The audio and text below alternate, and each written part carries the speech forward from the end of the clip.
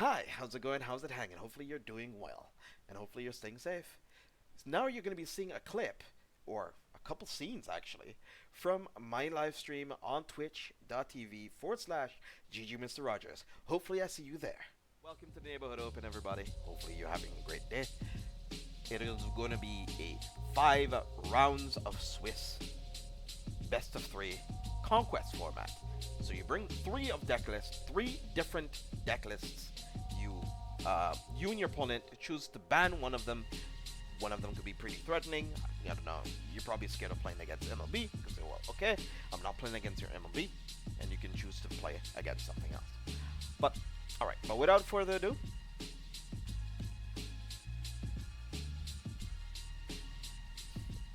Alana doesn't feel welcome. Okay. But in any case, guys, good luck. Have fun. And stand up, Vanguard.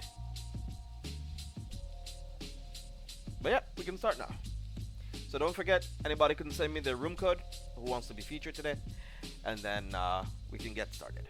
But we can start.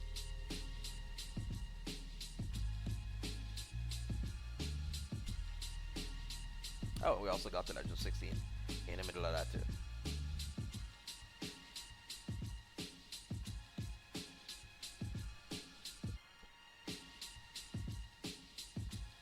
Hey, good morning, DJ. Welcome to the Neighborhood Open. It is one of the local tournaments that we hold here that can earn any player who takes part in them a chance to get a free subscription to any content creator of their choice, and it gives them a chance of getting a or if they're subscribed to our channel, it gives them a playmat.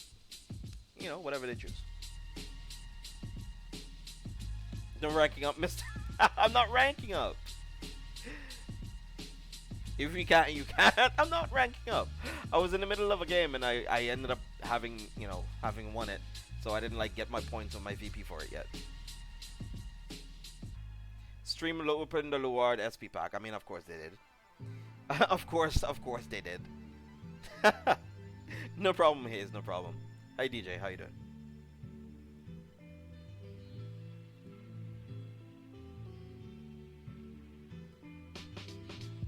Alright.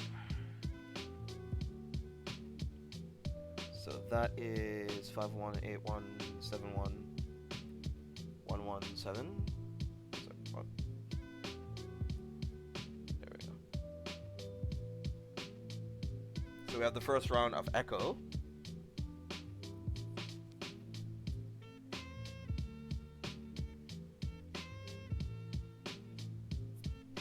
Alright, let's take a look and see who your first round opponent is. Echo's first round opponent, because the bracket's already been posted.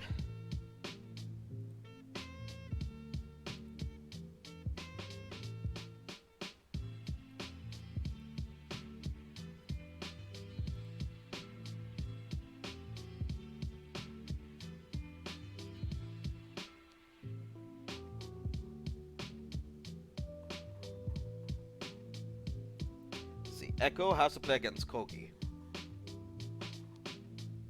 Kogi, where you at, bruh?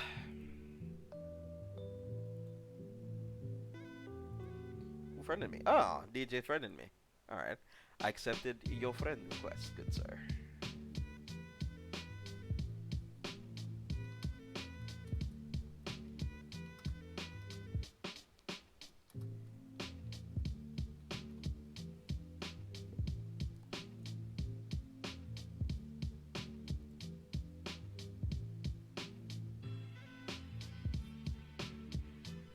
Okay. So Echo said he banned goals. You ban goals, he banned shadows. Okay, cool. Why people are hitting on shadows? Gee, because why not? I ban Link Joker. I can't wait to have Conquest when people are just gonna be spam banning Link Joker. That's gonna be wild. They'll just bring Link Joker just to have it as a filler slot because people are gonna ban it. So we'll see. We'll see. That's gonna be so sick.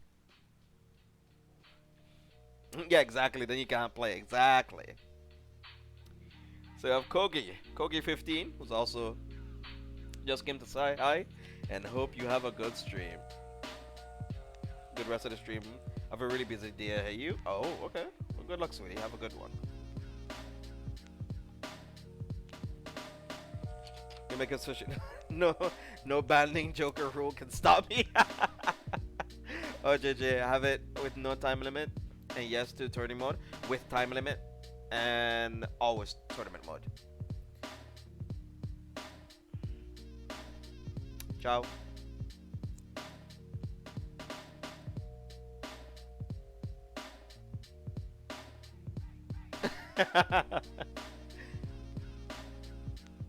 I'm not a totalitarian. Come on, Alana. Come on. I have some freedom of speech here. I allow some freedom of speech. I let you talk, right?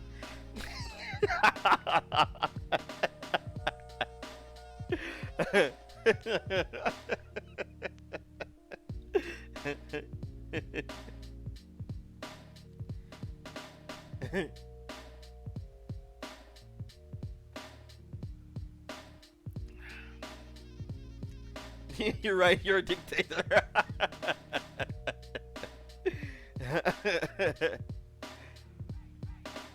Alright, good luck, guys. Have fun. If luck is unchanged, we're gonna team tackle Simple down. Maybe. No. No, can't stop me. But, I mean, good luck with all the mirror matches you're gonna probably get in the future, though, dude. So we do have the content creator Echo CBG, also a Twitch streamer. Currently, he has been doing some pack openings for his channel that he started up a couple months ago. He posts there semi-regularly, just like me, sort of, sort of regularly. But he's a pretty cool fellow. So if you're interested in looking at some cool little deck techs and pack opening stuff that he does.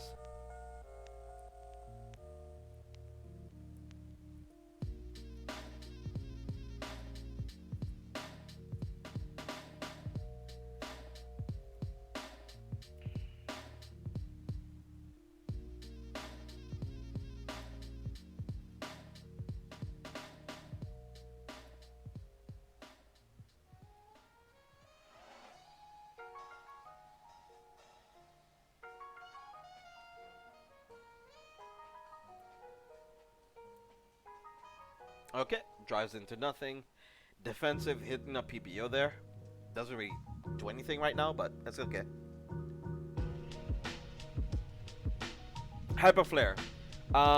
Take note of like how late the round started and how late your opponent has been there. If your opponent isn't there in 10 minutes, you won the match. If he's not there in 5 minutes, you won one game. You won one game.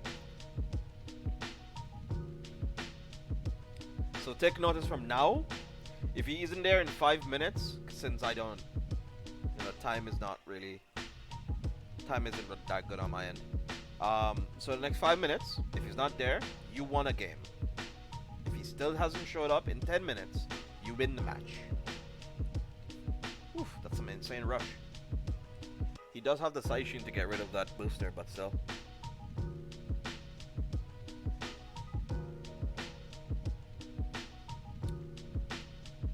It's been 5 minutes? Okay, cool. Man, that's fine.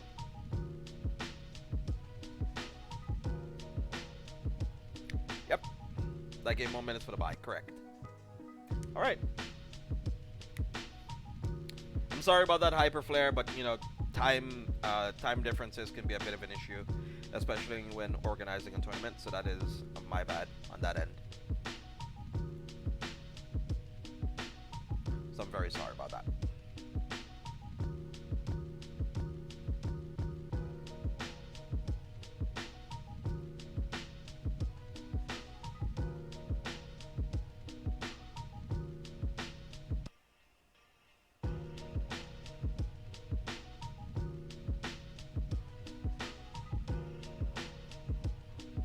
So who did he have to play against?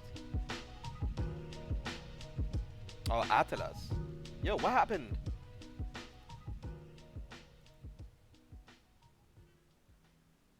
Yeah, you lost the game. Oh, he was taking a nap, Lamau. Yeah, I mean, it is pretty late where you are right now, and especially like in SDA. I understand that it's actually pretty late. Go message hi player on Discord, get your game in. Hurry up. Oh, you haven't slept yet. Jesus. That's unfortunate. Oh yeah, Alana like overslept entirely. So just message him, get in contact with him, because he wants to play against you, and hopefully you get that situated.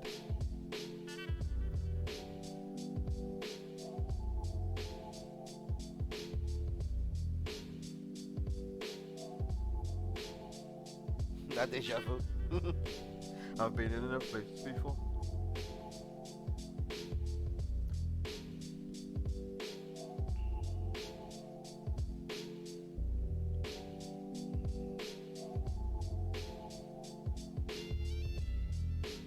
Okay, attacking the Blasted Dark here into Garuda.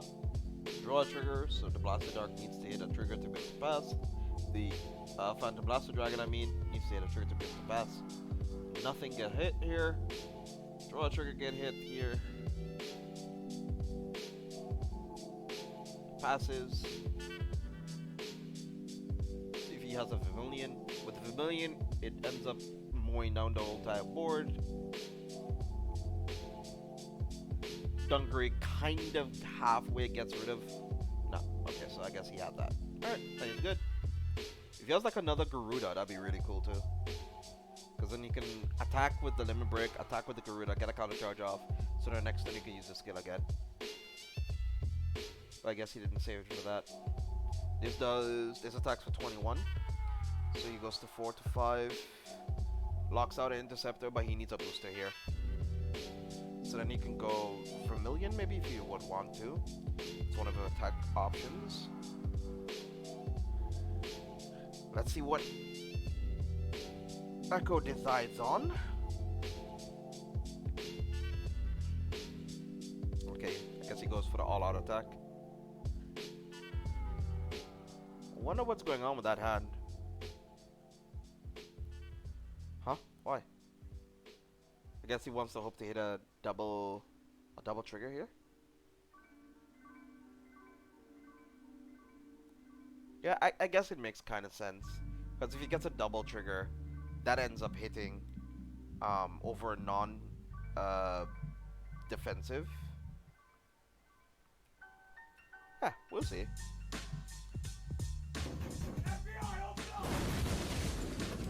If it's a digital trigger without him pulling on trigger, you get to... Yeah, I know.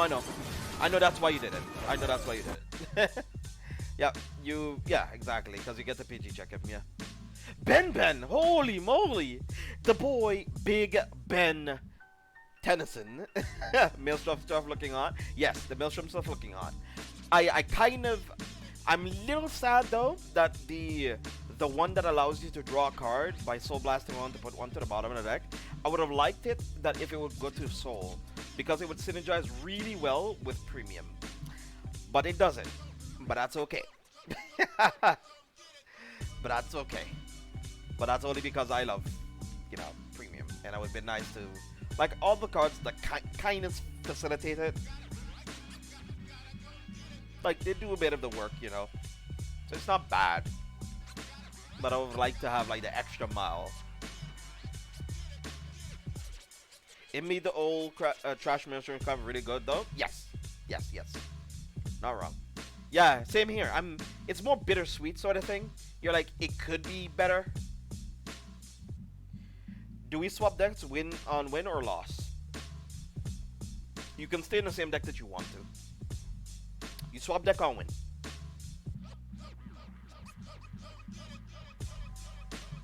Yep, no need to swap on loss. You do swap on win though.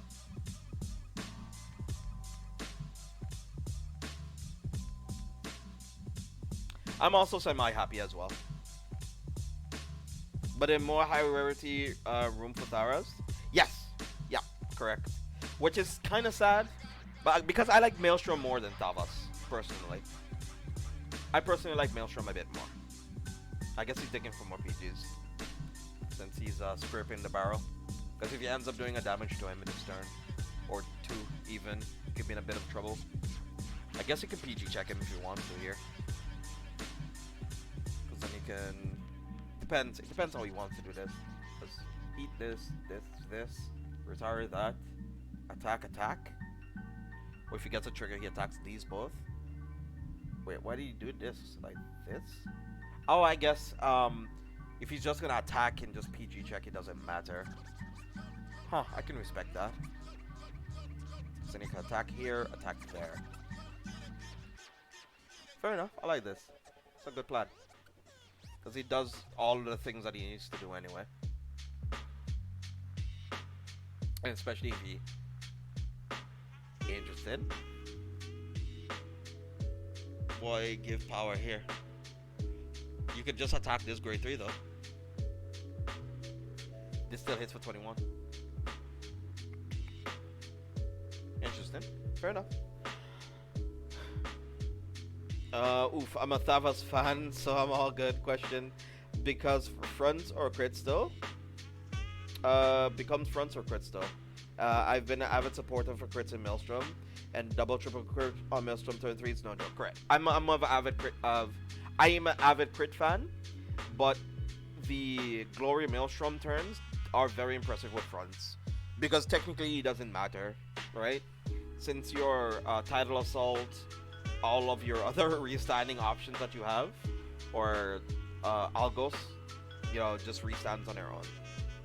So they oftentimes become like 19k restands and stuff, which is kind of nutty. So that's really dependent on your own preference. But we'll see. Oh, this is crazy. Oh, this is so good. That Desert Gunner like retiring is so good right there. So potentially you can have maybe just one PG searched, but if he has 2, that'd be so good. But yeah, triple crit Maelstrom turn is pretty funny indeed. I have been seeing like a bunch of like draw variations of Aqua Force going around in Premium, and I kind of like it. It's more like Revan combo draw. Pretty fun to watch. Because it draws just a bunch of cards, and you try to just kill them on either Vios, or you try to kill them on Alexandros. I misplayed, could have attacked Vanguard 3 times this turn. Or did you have another Desert Gunner?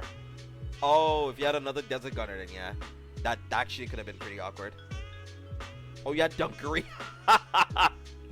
Oh yeah, he could have rode Dunkery, used Dunkery's skill, retire the Interceptor, attack with 3 of them. Oh, that was rough. Because then he could like lock out one, retire the other one. I mean, if he draws into another Desert Gunner, he can kind of still do the same play next turn anyway. And he is not getting pressured out of the game, because he's going to only take 1 damage. And I don't think I see any crits being played in his deck right now. Let's take a look at the trigger ratios between both of them. 6 being seen, 3 heals, 3 PGs so far, so he has only potentially 1 PG left.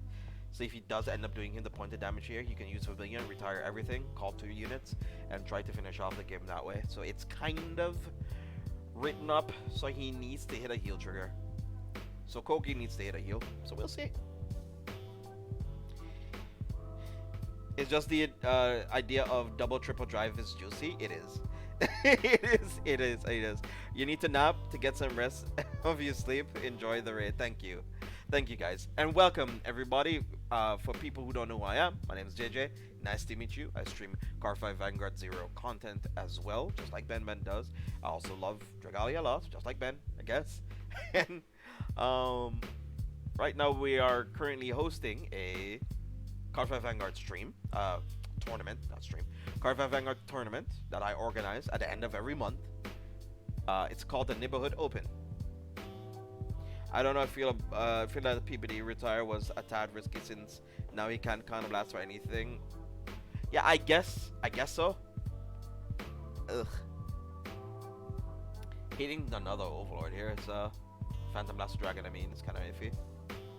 So I guess what he could do is probably try to. I wasn't gonna say it, but what he could have done here was maybe pass the turn. Pass the turn and see if he could dig into something better, because it gives him an intercept plus a PG. He is the heal here, but I think that's the last of his heals too. He still has like three attacks to work out of. Even if he does have like 1 more PG, it's still a little risque. Risque for the boy. So now he can still stay on Vermilion. He's fine. Or swing with Rare to Vanguard the premium way.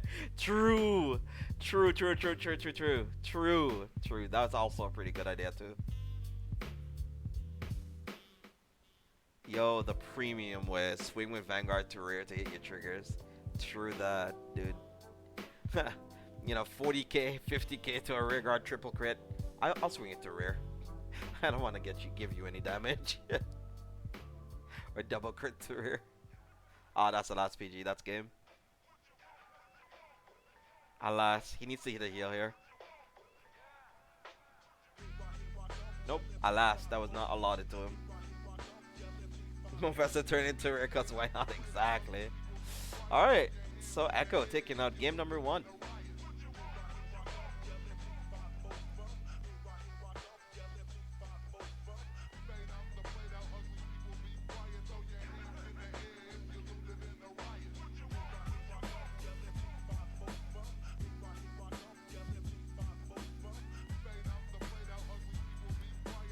Alright, Echo pulling out the Death Army peeps. People of the Death Army. Was really nervous there for a good minute. I think you had that game, personally. Oh, okay. We got some Shallow Paladin.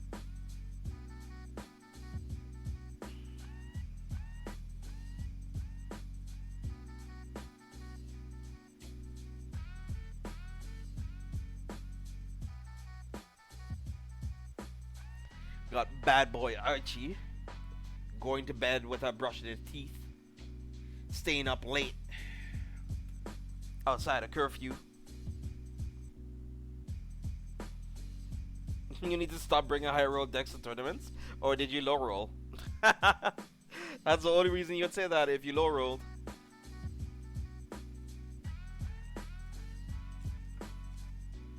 Did you low roll?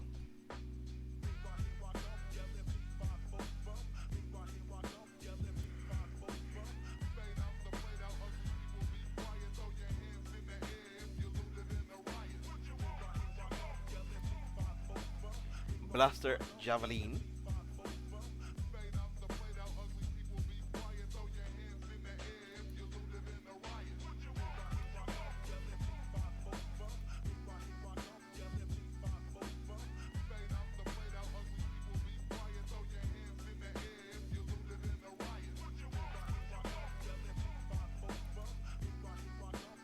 Bro, what's the name game? This name of this game is called Card Fight Vanguard 0. So yesterday you did see me play some League of Legends. Sadly enough, I did say yesterday that was my variety stream there. I primarily stream this game called Card Fight Vanguard 0. I am primarily a card game streamer. And on my off times or my free time, I oftentimes cool off by playing some League. It's not necessarily cooling off, because you technically, get salty and mauled. If Tarantino releases a movie,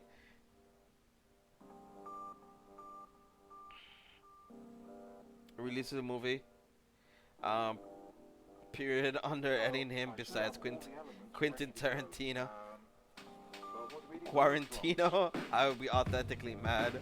Quentin Tarantino. Quarantino. I like that one. But yeah, that's what I stream primarily.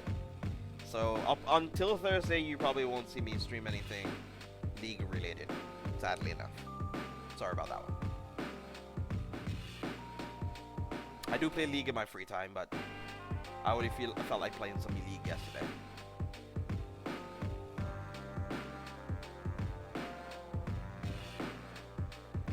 It is a digital card game created by Game Studio. I think the rights belong to Bushiroad still, which is a card game company that, sells this game called Card Fight Vanguard. This card game called Card Fight Vanguard. And right now we're playing a local tournament, with the prize being that people can win a chance of a subscription to any content creator that they choose, or they can win a playmat, which is more or less like equivalent of a mouse mat, I guess. but you can play cards on it. You can play like card games on it if you want to. That's so cool. Cosmolord is that power now. Yes, it can get some attacks in.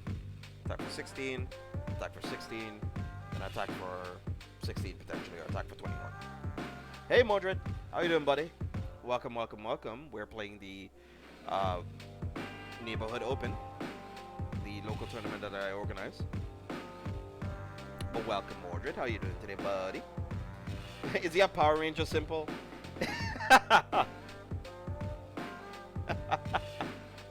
Is he a Power Ranger?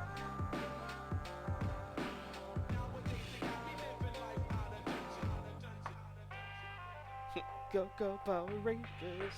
He's a Power Ranger now. Alright.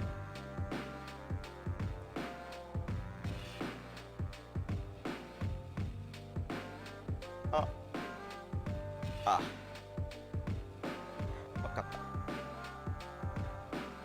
Ugh. I swear to God, if he hits his other heal. I knew it! I knew it! I knew it! I knew it! Heal into heal into heal into PG. Mm.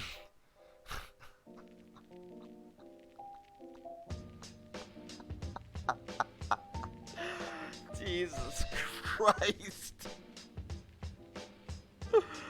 Oh my God, dude. I think it took him a second too. I think he was like, yeah, I think he molded for a second there. I thought you could feel Kogi just kind of like, bro, why? Just why do you do this to me? You man, I swear it. Yeah, yo, there's sometimes I've also like been close to surrendering too. It's like, but why do we do this? Just to suffer. And he heals. Ah, yes. We love car. Still +3. No! This is a minus. This is inherently still a minus though. It's +3, but it's also -3, so you make nothing. Bro, he's killing all of my death army. Could he not? You gotta stop him, friend. You gotta stop him.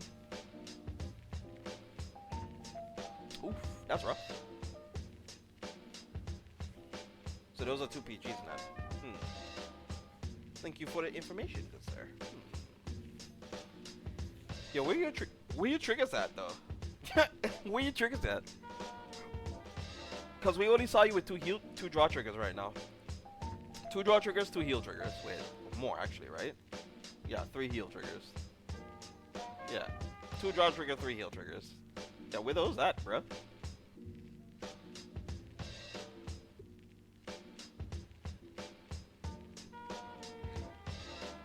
Damn zone, by the looks of it, true. I mean, you can, funny enough, still end up losing this because of it. I mean, at least you get to swap back into Narukami. So, hey. Hey, you know. Yikes, he's going in. He said, I had enough of this mother Friday night to this Monday to Tuesday train. I think that is the most brutal RNG I've ever seen in this game. It is. By far. No, you can't swap to Narukami back. I mean, if you lose. Yeah, that's a PG gone.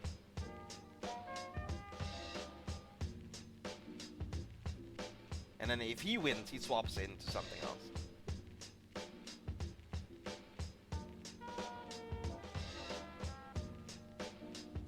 One second. Let me take a look at my own rules. Give me a second. I think I did make a rule about that. 1 second. Let me take a look at my own rules.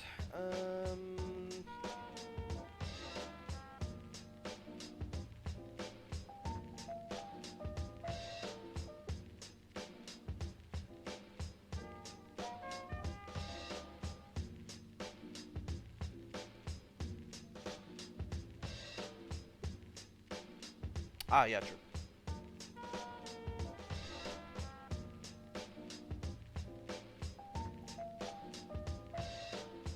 Oh, he hit a draw trigger. Nice.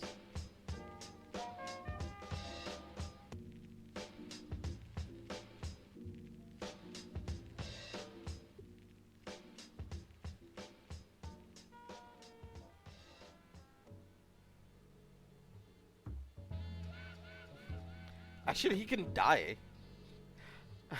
Like, he can actually end up losing this game. Holy moly, he's going in.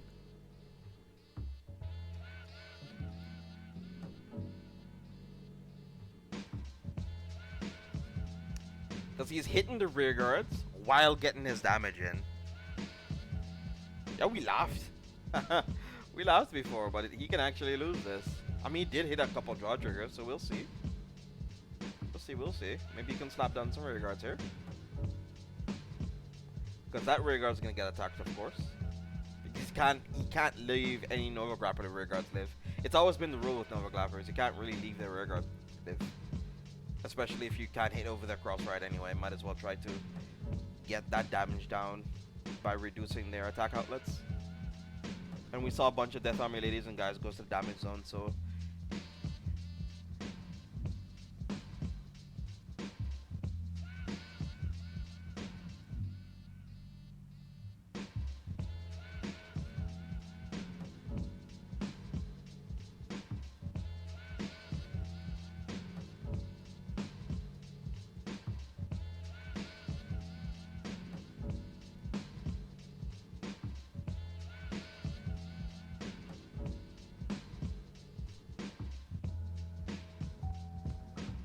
You mean normally? True.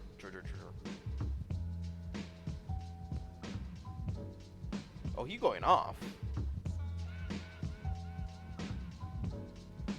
Yo, he going off. He's going off.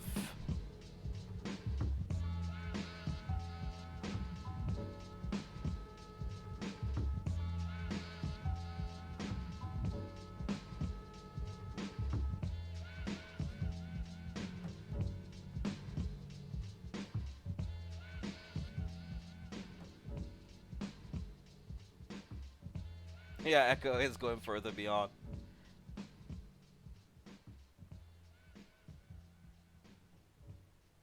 Ooh.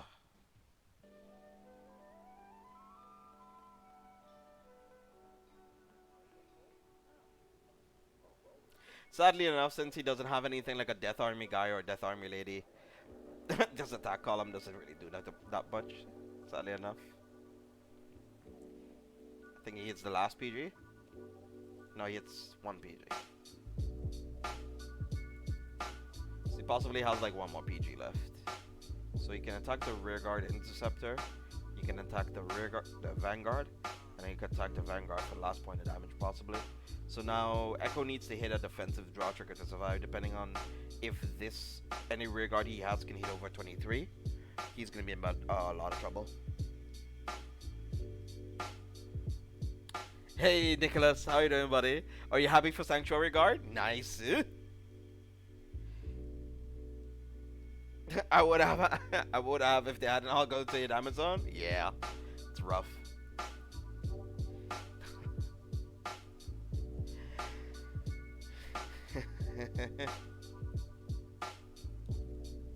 But Elemental Saber is like the Yu-Gi-Oh card.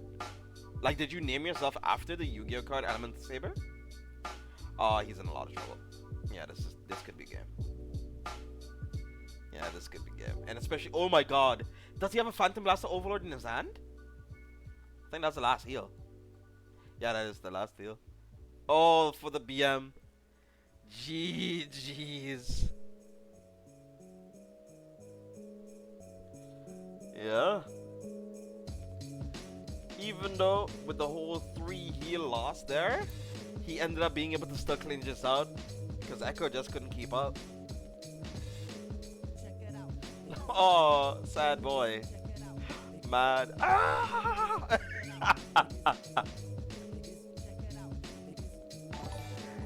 Yo. Hagane Paladin, thank you for the follow. Welcome to the stream. Hopefully you're having a great day today.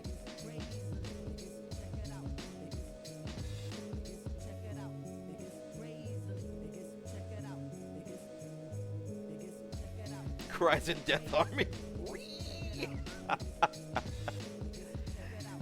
4 heal, not punish. Yup, it happens, dude. Wait, I don't think I don't have this skin. I guess this is why I don't recognize it, because I don't have this skin. I was like, the animations on this skin is a bit different. Let me explain the reason I'm hyped about Sanctuary. Okay, so yes, I played the deck since day 1 of release. Ah, okay.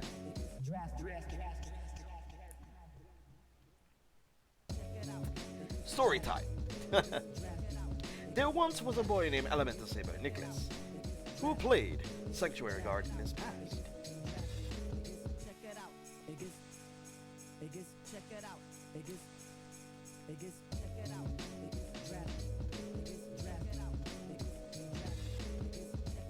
Alright, so this is the deciding game. Will Echo be able to clean out this one? Or will Kogi come back from the game deficit that he had before and see if he can clinch this game out? It's going to be Death Armor versus MLB. We'll see how it goes. When I was 6, I found out about Vanguard with my brother from a magazine.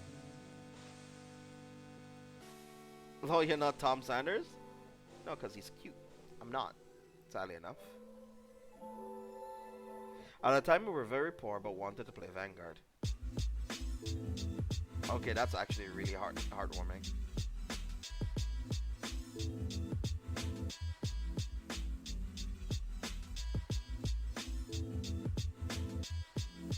We saved a lot for one Sanctuary God deck. Okay. I may have to drop out after this match. Class ends at 11. Oof. Split that in half, then play with it for 3 years.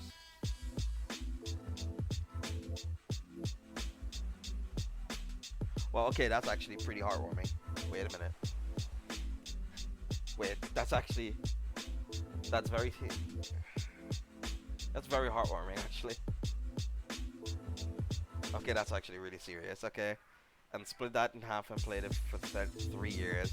So you both play with 25 cards?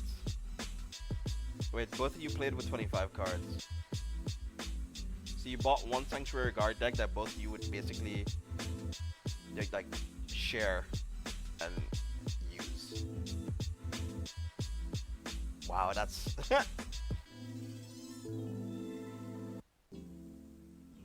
for 3 whole years. 25 each. Wow. Wow. Okay, that's.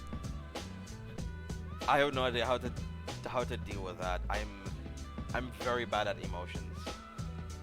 But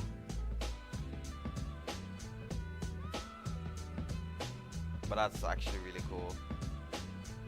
Yeah, exactly, Zach. That's actually PP hands right there. That is actually PP hands. Gotta make do with what you have. I know. Especially, you know, coming from low income homes, oftentimes wanting to play a card game so much that you just can't, and having to make do with what you have is always a very deciding factor in your life, and I'm very happy that you guys were able to find a deck that both of you loved and played with. Jesus, that's that makes me feel some kind of way.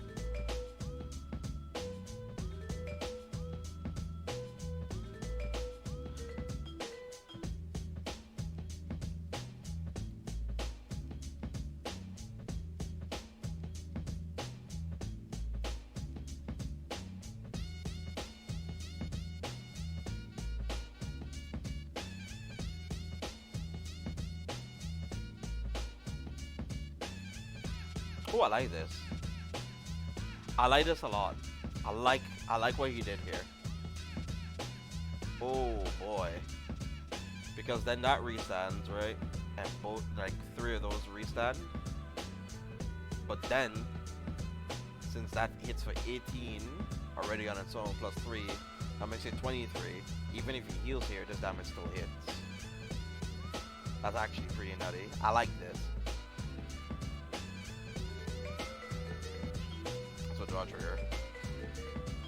I don't know what it is with MLB, but for some odd reason, MLB always hits a bunch of triggers. I don't know. We didn't play really as much as we used to, and now he can't stop. Fair enough. Gotta make do what we have. Zero kind of saved you guys. Makes you feel funny. Why people sad? Yeah. Puts me at 5 damage. Has a Tom hitting my Vanguard for 17. My Vanguard is now S15, bruv. But JJ, go ahead and drop me. Class is starting soon. Sure, Alana, no problem. Thanks for playing, though. Thanks for playing a lot. Appreciate it. Thanks for supporting the content. Thanks for stopping by. Have a great day at school today.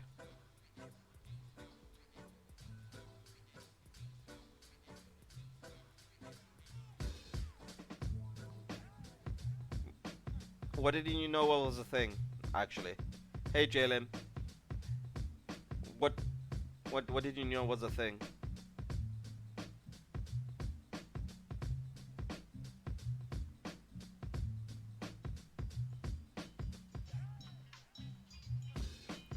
Oh, it's your acting class. Wait, you're taking acting classes? Yeah, don't forget when you get like famous or anything.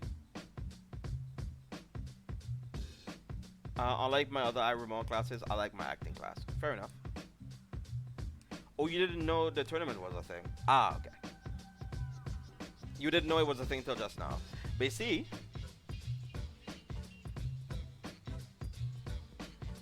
but don't forget, like once you get to some of that moolah.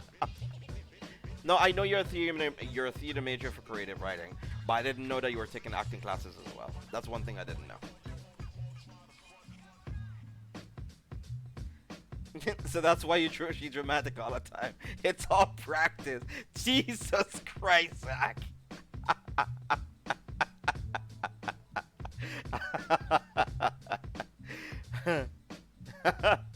I wanted to take acting classes, but it's like $300, like $300 in total for the whole semester, and I was like, yo, I am good, but I'll see if I could want to take again, because I do like acting as well. It's also one of the ways you can actually learn to do voice acting too. Like if you can learn to do stage acting, you can do voice acting a little bit too as well. And that's then there's me 2 years of your GCS. Oh, you're taking it through your university. Oh, that's actually really cheap. Oh, you lost, right? I mean, it's still it's hella expensive.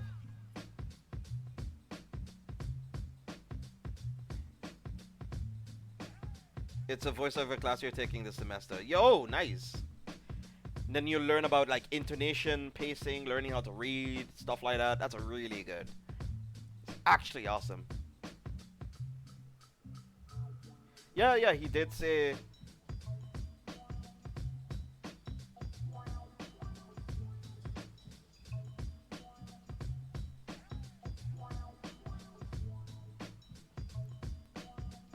That's so cool.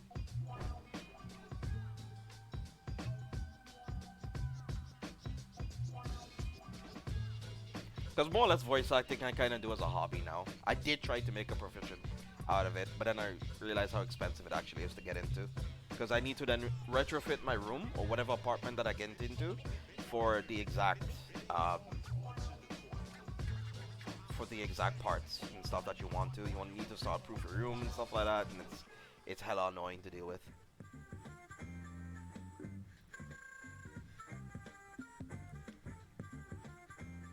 Oh, this is nutty.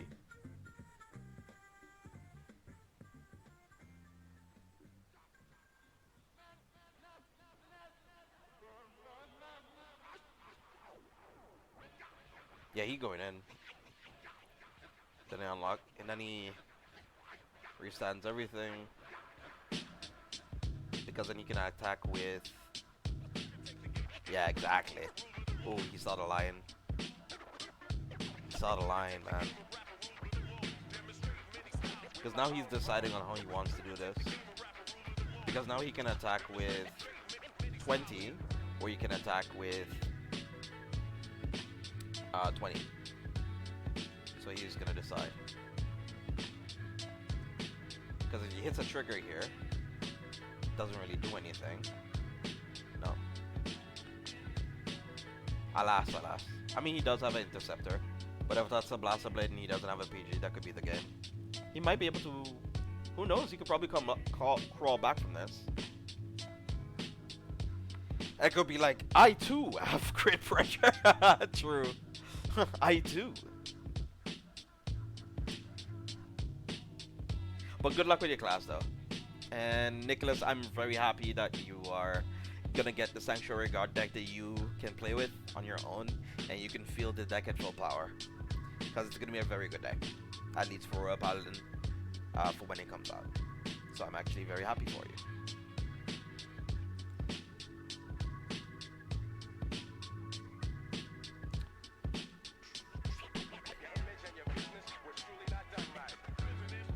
Oh, no booster. Fair enough. No booster, eh?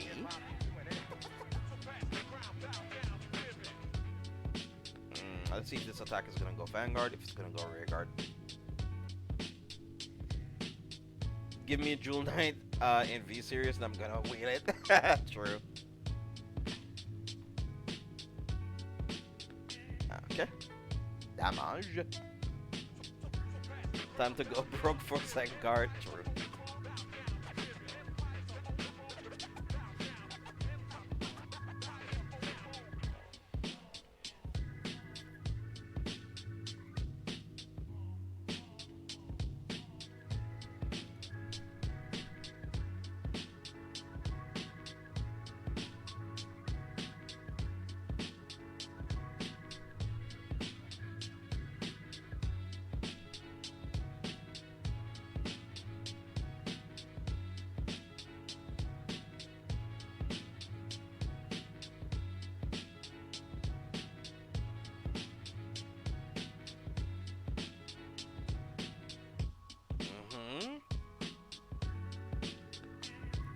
Needs to hit a trigger here.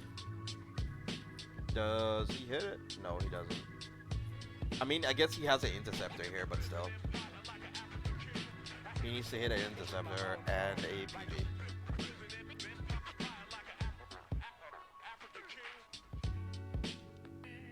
You would have gone for the rear guard. He attacked with Star Call. Yes, likewise. But I guess it's because he just needs to try to close out the game.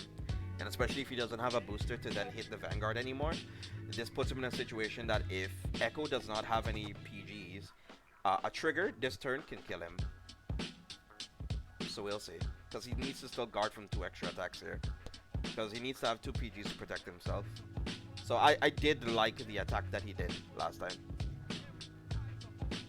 Just taking the risk to go in now. So alas, Echo did not... So like this allows him to confirm kill his opponent, because this turn would have made it so that he possibly would have only been able to push him to 5, and then he still would need to hope that his opponent didn't have a PG, and then he themselves again would need to drive into another trigger to be able to win there. And with this one, it is a risky play. I granted, it is a riskier play, but he was able to clinch the win out. So congratulations to Kogi. I was hoping for a heal, had 3. I had I healed, he would have needed a trigger. Correct, exactly. So with this situation, like if you had gotten a trigger in general, you know, he would have still needed a trigger. So yeah, it happens. I see Paladin clans, I'm automatically biased. Fair. Fair. Is this King of the Hill? No, it is not King of the Hill, sadly enough. This is the Neighborhood Open. It is a tournament made specifically for the persons who support my channel, support my stream, for our regular people or for people who like just playing against other really fun individuals. It's a Neighborhood Open. It's a tournament that's being held every single end of the month. It is a conquest format tournament. So you submit 3 decks in our deck list queue for entry. It is free entry. You don't need to pay anything. Our prizes are you get a gifted sub to any content creator that you want, and you get, or if you're a subscriber to my channel, you get a playmat shipped to you. So it's a win-win either way. You get to subscribe to any content creator that you want to, or you get a playmat shipped to you. Easy peasy. But sadly enough, it is playmats from within my card pool. So no playmats from Zero Damage Gaming, because their playmats are hella expensive. So no. But a new bracket is up. By the way, for people who just joined in the stream, my name is JJ. Nice to meet you. For people who want to join my Discord, !Discord to be able to join it. If you want to know a little bit about me or clans that I like, you can take a look at my description of my stream if you're on mobile. If anything, you can use !clan to know what clan I'm in and what nations I like to play. There you go. Any other questions? You can always ask me. Don't hesitate.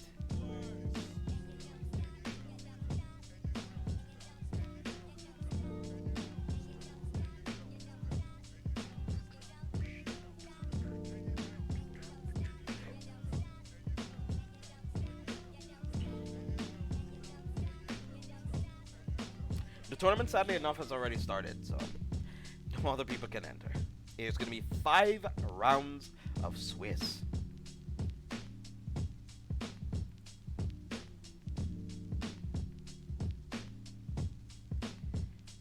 Smooth explanation. Nice link, Joker, Matt.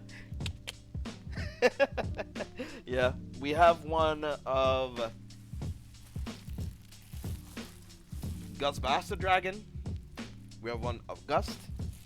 I got this from judging, from judging the standard tournament. So I got this as judge support. Then I got this from winning the Vilus Deleter tournament that we had around a couple years ago. So it is a pretty small one, so you can more or less use this as a mouse mat, or if you play anywhere like in SEA and your shops are smaller, or you play in Japan and the shops are relatively small and tightly closer, and of course you don't have big boys like me playing around there. You can use this playmat. There is the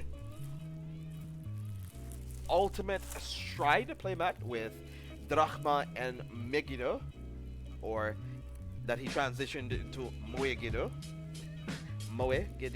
currently, but you have these two. I think I won this playmat at that shop tournament as well. So most of the prizes and stuff that I have currently are from my own personal collection, from stuff that I either got as gifts. I think this one is a gift that I got from the shop owner. This one, I think I got this gift as a gift from the shop owner. This one is Mugen Lord. And then we have a Gauntlet Buster. Bam! I think the shop owner didn't want this, and he was asking if any of us wanted this, so I took it from him. How far along is the tournament now? You want the mat. Loki wants the Mugen Lord mat now. Alright. Yeah, we're currently in round number 2. And currently we have Simple as our scorekeeper and our timekeeper. But you can also, if you have challenge, you could enter your own score there. If you're creating your own room, you need to enter it as tournament mode, so as I or the other people who are playing against you can't see your hand, and you need to have on a time limit because it needs to be, regulation at least.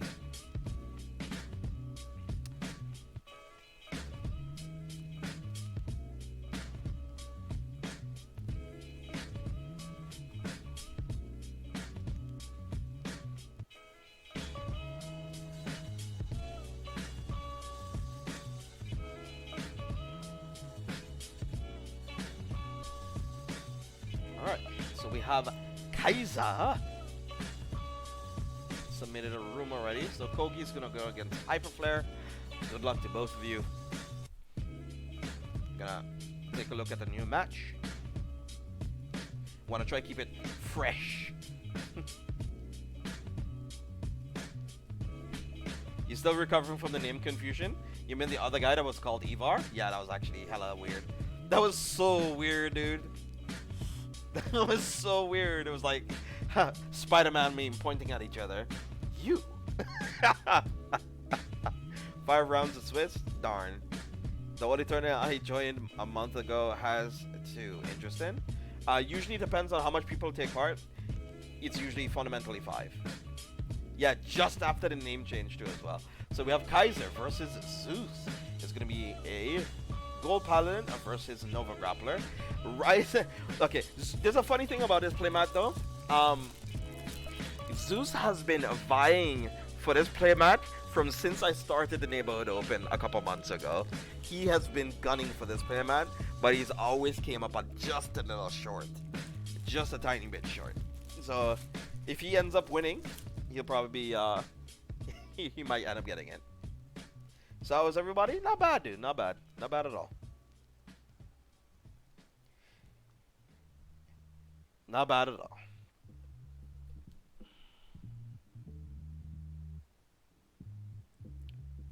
And how are you doing, Typo King? We'd like to dedicate this special song to you. Check it out. It's all for you.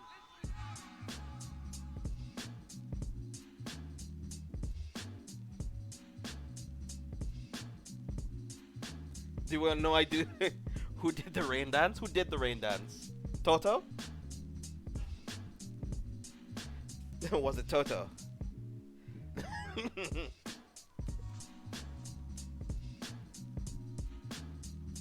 Ooh, that's a good hit.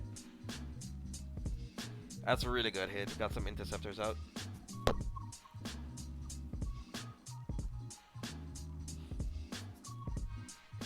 Alright, so we're gonna turn on the light real quick. One of the perks of being a small boy. You gotta think of different ways of being lazy. Perks of being a small boy. Just using my leaves, I'll be unemployed in the next couple of weeks. Are you using your leaves? Oh, like why are you gonna be unemployed? What's happening to you, Paladin? Are you okay? Like literally, or like do you need to like take a leave of absence or what?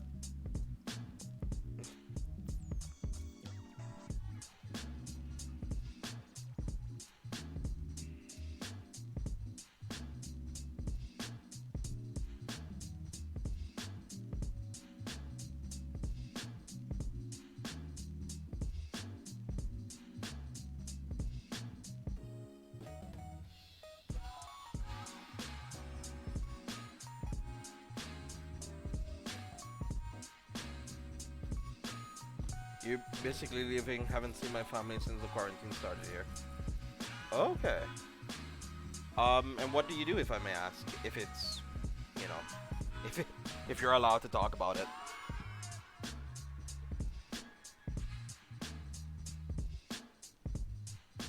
And I take it that you probably have like wife and kids. It's one of the reasons why you're stopping. But if you're leaving, are you gonna be, you know, financially okay, or?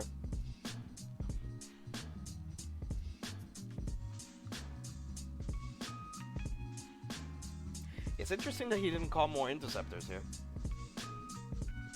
I guess he wants to save his counterblast for future turns. I mean, we'll see. I guess he wanted a guaranteed 50-50. Yeah, I guess he wanted a guaranteed 50-50. Fair. Fair enough. It looks like he's... Let's take a look here. Is it stand and crits? I think it stands and crits. Alright.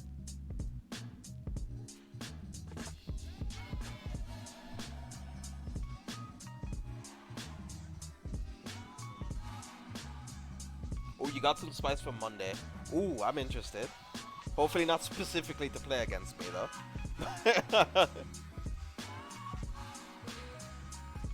See, I'm basically an IT consultant for a Canadian company. No, I only have my mom, a girlfriend, a sister, and 3 nephews.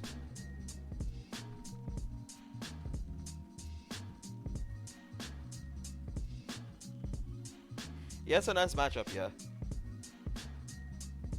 So you got rid of the interceptor here. Who knows? Monka think. Alright, then he can hit the rear guard here. If he'd want to.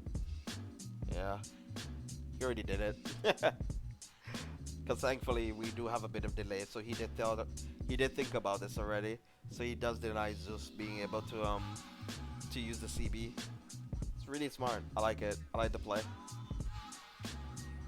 Funny thing about this matchup is that they both have what the other deck lacks. Multi-attacks, the other one lacks superior calling. Yeah.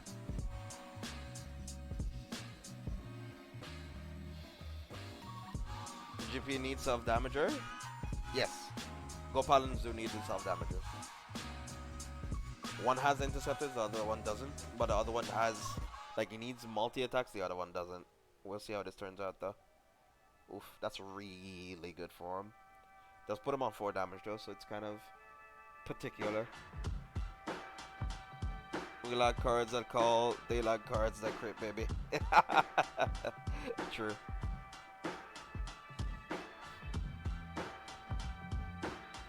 Yeah, also the crit thing. Yep.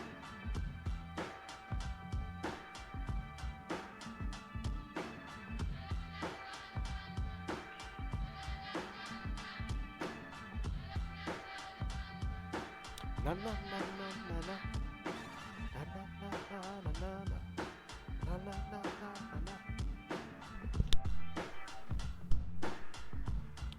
So there's a tiny risk here involved, right? The risk here is that if he attacks and now hits, right? So he bleeds his PG out. If it's not another PG again, he's in a lot of trouble. But now, he doesn't have an interceptor. He's in a lot of trouble here. Because his opponent only needs 2 attacks, and he still hasn't driven... He's only driven 3 triggers so far. He's rode 1, which is a stand trigger, which is Ezreal. Oh, he's actually pretty okay now, man. Now he's okay. He's in an okay environment right now. He's fine. For now, at least. He hits! Okay. So now he knows for sure there's no more PGs. Okay, now he knows next turn he could potentially close out the game. So Zeus needs to hope to hit either a Din Drain or a Pelennor or basically anything that can allow him to do multiple damage in a turn. I would have probably not commit the Slay Goal this turn. I would have probably kept this as an interceptor in case I hit into a PG. Because then it would give me a second interceptor. I mean, he could possibly hit into a heal trigger this turn too, so. Oh, see, this I was talking about, I guess. So he gets to resolve it. Soul Blast 1, draw 1. Yeah, the God of Thunder is outside. So if you guys can hear the lightning and the storming outside of my room, you know, where I currently suffering from a slight tropical development. Semi-tropical development, or it's just a storm, more or less. So one of these attacks won't hit because he's not using the Counter Blast for it. Because if he had used the Counter Blast here, this could also hit the Vanguard too. So now this doesn't hit the Vanguard anymore. You should have used the Counter Blast here. It would put him to 1 Counter Blast, but or 2 right now, but that wouldn't have mattered. So now he needs to hit a bunch of stuff that he doesn't have. Oh, you hear yours. Yeah, this is guaranteed doesn't hit anymore.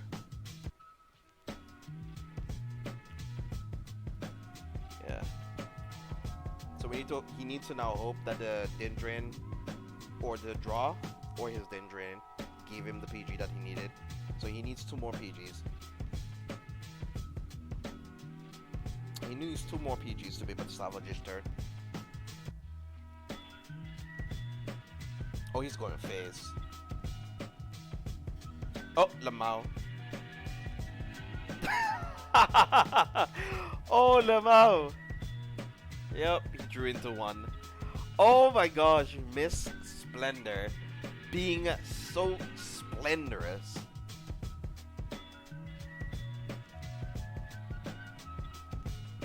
Hyper Poggers. And this is the scenarios. I think. Hey, welcome back, Nicholas. Like Simple was asking me, like, why would you ever want to play Miss Splendor? This is one of the game states you probably play Miss Splendor, and you know that he doesn't have any PGs, but he's overcommitting a bunch of interceptors, and you can't like waste a bunch of attacks on it, right?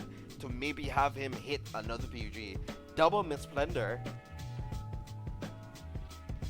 No, but that was like way back. That was way back, I think. Maybe I'm also misremembering who I talked to it about.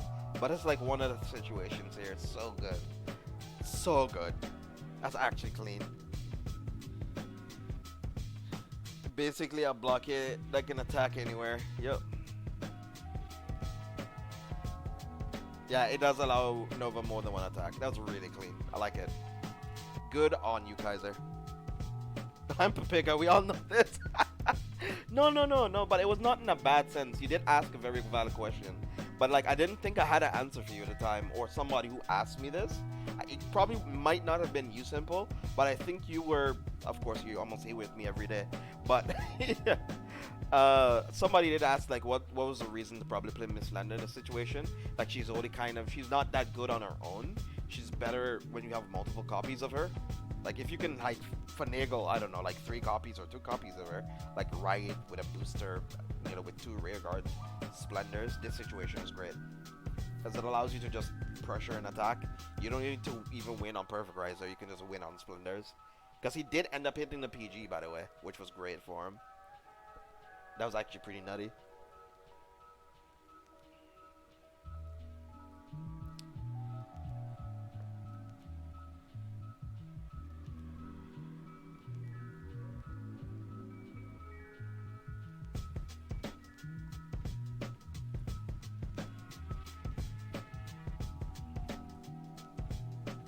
Yo, Nicholas, thank you for the host, dude. But it's super good, man.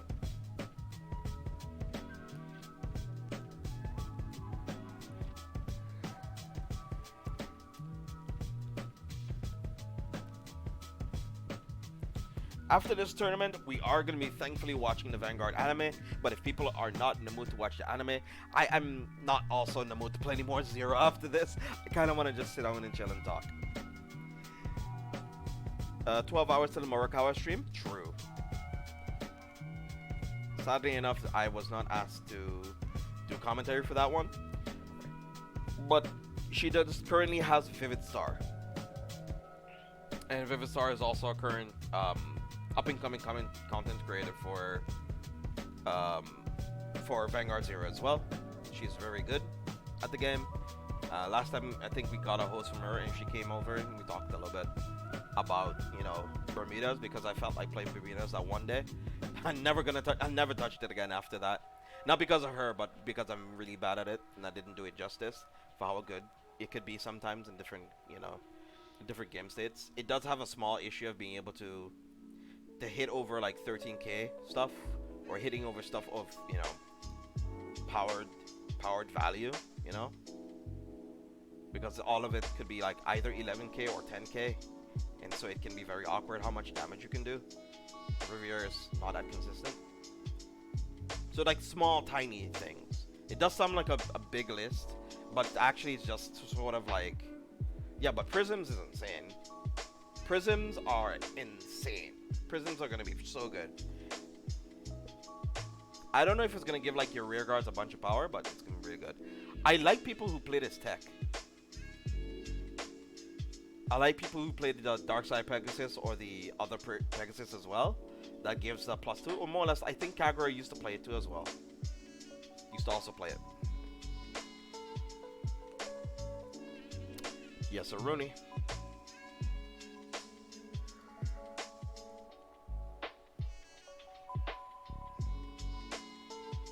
Gotta get my fish wrapped real quick. BRB.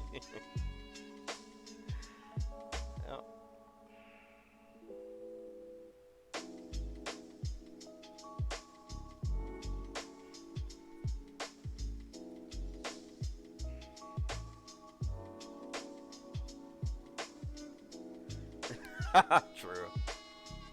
But what a cool thing Prism does though, it allows you to play around lock. Cool thing about that. It kind of allows you to play around lock. Because what you can do is you can attack with your rear guard, attack with your Vanguard that has a bunch of power, bounce your rear guards back to hand, and pass your turn. And then the Link Joker player does not have any targets to lock, at least. Not in the front row. So you can just keep on poking their Vanguard, and since they have 11 to 10k Vanguards, you don't need to worry about too much about being punished for it. So Prisms or the Pacifica Grade 3 could be nice.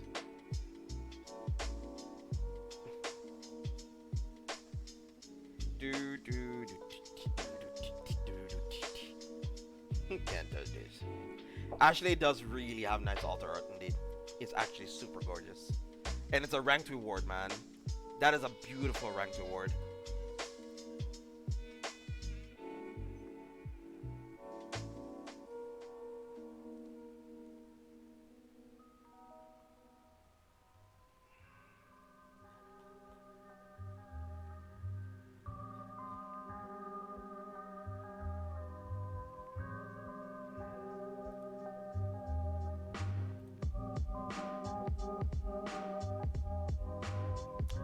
What was Cherry Blossom Memories, by the way? What was in Cherry Blossom Memories?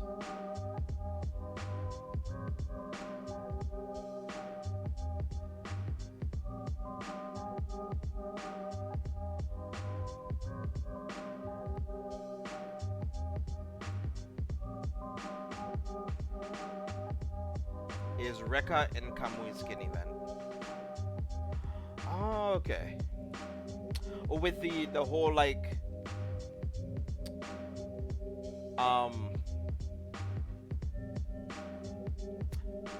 Secret Service thing. Yeah, okay. And then the first of the month. What clans are you guys going to be getting the first of the month, by the way? Next month.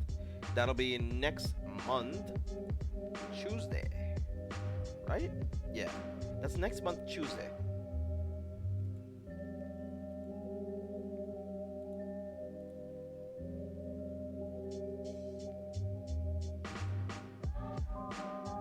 Rekai and Kamui. Alright, thank you.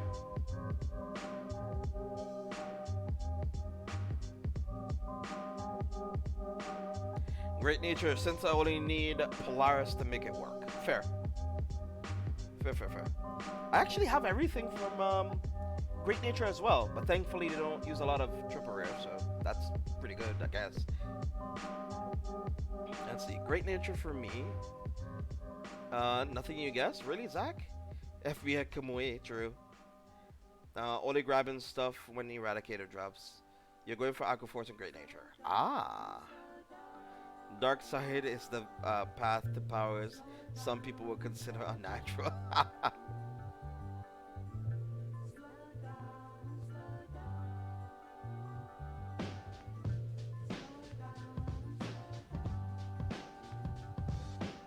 We need a V Blaster Joker. We might not get one right now. If we get one, we won't get it right now. Darn the evil cookies. Yes. You joined for the good evil cookies.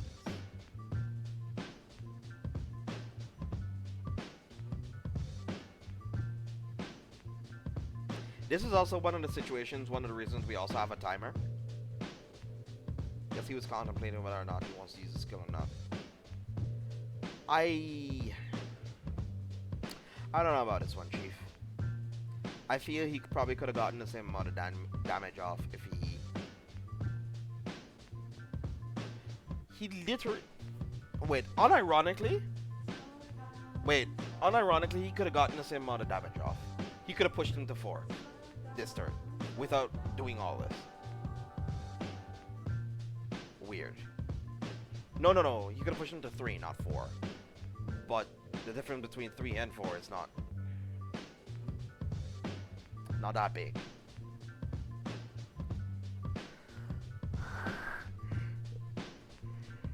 Huh.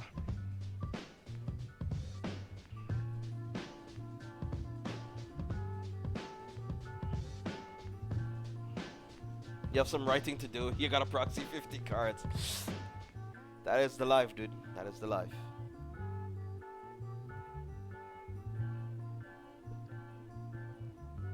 Yeah, maybe he has some extra cards in hand, yeah. I can agree with that. Oh, he has at the end.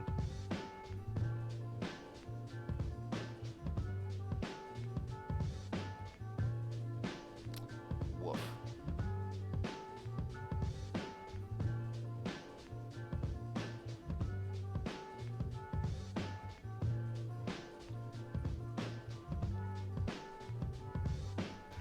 And some cutting to do.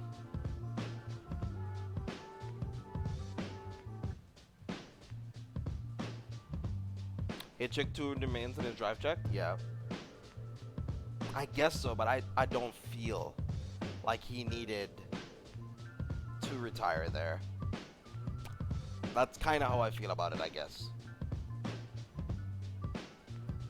Jokes aside, I never minded Link Joker, but they have pretty big taxes, man. Yeah, they do. I think it's gonna be just like Shadow Paladin, that it's gonna have a lot of triple rares.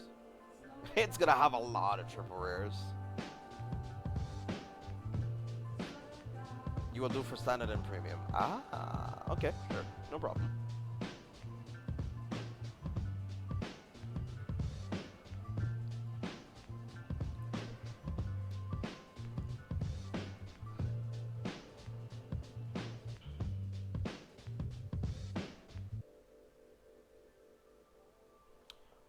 What if he has a second PBO here?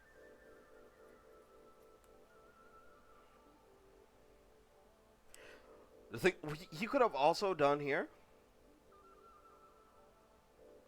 is that if he had another rear guard or throwaway rear guard, he could have also nah,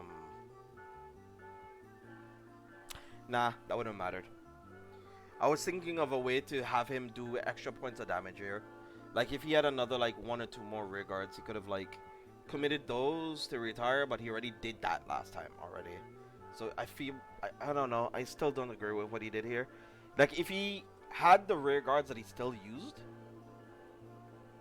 you know?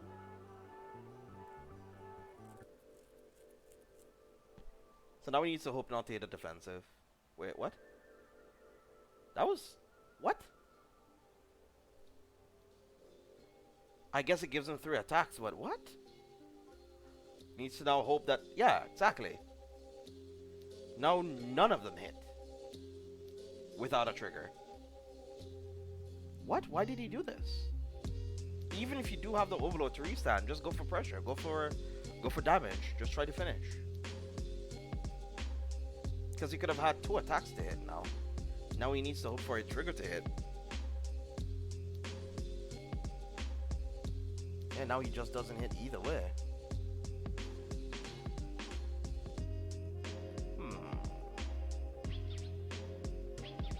Interesting. And we did see a PG get drive checked. So he only has probably 2. And there's a Conoblast here. So if he gets like a rear guard that he can retire and plus 2 units that can hit over 11k, he should be able to push.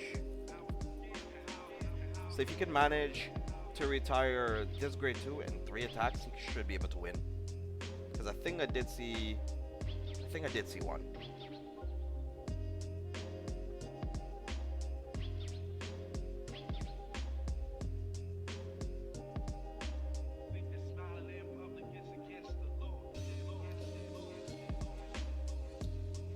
Just like Eradicator's like 12 triple rares, correct. He has 1 PG, because we saw 2 PGs get drive checks, right? Like maximum, probably has 2.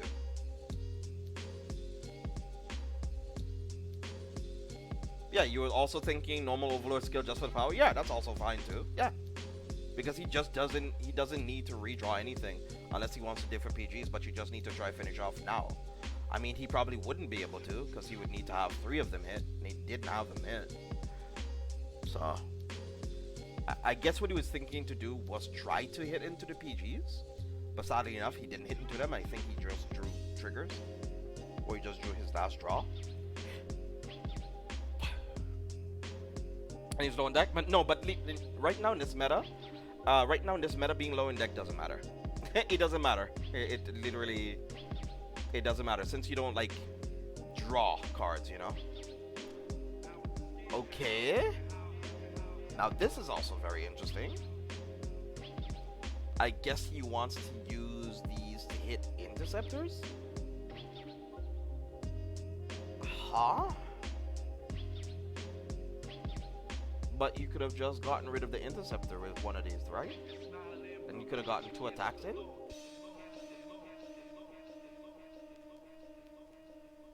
Because you could have used the skill. You could use your skill to retire one of your mains or a booster. I guess this is 3 PGs, so I guess it doesn't matter to him.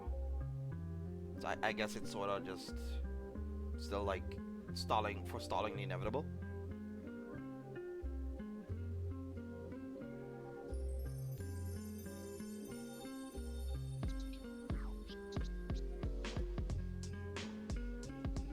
You mean just to be safe? But I think both of them are like overthinking it. I personally think both of them are just overthinking it.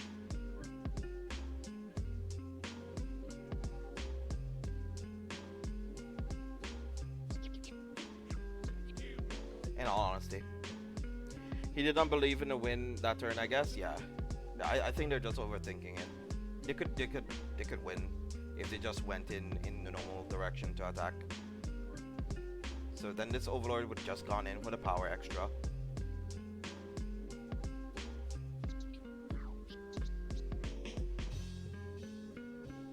Yeah, now he can create a board now.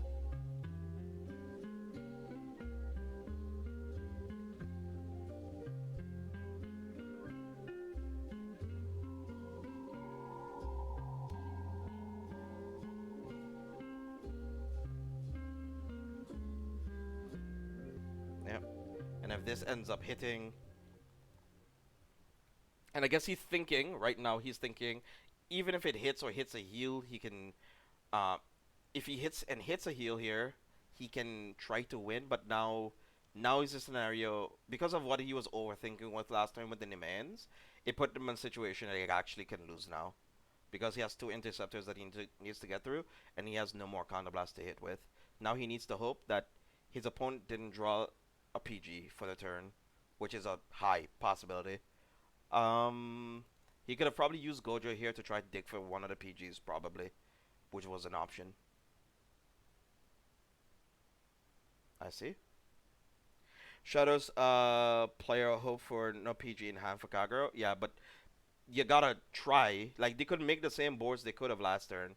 Like, the same turn, the same time too, when Kaiser, I feel, when Kaiser could have just committed some extra grade 2s and should have just pushed.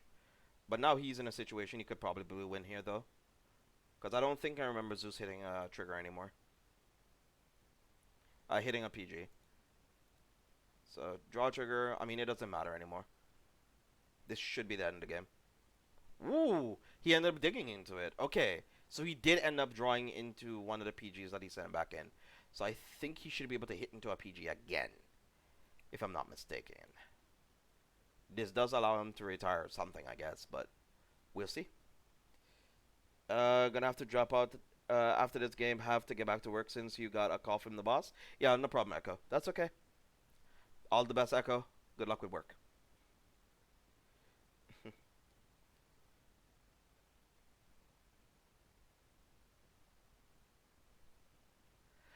Have to say, even when I don't use Conrad to search a PG, I always get at least 3 with Kagero. Yeah, that's kind of the standard, yeah. That's pretty much been the standard. Yeah, so this is do or die. So it's a possibility he probably has a PG now in his hand, but that doesn't matter much. He's at 11k, not 13. So all he needs to do is just commit like a couple of rear guards and then he's good. Yeah, he can't do an extra point damage, he can't get through. He doesn't have any blockades left, I think, so he can't push any extra points.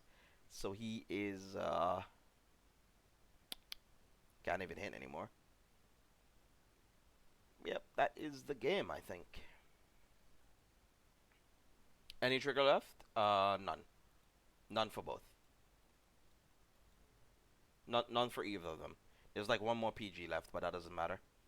I think both of them like overthought a lot of their processes, and they probably should have just swung. You should have just swung, and you would have had to force the other one to have it.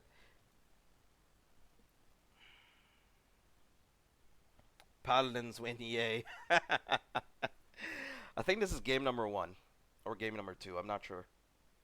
My brain is fried. And there's no more triggers from either of them.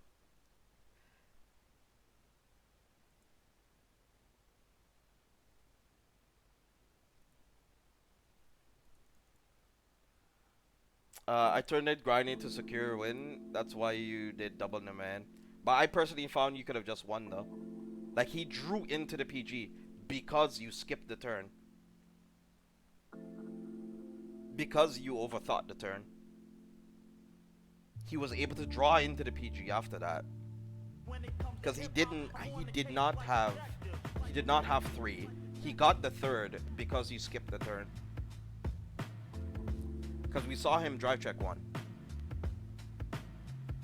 And because he went 4 with 4 cards in his hand, he basically cycled through into his deck, so he was able to draw into the last.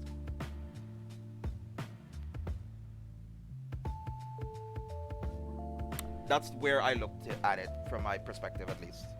I mean, now I understand the thought process behind it. That's why we were talking about it too, that you probably wanted to secure a way to play it out safely, which isn't bad. Because it's a good way to play it out safely. But I guess that's sort of like the different personalities and playstyles. Like, you can play out a turn safely to make sure to secure a win. Or you can just try to just go for the win. And if the risk that you're making, or risk return that you're making, is low, which was really low at the time. Echo is dropping, correct. Yeah, you can drop Echo. That's okay. We're still playing the 5 rounds. It's okay. We have enough, thankfully. So I think 3 people dropped or 2 people dropped. So that's alright. I'm also expecting more people to probably drop, who's probably going to go like X and 2 or something. Imagine there was a Vanguard game you can add drive checks to hand. Yeah, that would have changed the whole dynamic of the matchup entirely. Because then if they were able to drive check the PGs to hand then yeah, that would have been nutty. Or like just the cards in general, the maximum hand size, stuff like that. Yeah, would have been crazy. So Kaiser ends up being able to clinch that game over Zeus. 2 games to 0, man. 2-0. Saucy. So I'll be very, I'll be upfront with saying it. I'm not saying that what they did was incorrect. I'm just saying that it came to a roundabout way. You know what I mean? Sort of like there's multiple paths to Rome. Stuff like that. When it comes to hip hop, I'm on the case like detective. I played with a game of actual Vanguard a while back with old decks, and everyone did the drive check, and I was thinking,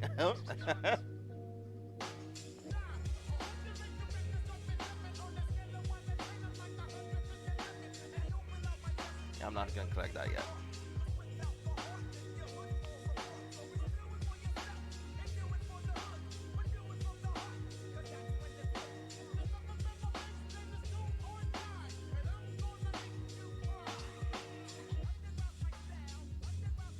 No, actually unlucky. Because sometimes with buys you can get like reduced points that way. Your points can actually get affected that way, your tiebreakers and buys. Sometimes.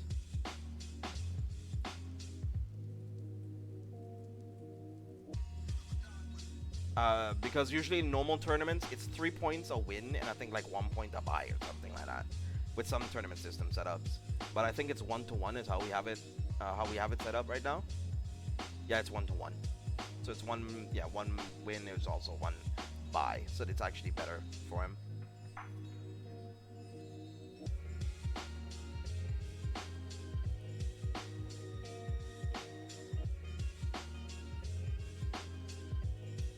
You haven't played a TCG yet, so you can't relate much. That's okay, dude. Take your time. Whenever you're ready, The TCG is a warm and welcoming place for any new players who always want to get into it. I recommend it.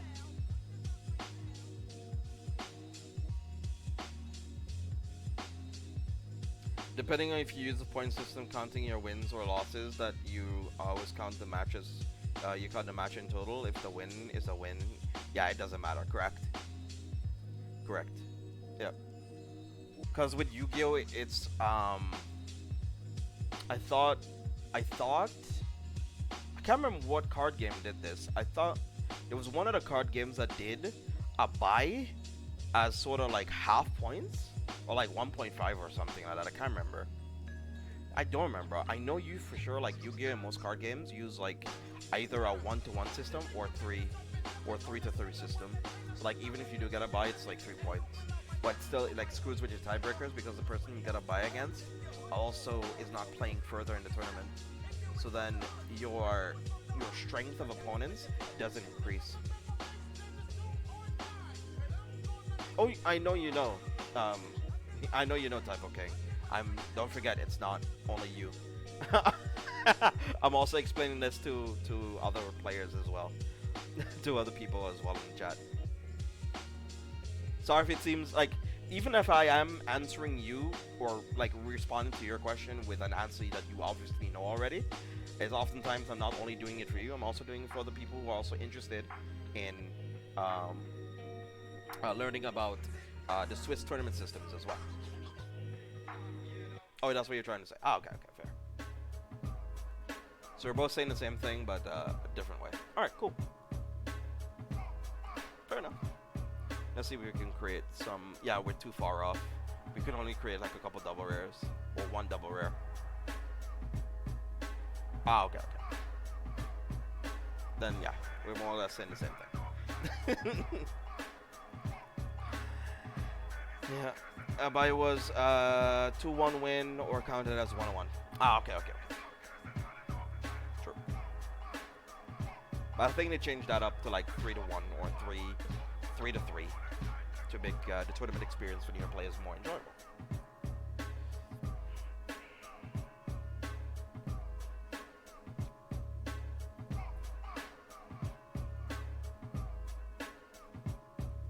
You're farming Royal Paladin now, especially when the new the actually support is coming. Yeah, I'm gonna try to skip Jewel Knight as much as possible. I'll try to. Never really been that much of a Royal Paladin fan. I guess I should like start trying to play it because it's out of my wheelhouse. Because I don't play that much Royal Paladin. I mean, I did at the start of the game, like with Galahad and stuff, and that was super fun for me.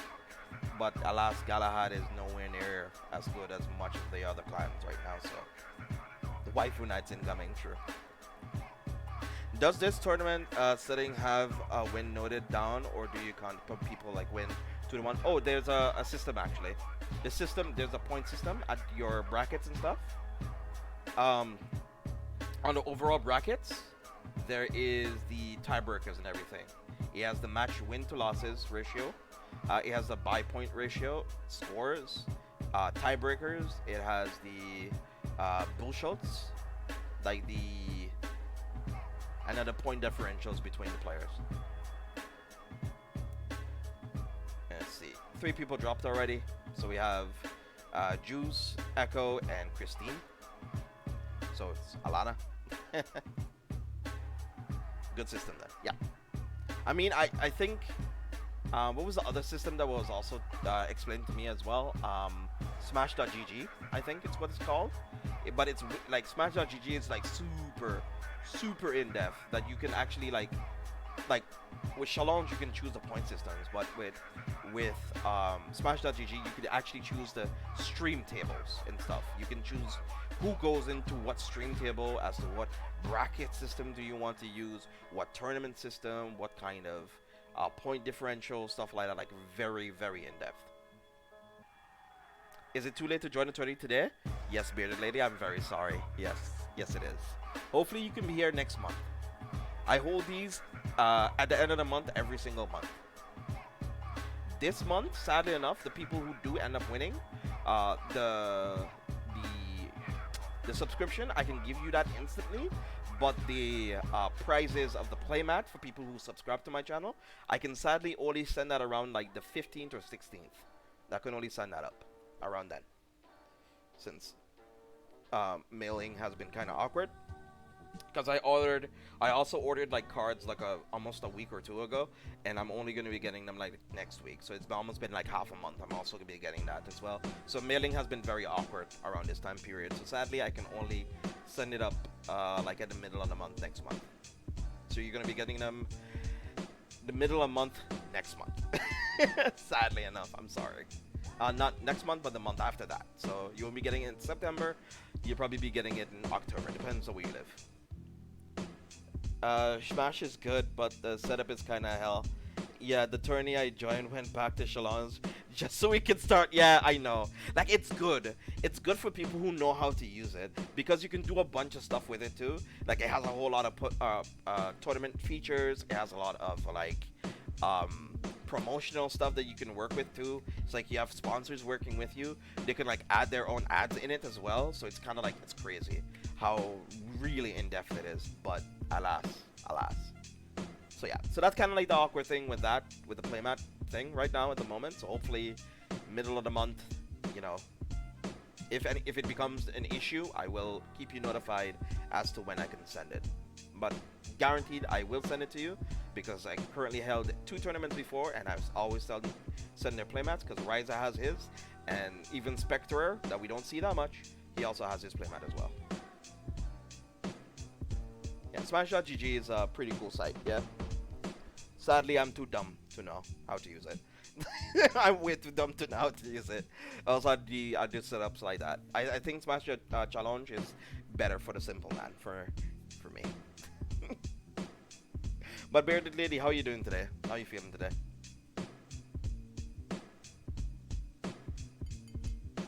Do we need a room code? Yeah, we need one. 1 second. Let me see if we need one of a match we haven't seen yet. If they're willing to share it with us.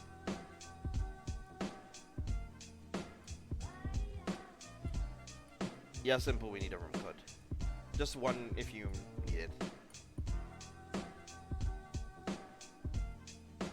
Okay, cool. Thank you. Thank you, Simple. Thank you.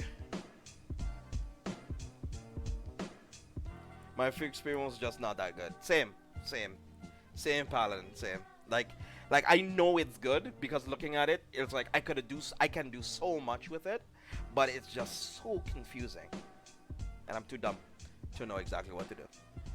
No, just the local style. Put it all down on paper. True. Round robin in it.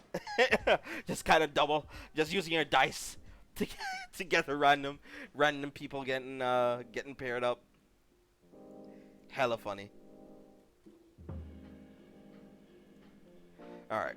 So we'll be getting into round number 3. Right? Yeah, round number 3. Round number 3 of the Neighborhood Open. And by the way, I will be uploading this tournament to the YouTube channel. It is about over an hour long. I don't think I'll be chopping it up into small little segments, sadly enough. I will be just uploading it raw, just like that, to the YouTube channel. Simple is our moderator. Sadly, he cannot take part, because it's basically like house taking part. Yeah, the house doesn't play correct, because then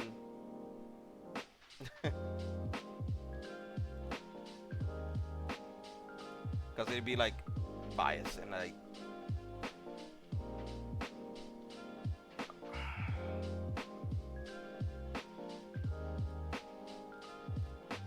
the same thing like Yu-Gi-Oh. Like Yu-Gi-Oh won't allow judges, Vanguard don't allow their judges to play either.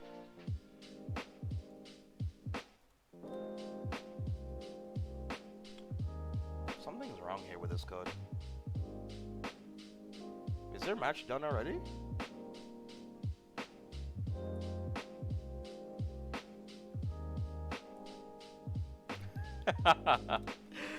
No, I already told Simple already. If he wants me to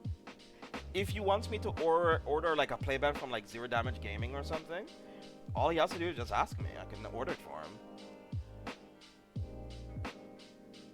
it'll only take like almost close to 2 months to get to him. But but if he wants to, I can order one for him.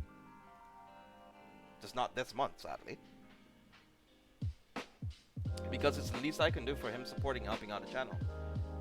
And he doesn't get paid, so.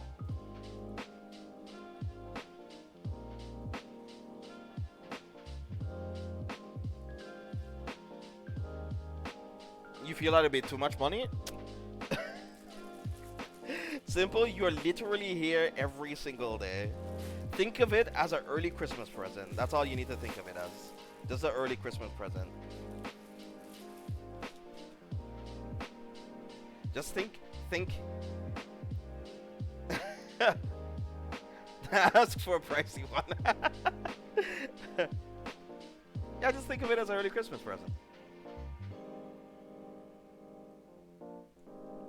Like, I'm not Mr. Moorbucks, right? I'm nobody's sugar daddy, but I pay for people who work hard. I pay for hard work. And you put a lot of work into the channel, because you don't have to do all of this. You don't have to at all.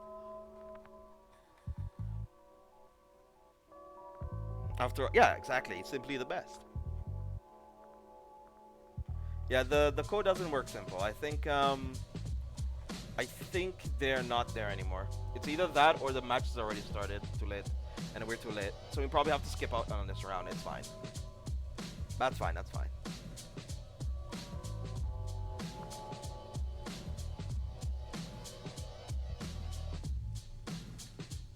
Yeah, he does. Exactly, Mordred. He does deserve it.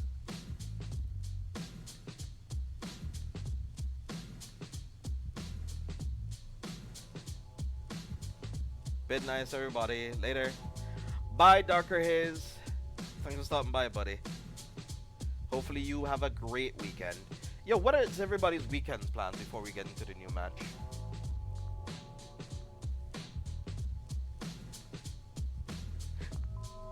What y'all doing? Alright, sweet. We got a room. So welcome to round number 2, guys. Welcome to the neighborhood open. Round number 3. We have a game of Zeus versus Yusha, another elite member. Let's see how this turns out. New battle spirit set up tomorrow. Oh, new battle spirit set tomorrow. Oh, okay. I never played battle spirit, sadly enough. I don't know how that game works. I might need to like look up the rulings for it, but I've never played that before. Work and sleep. Fair enough.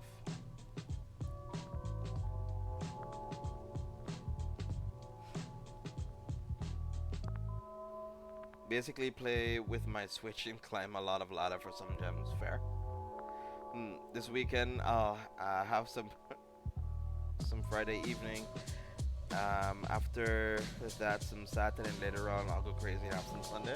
Ooh, that sounds tasty. Some Saturday.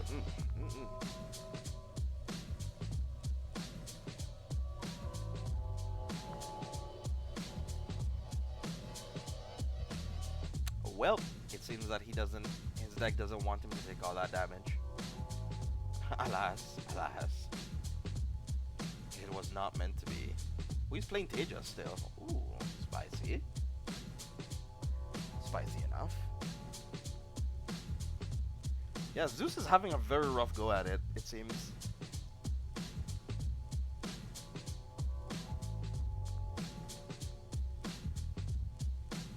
Like, every time we tune in, he's just having a rough game. And that Amazon is lit, yeah.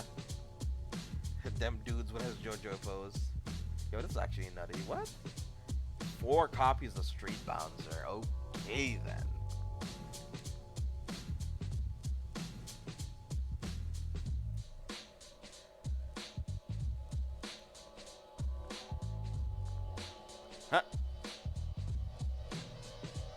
Huh? Well, at least he now knows the damage is gonna stick, so he's fine.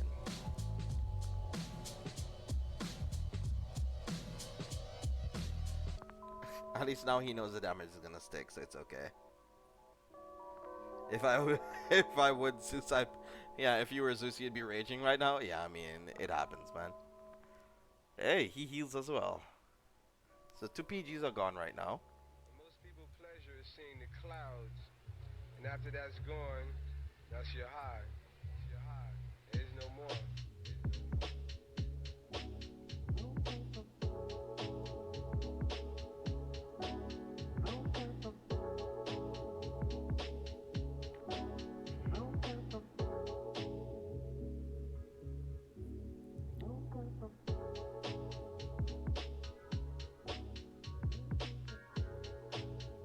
Okay, so he's in a very awkward situation here. Because what could happen next turn is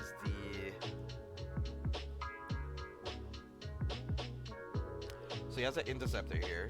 Miss Splendor can go here, attack that rear guard, attack the Vanguard, and currently at 4. I mean, I guess it's the same thing either way. Because then you can attack Splendor here, attack with this there, attack the Vanguard. So it comes down to the same exact thing. Yeah, no more heals for Novas, correct. All damage is currently going to stick. He does get some wild counterblast active though. And I guess he does play some stand triggers, right? Let's take a look. No, he plays stands and draws. That's your high. That's your high. There's no more.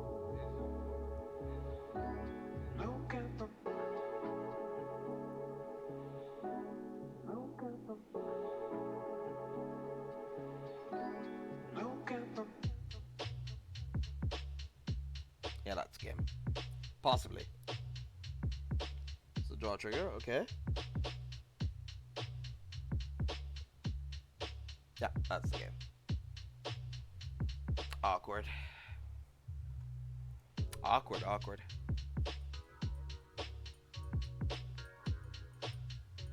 Yeah, he does have the crit trigger. He is fine. I mean, the sand trigger didn't matter that much. He bled him like 2 PGs.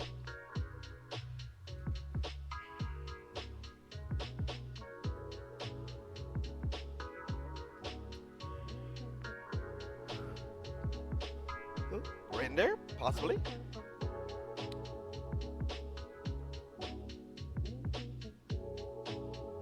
No paladin, so you choosing over this time, Lamar.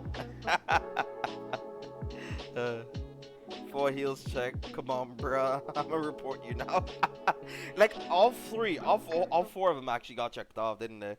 Hey, McMuffin.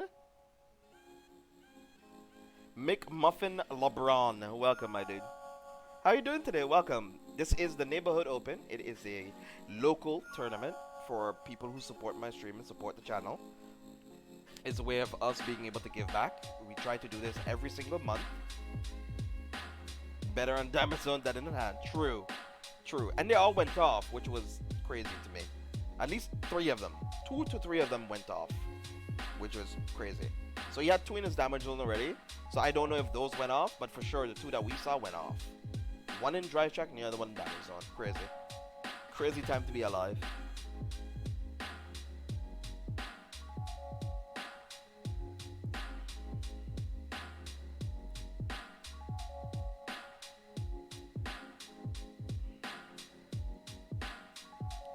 And the current tournament that we're running right now is Conquest format, where you bring an allotted amount of decks, you know, 2 or 3 decks, I guess, or 3 decks, sadly. 3 decks, exactly, actually. Sometimes in Hearthstone they also have Conquest, but that's with 5 decks, and you ban like 1 or 2, I think, and then you play with whatever else is left over, and you try to beat against each other and win that way. That sounds great. I'm good. What about me? Not bad. Just tired. Just very, very tired. But excited actually, because our tournaments don't usually be this large. Because I don't promote it that much. I'll be very honest with you. But actually, you know, I'm actually really happy. I'm super happy to have that much people over today. So he is gonna call Rio to the rear guard. Gonna bounce it back. I guess a draw card. Come last one. Gonna see if you can delve into some more resources here. Soul charges. I keep on forgetting her name. Flute. Ah, okay. Recalls the Rio. He does have the Aquamarine down. I guess he's open for a trigger here. I mean, at least having like a couple of intercepts up is nice, but this is kind of risky. I don't think he needs to have this much intercepts up, unless he really wants to like keep himself off of taking that much damage. If he had hit a trigger, I guess, but I would just go to the 10 grade too. You didn't need the Rio on board. I guess just have the extra interceptor to deny damage. Sometimes that works, especially if you want to play around a strike in turn. It would kind of play around a strike in turn. I brought Bermuda Triangle to the tournament. It's very interesting. Yes, exactly it is.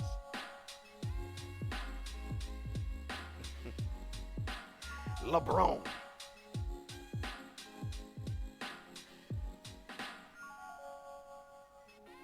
Wait, what did he search? A PG or no? Could be a booster. Let's view the log.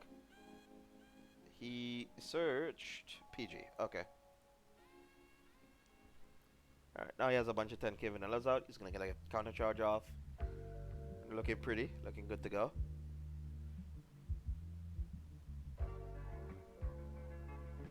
The hand is looking kind of sparse.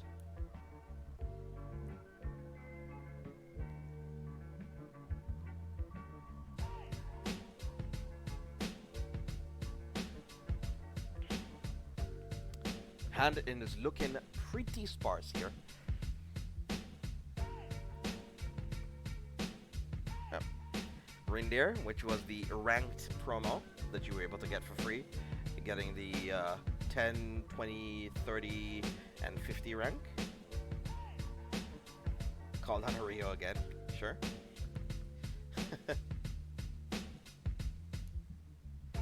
Get a heal trigger, so he's going to be able to bounce the Rio. Heal a bit. Okay, this is kind of awkward again. I mean, at least with a second trigger, you can kind of bounce the grade 2, couldn't you? Yeah, this makes it super awkward, Like, I think he realized it now. Because he can't bounce the Rio to be able to get the extra point of damage in. I think I would still do it just for draw. I'd still probably just do it for the draw. Doing the extra damage probably doesn't matter here. Being able to recoup the card advantage is probably a bit better. Because you'll be able to draw a card here, replay the Rio, so you basically refilter it and reshuffle itself. Or you can draw a booster to give to the 10k rear guard. No, actually that wouldn't have worked either because it's still rested. I guess you could have attacked to your rear guard, your Vanguard into the rear guard to see if you had gotten a trigger off, but that's also not guaranteed, and I don't know what kind of trigger lineup he's also playing. It's also very dependent on that.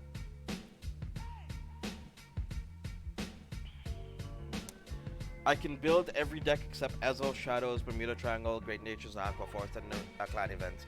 What's a good deck for rank? I'm ranked 22 and you want to reach 30. Currently what you have right now. But what decks do you have at the moment? Like, oh sorry, you have every deck except those 4. So some of the best decks. So play, it seems you have Narukami. So play Narukami. Just play Narukami and climb.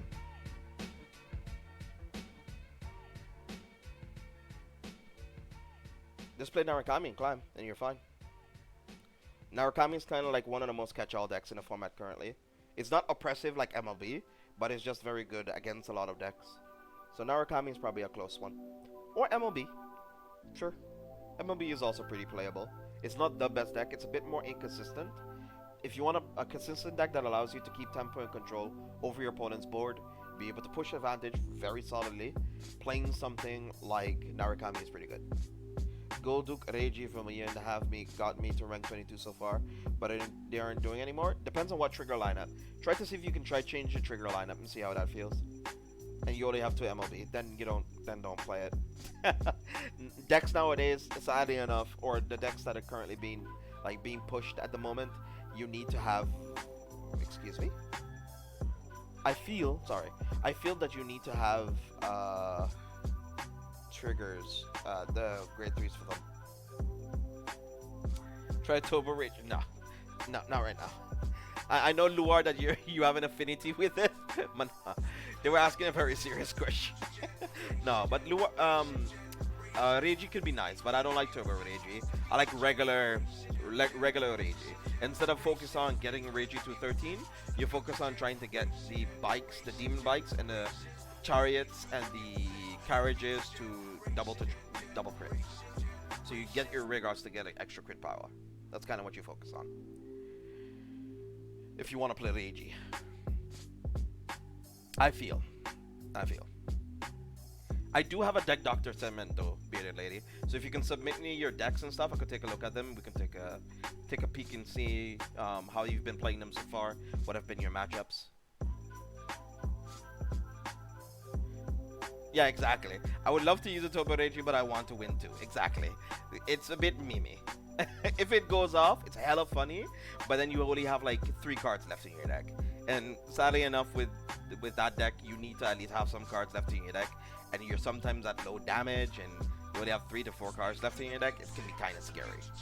It's just one of those type of things. You're like, oh Christ, I might actually die here. All right, so Reindeer allows him to draw a card or 2 here. So the other Vanguard doesn't hit without a trigger. And even with a trigger, he still wouldn't hit. That would be 26 to 25, so it still wouldn't hit. So 3 damage here. But yeah, I think Vermilion personally is still a very good choice. So if you could submit like screenshots of the decks and stuff that you want me to take a look at for you, then we can do that. We can have like a good old classic deck doctor segment. But people don't usually use my deck doctor segments anymore, because a lot of the decks right now are kind of just established. You can kind of copy them from either different fight or somebody else entirely. So, you know.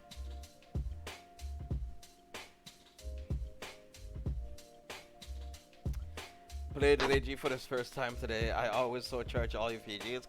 Yeah, that's the thing about like Doctor Regular, sadly enough. Oftentimes when you do soul charge stuff that you really need, it becomes very hard for you to win. And this is like kind of one of the things I was talking about, that oftentimes Bermuda can have issues with. That seeing that he doesn't have any boosters to really push any extra pressure, it makes it very hard for him to close out the game when he's ahead like this. And technically he's not that much ahead. He has like 2 cards in hand that are probably PGs. There's a possibility of him being able to recoup some advantage back in, but if he gets to slap down some more interceptors again, or if he gets to wipe out his board while also pushing pressure here, it's going to be very hard for him to deal with this. So I guess he has like 3 PGs in his hand. Alright, that's wild. Or another Dote again. Fair. I guess that's probably why he didn't want to use a skill. Guess you can get rid of the Pacifica, the Reindeer, anything really. Depends on what you want to do. Random, not a Vanguard question. Does anyone know when One Punch Man will continue? Do you mean the anime? Nothing has been confirmed yet with the studio. Nothing has been confirmed yet with the studio, sadly enough.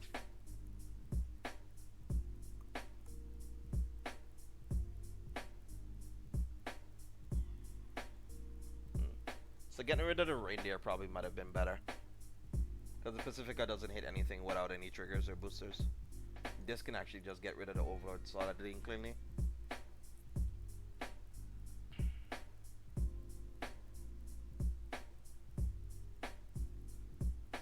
I'm pretty casual, so I just copied DOF's build and just pilot it.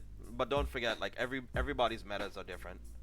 So even if you do end up copying DOF's build, you need to also think for yourself whether or not how your playstyle and DF playstyle can oftentimes fit each other. So oftentimes his build might not be the perfect fit for you, but at least it gives you a skeleton to work with it.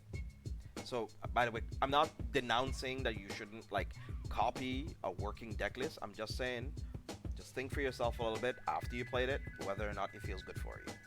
I just uploaded my Namukami to Deck Doctor. Cool, I'll take a look at it. I'll just give you some advice, whether you want to agree with me on it or not. That's fine.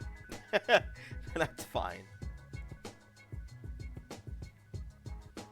Alright. Let's see. Milady has sent me her deck list.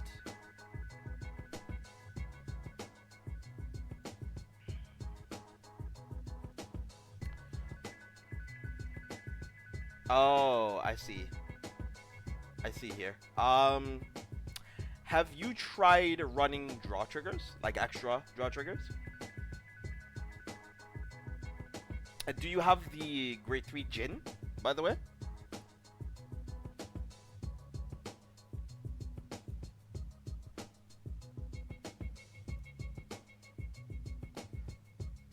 I see what's going on here. You can have situations where it can be very difficult for you to do the extra points of damage that you need to be able to close out the game. And I see that you're really lacking when you have a combination of a booster and like a grade 3 or something. You're only hitting for like 18. And oftentimes your opponent's Vanguard can become like 21 because of a defensive trigger. Because if you have the grade 3 Jins that are like rares or commons, I think, those can become 21k columns that even if your opponent ends up hitting a defensive trigger, they still need to have another defensive trigger to heal again, which finishes off the game. Oftentimes they're not. So I would suggest replacing the on boost plus 3k for the grade 3 Jins.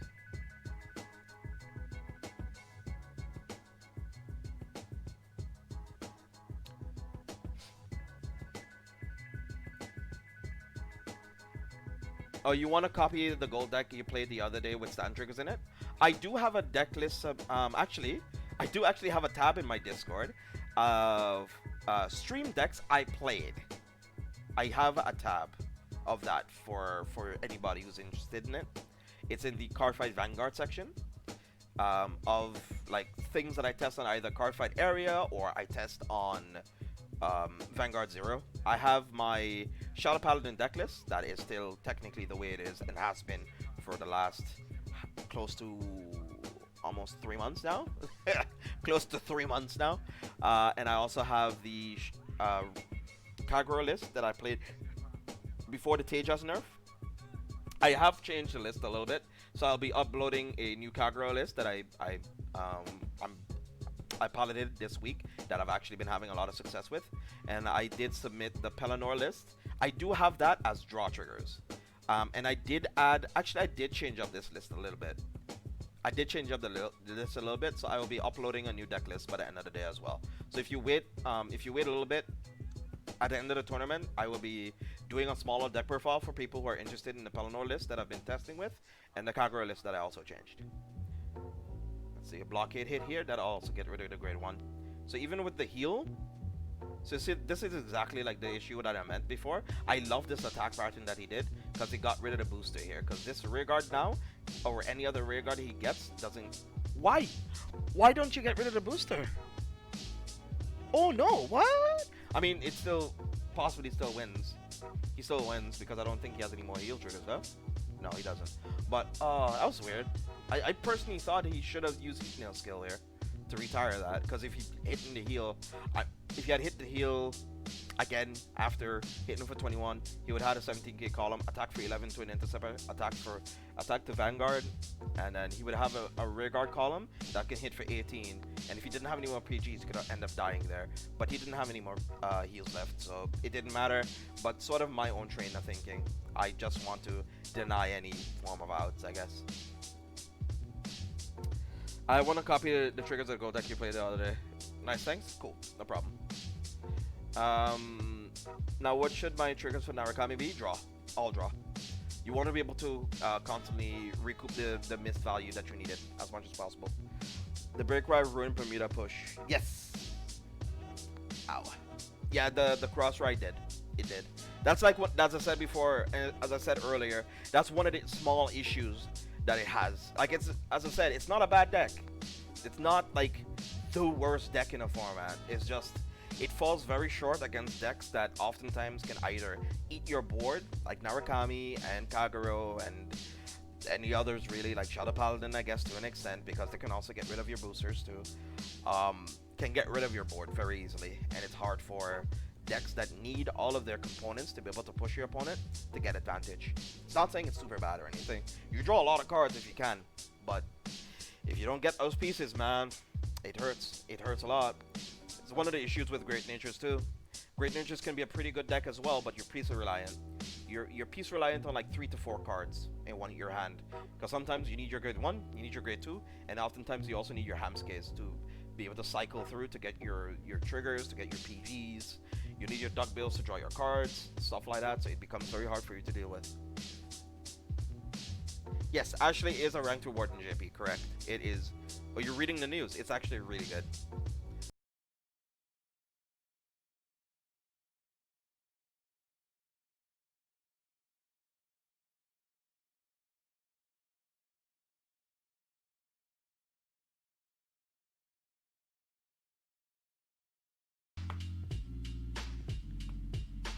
What round is this actually? I think it's round number 4. Yes. It should be round number 4 of the Neighborhood Open.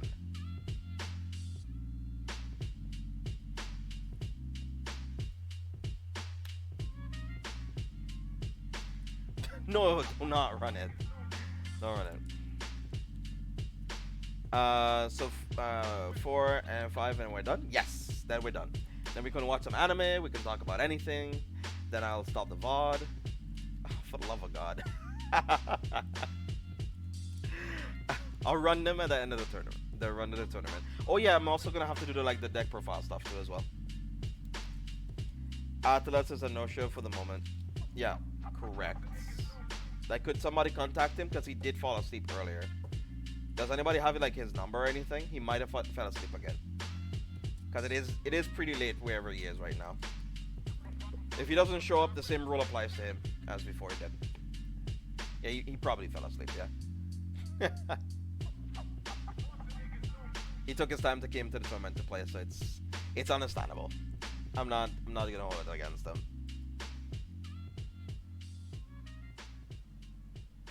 Thank you, friend. Thank you, buddy. Thank you, Fiend. Still waiting.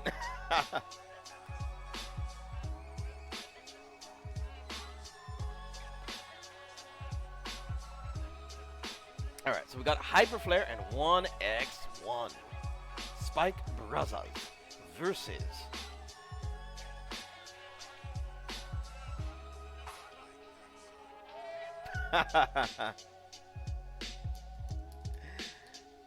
currently desperately waiting for the double VP. Yeah, can't wait, dude. Oh gosh, okay. Looking sexy. Like, Spark Brothers is always a joy to watch, though. Like, it's always, it's so cool when it pops off.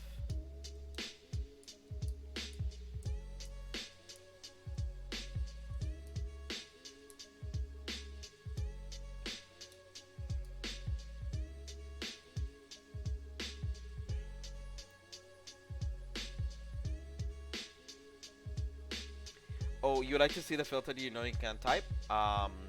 The second word. The second word that you type, you can't type that. especially the way that you tried to fool the automated system. It was like, you're not getting that over on me.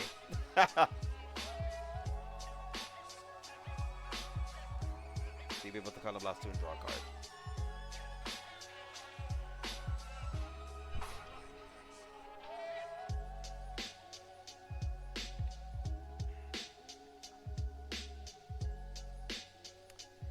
Let's see, you got your 1 mil, so the double VP will help me get your bonus packs, but I got the major prize. Nice.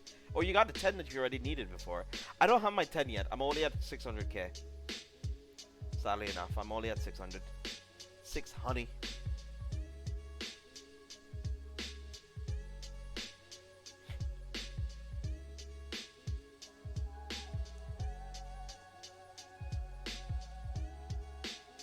But Juice, do you even stream that much, though, by the way? Because I don't see you online that often on Carfight Zero.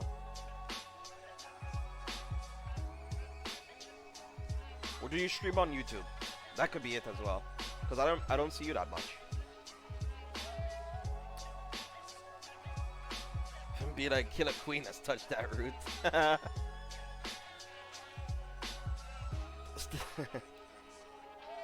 Darn it. When taking a detour and still led to the trap. Yo.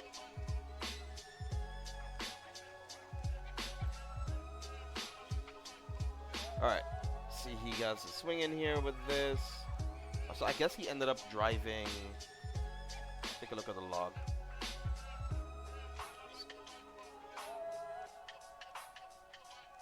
No triggers drove.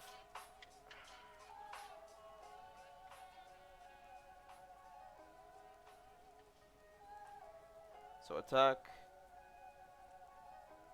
Attack, use the ability. Check no trigger. Okay, fair. Huh, alright, alright.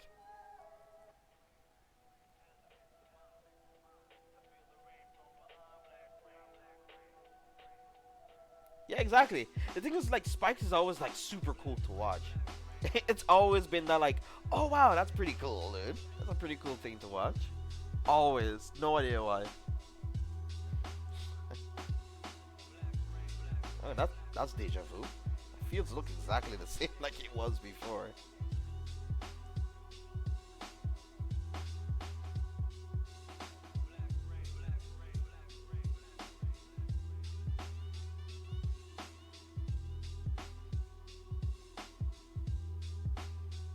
Alright. Got himself a Jelly Boy. Puts him 20. That is not enough, sadly. He needs to have a one more PG to be able to survive this, or else it is GG. Draw trigger, goes off. But like one of the coolest things that I do like about Spike Brothers as well, like it has so much attacks. It has so much attacks. Let's see. Ashley asks, what's my thoughts on Murakumo in Zero as it comes to JP next week? If you guys want to, like a next thing that we can do actually also after the stream, we can take a look at like the first sets of Murakumo, this first wave of Murakumo at least, that came out in a TCG. And that came out as also at the Limit Break era. And we could take a look at it. I think it's awesome.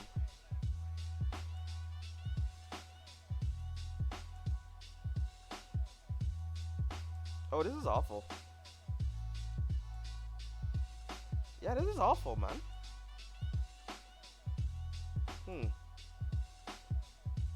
I guess it gets called Juggernaut down, but still.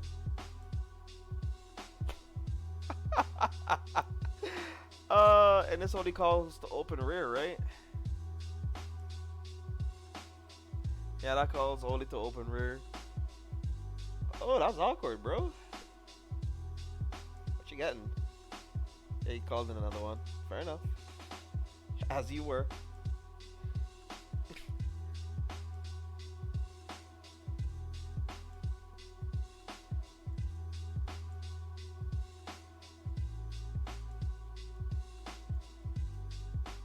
He could have gotten like 5 attacks here, man. That's super tragic. How much slow he has? Oh, that could have gone so well for him. I mean, if he survives this, he should be okay. But still, that's still a monk ass, dude. Alright, so it's do or die time. He needs to have one more PG here or he's dead. Yeah, he needs to have a third one. It's 3 in damage. There are 3 on board right now. He needs to have one more. A heal trigger could have been out here. I mean, if he hits a heal here. If he hits a heal here. Yeah. So he has 2 chances to hit in a heal.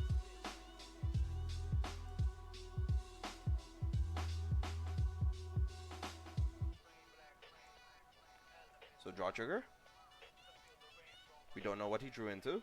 Second one needs to be a heal. Nope. Alas. 2 of them are right on the board.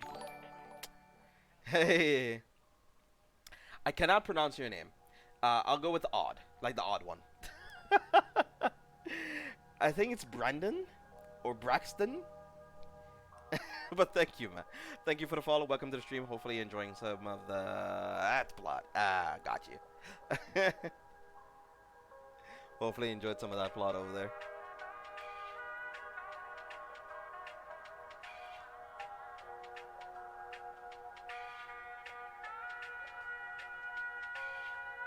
Will the Link Joker mascot be Ibuki, Takuto, or Reverse Kai? Reverse Kai. It'll be Reverse Kai. If they're going with the anime storyline, it's gonna be Reverse Kai. He's gonna be the user of Chaos Breaker.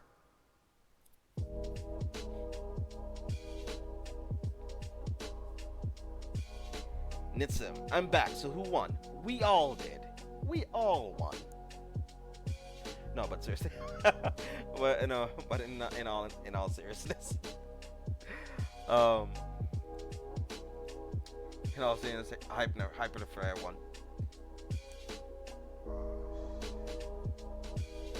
For the face of the Joker, it's gonna be me. Are you a Backstreet Boy? or is it NSYNC? I can't remember which one. Both of them were not my jam.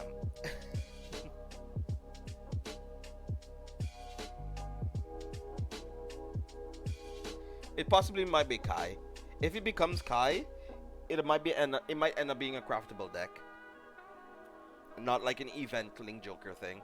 It'll be like main core set. So then you can actually like craft some of the Link Joker cards, which will be gross. That means then you can like save up to like Deleters and Messiahs and Glendios and Omega Glendios and like just all that good Link Joker goodness, dude.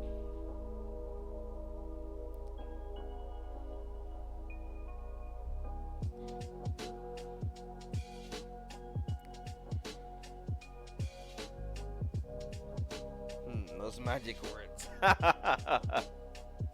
But I'm just saying, like, the person who represented them at the time was like reverse Takto, I guess. Then it was reverse Kai, and then like some of the other main characters too that became reversed, like Naoki, he became also reversed as well. So he'll also have his reversed not Vermilion, but Void Sword. He also have his reversed Void Sword. So we'll see. We'll see how that turns out.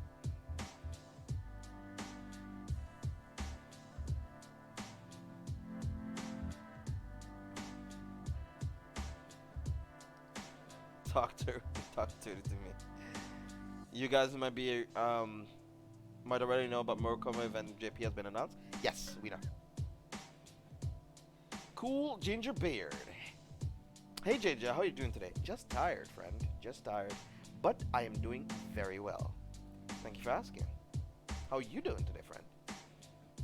Today we are having the Vanguard Zero. Vanguard Zero tournament, the monthly that we have every single month. The Neighborhood Open. Sadly enough, we have already started and we're like close to one to the last round.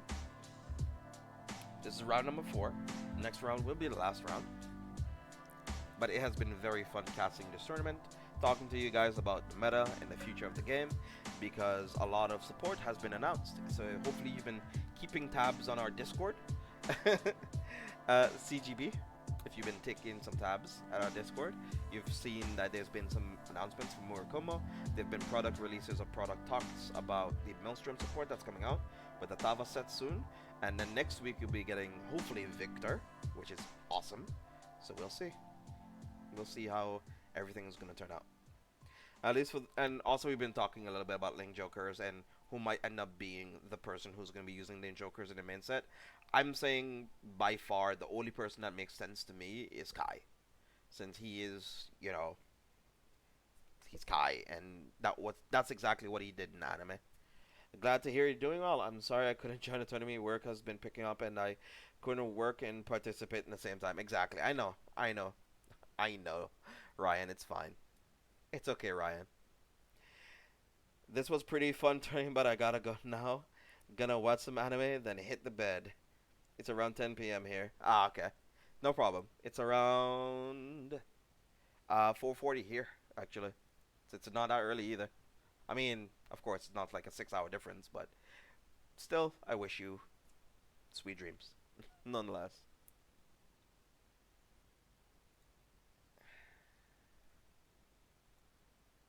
Do you live around here? I live right here in this van with my kitty. I see. Have you read the Bible? But okay, only because the vessel for Lane Joker after that, the match, he's not fighting against Lane Joker then? You No. go fuck yourself? I don't know what you mean, actually. Is there translation for Convert and Pedalstorm yet? No. But I'm expecting them to be the same. You be the chick from the high school?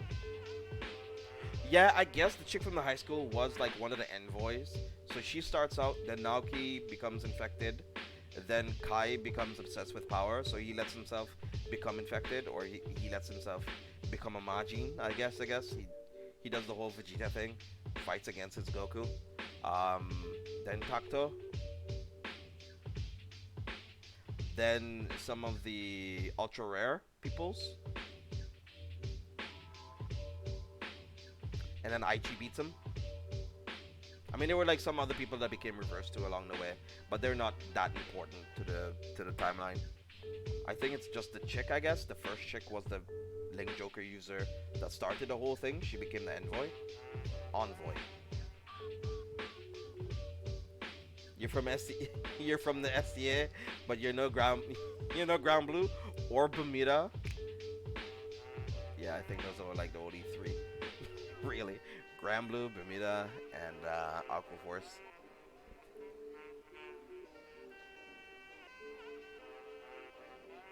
Oh yeah, but that was from that was Schwarzschild. That's from what's her face? That's from Ritsuka. No. What's her name again? The angel, the other angel feather user.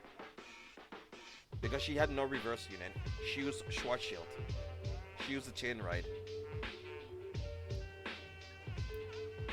I think it'll be student council lady and Takuto for as the skins, maybe, possibly, yeah.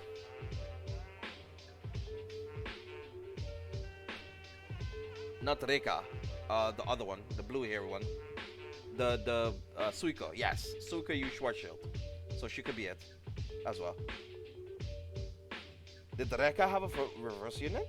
Who was the reverse unit? Oh yeah, the Oh yeah. She did. She had like one reverse unit. Yeah. I forgot. Hey, Car Fight Hunter.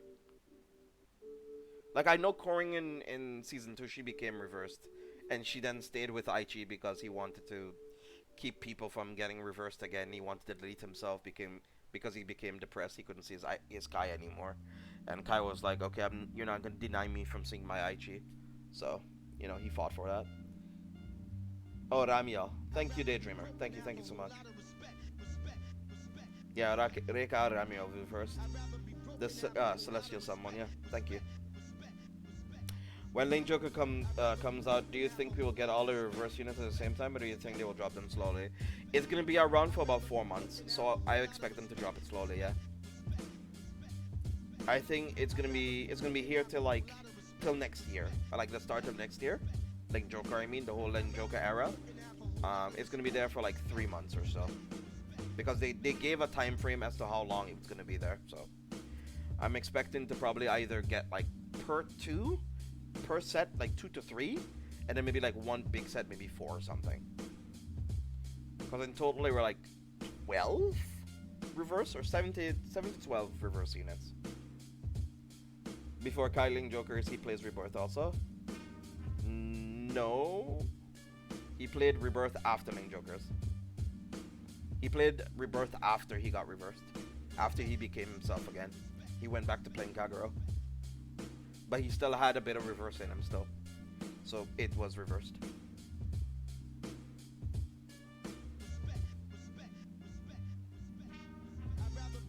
We'll get him in order like we did every set. Yeah, I expect that too. But as I said before, we do not know the exact confirmed order. Like, we do not know the exact confirmed order. Like, we can speculate as to maybe getting it in that order, especially to follow the storyline, and especially the set release follows the storyline as well, but that is not confirmed. We also don't even know. What also gave me a thought of them changing the way how they might release product in the set, it's because of the Pacifica Grade 3 Brick Ride, which we got in the G era as a promo, I think, as a box topper promo, or as a unit not of the main set in a different set, that they'll change the way how we get product. So we'll see. Yes, Hyperflare, I know that, but that was like the last 2 fights though. Like he used Chaos Breaker first, then he became a little bit himself again, and then he started using Kagura again, but reversed. But as reversed.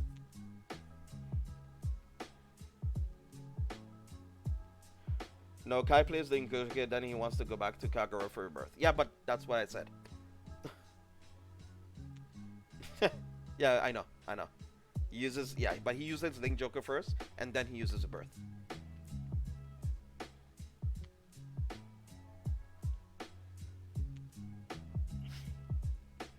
Yep, Kai and Naoki both played Narukami at beginning of the season with different ace units, correct.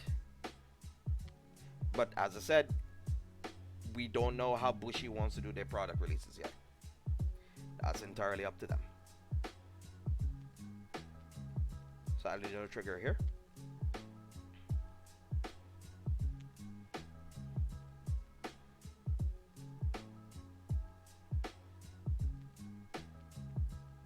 Yeah, he can't pass the turn on that. Galaxy Blau gonna come earlier. Come earlier. We'll see. That's the thing, Ashy. We don't know. What's the score at the moment? I think it is 1-0 so far. So 1x1 is down again. 1x1 currently playing Spikes is down again. But we don't know yet. We can speculate along the storyline how it might turn out by, you know, talking about what person used what and what person used this or anything. But as I said, we don't know. I hope it might stay in that order according to the anime, but we'll see. If they want to like change it up to match a bit of the V anime, or if they want to change it up to match the old 2011, 2007 or 2006 or 2009 anime. So we'll see. Sorry, can't hear because you're streaming also. Oh, you're also streaming. Okay. Yes. 1x1 is down again, correct.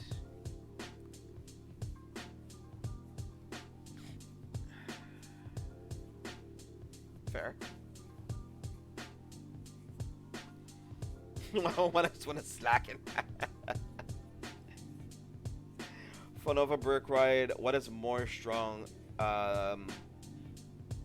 With his more what? Fun of a brick ride is. What? Oh, sorry, I could not understand what you were asking me because that sentence was different. You were asking me which one is better, pure or with Blau. That's entirely to your taste. If you can hit the brick ride, if you can hit the pieces that you need for the brick ride, it's good. Either way, they're pretty good. So it's entirely up to you. With the Blau engine right now, I think it's probably the better one because it gives you an alternative win condition, which is what the deck needs to do, you know. But you can brick immensely, and not playing pure hurts you, especially if you don't have Illuminal. And if you run it with Illuminal, entirely up to you too. But you do need an alternative win condition. So I think Blau is pretty okay. Till Ethics Reverse comes out in Catastrophe? Yes, correct. Until they get their cross rides that they need, is pretty okay. Ethics Blau is Scuff Ethics Reverse? Yeah, basically, yeah. Exact, that is not wrong. It's more or less Scuff Ethics Reverse with like a very cool combo play. That as long as you have like close to like 4 damage face up, your opponent dies. Your opponent can die on your first, like, your second grade 3 ride. Or you can go like brick ride again. Like ride the brick ride, like push for pressure. Your opponent survives, gets another like trigger or whatever. You slam some more rear guards, you attack with almost everything, and you attack and you attack again. So you can get some really cool plays. So especially if you can like hit over their interceptors and stuff, it becomes pretty nutty. Yo, this is looking kind of rough. So 1x1 might end up clinching this game out. We'll see how this turns out though, because he actually needs to hit twice.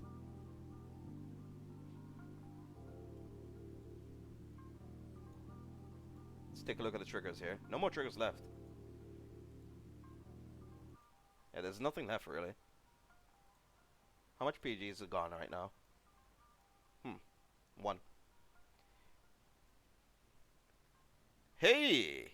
Holy crap, Faz. I haven't seen you in a bit. No. It wasn't today. It was Maelstrom support released today. That's next week.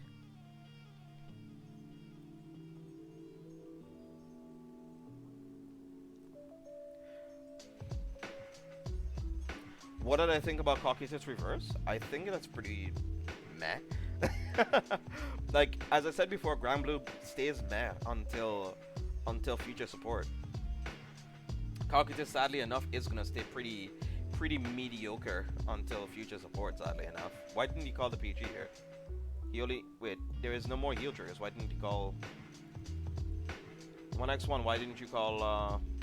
Why didn't you call UPG? He didn't have any more heals left.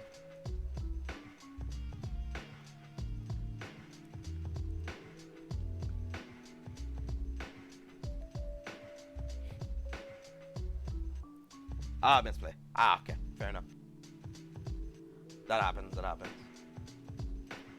No pressure.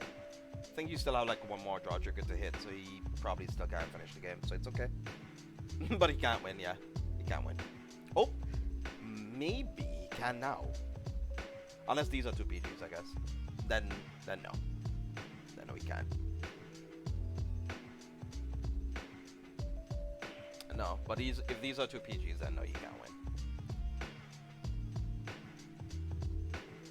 He has no more triggers to hit, so it's more or less. He's out of gas, friendo. He is out of gas. Have you seen how many Soda Paladin is going for? Yes. I think you sent that message in our Discord, or somebody else did, that they took a price.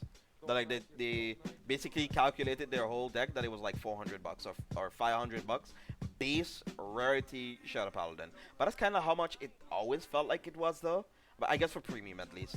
But like for non-premium, for like standard, I think it was still like around an average price for Shadow Paladin. But right now it's absolutely abhorrent.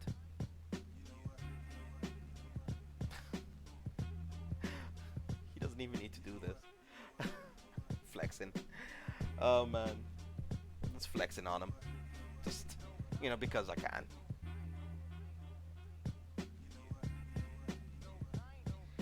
He doesn't even need to do this, but alright. I cannot imagine trying to fix max rarity shadows. I can't either. It's actually crazy.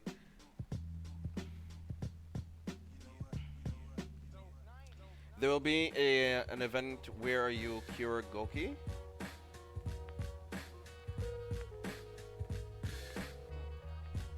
So that is 1-all.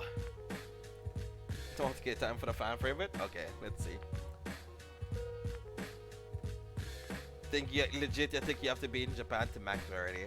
Oh yeah, because they have their own like ASRs. Yeah, if you're going for like ASRs and stuff, if like max rarity, true. Because then you need, especially if you're playing the Spirit Rite combo, you need the numbered PBD. Especially if you have the numbered PBD, you have like the SP pack of almost anything. Like your deck can be close to about like a couple $1,000. Like why? Second-hand market, friend. Second-hand market. Nova Grapura. Brau Kruga. Sure. That's so pricey? Yep.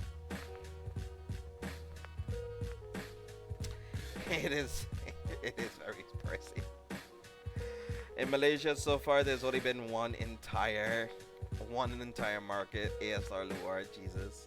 I did see an ASR Morfessa. That thing is actually immaculate close up. You're like, like when a card becomes so expensive, it actually becomes art. Like the price of actual artwork in like a prestigious art museum or something. You're like I could probably buy that, but I won't be able to eat for a couple months. You know that feeling. Saw a post a guy that with 4 numbered PBD. Yeah, and those are like almost close to 200 to 300 a piece. Just wait till the Bermuda comes, when new Bermuda comes out. I mean, maybe, but it's no longer waifu tax. It used to be waifu tax ruling the world. That is no longer the thing. Shadow Paladins came out like straight up bank accountants and said, you know what? This is our town, scrub. This is our town, scrub. Just straight up just came out to the bat and just said, you know what? Nah. Y'all ain't even ready. Get out of here. Oh, let's take a look. Card for Vanguard chat and Discord for throwback. Hey, Hey, I had this whole deck. I can't remember where I put it. I think I still have it actually. It's like one of my last like old lock Ling Joker decks that I still have left. Christ, I still think I have the whole deck. Oh my god, this thing is so old, man. Yeah, I remember this, dude. This is so sick. Infinite Zero Dragon. Funny, man. I swear that PBD art in Zero is free. PBD IRL. Kidneys, yeah. AJJ needs some extra the cross. You still have your playset. I'm good. I'm good. I have my playset already. Thank you for asking. But no. No. If you want to buy mine, I mean, I got you.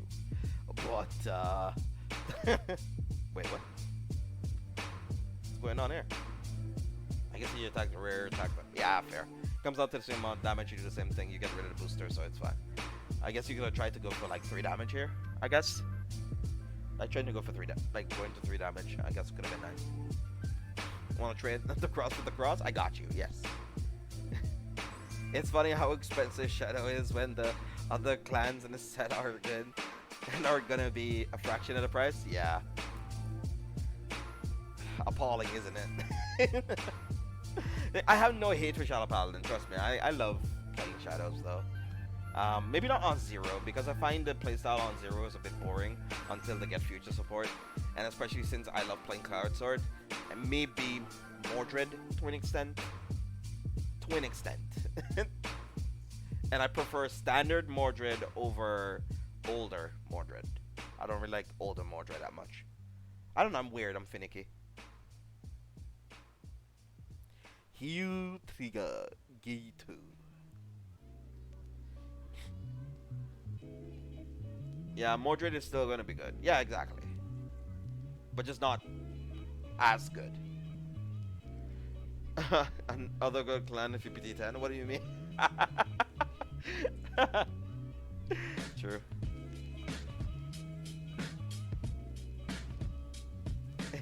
Better question, do you want to build a second the cross deck? No, I'm good.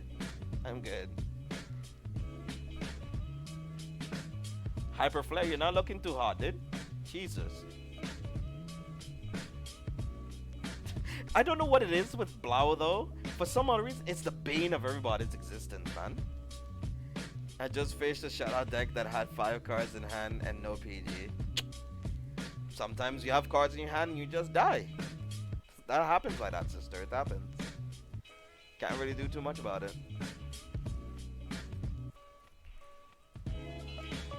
Huh?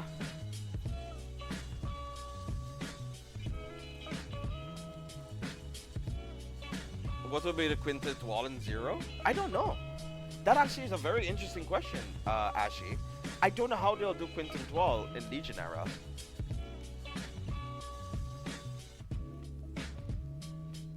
Very good question, dude.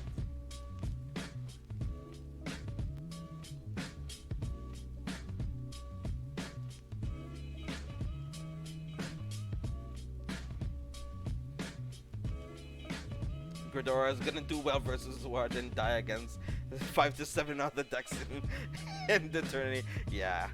Sadly enough, that's how it works sometimes. Quintet wall and 40 card deck is gonna be very maybe top 3 or something. I don't know. I don't know. Since rear guards don't have shield value in this game, I don't know if it's gonna be like a skin. They could probably just have it as a skin or as a booster or just like a regular booster or something. I don't know.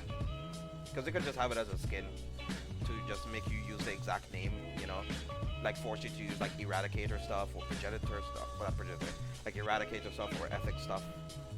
Because, you know, depends if you like need a special counterblast, I guess. I don't know. I want to fast forward to when the overdress offers. Sure.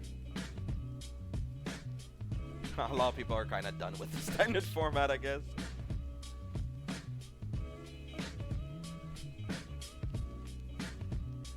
It's a heavy hand over there. Christ. Let's see how much triggers we saw here so far. 1, 2, three, four triggers so far. Still got 5 draws, 2 heals. What's on the other side looking like? 4 draws, 2 heals. Mirror matching each other, 1 PG. I guess that PG has to ride or damage. Damage, okay. Alright, pretty close match. I mean, the hand size doesn't really mean too much, I guess. Because he has a big board here. I mean, he could try push pressure. I guess attacking with this or with this into the rear guard is one of the most important things for him right now. Guess he gets a booster. Yeah, yeah, he needs a booster. Depends on where he wants to aim this at. Yeah, he puts it there. If he has another booster, he could put it under the Vanguard too. Ah, he's just going for a battle. So I guess he's just gonna get rid of all the rear guards and gonna keep on pushing pressure that way. Let's see. This needs to hit a Vanguard, right? Yeah, it needs to hit a Vanguard, sadly. Cannot wait for your Go-Gurt. Cannot wait for Go-Gurt, my GP deck. Wait, okay. Needs a lot of buffs. For standard or for premium, Faz? Which one do you mean? Because I don't know what format you play. And by the way, I'm going to leave you guys with this question. What format has been the best format you've ever played? Between OG era and G era, and what has been the favorite deck you've played since then? BRB.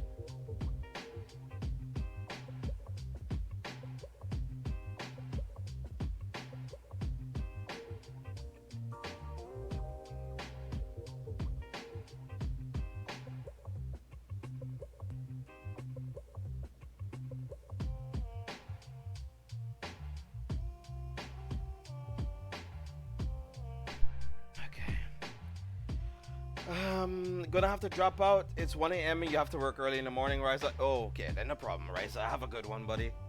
Thank you for stopping on by. As per usual, life goes on, dude. Have a good one. No coming back from that. Let's take a look. Let's see. We have Nitsum with premium. Fair enough. G-Era. Standard, I played Ezel in both though. Legion. Actually, you actually like Legion fast? Oh. Hey, Austin David. Alright, bye, Ryza. Thank you for playing, man. Let's see. Brick Ride Era, and you played Seal. Fair enough. True. Let's see. G before the 16G zone extension. Did you hit the 16G zone extension, Zach? Did you stop around that time? And, like, why? Why did you hate it? It's kind of obvious, Neil, but I also had a great time with Duke. Alright, cool. You're still playing for fun. Fair enough. Who's currently, like, high and undefeated right now, actually? What's the points looking like? I need to take a look, actually. Let me bring up the challenge scores in overview. Take a look at the standings real quick.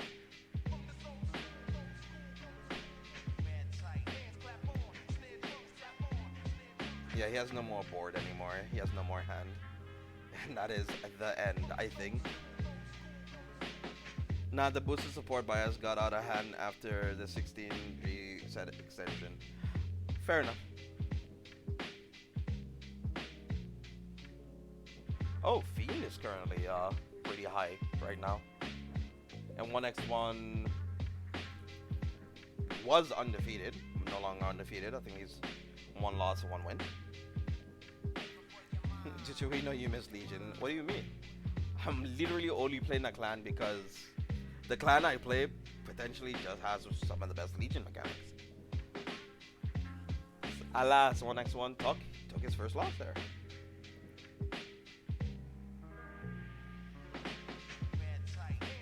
It's all Chrono Jet? Always been. Fair enough. Fair enough. Fair enough, Zach. I personally think, like, I don't know, like, what clan did you main, Zach? What did you main for that era? Cause I also asked, what decks did you predominantly play in that era?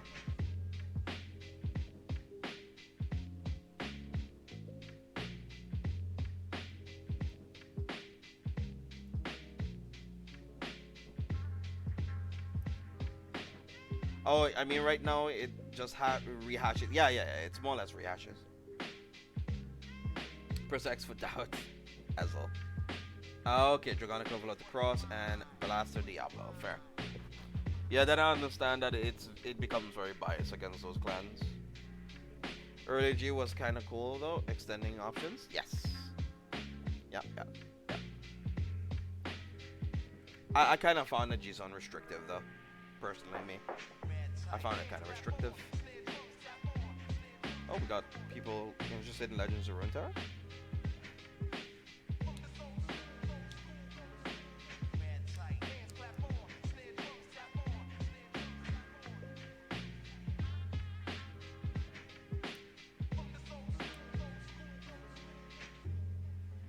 Oh, something happening with Alana.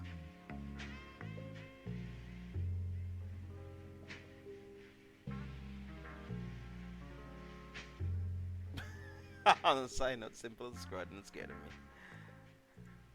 Battle Spirits release, set release. Pretty sick.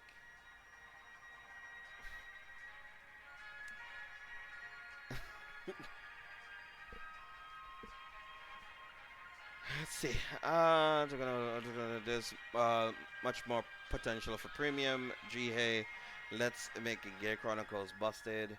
Don't see anything wrong with that. Back then, it was Legion and Stride. To be honest, I wasn't mad. I just avoided sacrificing armor and life for Jailer Ward. Fair enough. Fair enough, Zach. But that's the thing. I think you limited, not in a bad sense. But I find limiting yourselves from potentially playing like pretty good decks. Like if you had friends,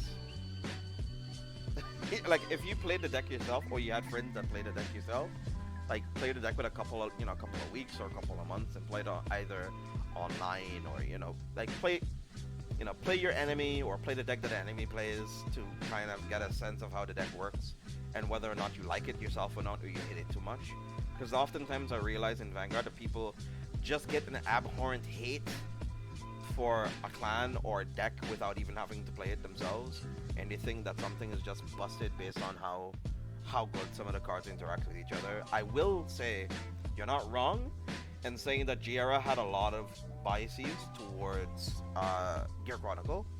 I will say so. While I wasn't getting any money at the time, it's all good though. Okay, fair. Oh, you're dead again? Oof.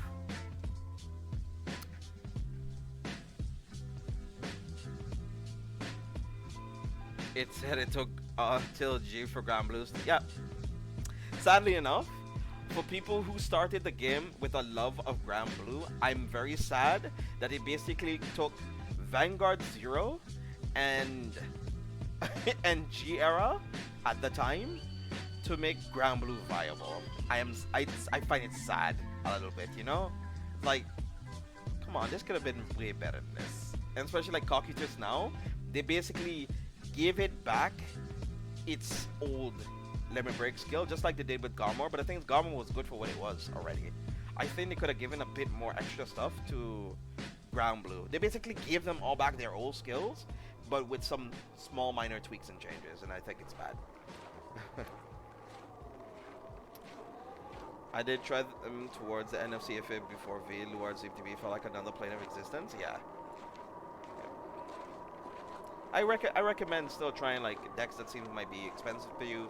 Play them with the emulators. Play them. Ask your friends to borrow those decks if they have them. If you're playing against them, like swap decks with them. Like have them show you exactly what the combos do and how they work, and then you just learn off of that. You know, then you get a feel for yourself. Like, oh, do I really hate this deck, or is it just like me being a little bit mad that Bushi is giving them a bunch of support, which Bushi does, because let's be honest, you know, the biases are a little bit there, but in a sense of you need to push product, you know, you need to make sales. Thank God I saved myself from saying something wrong again, because I didn't want to have to cut anything again. An hour later, and I almost made a mistake in saying something wrong.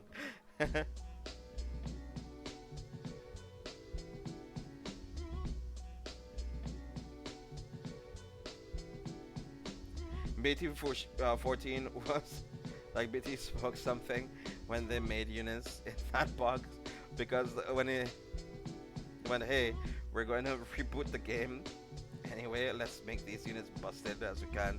Yeah, I think so too.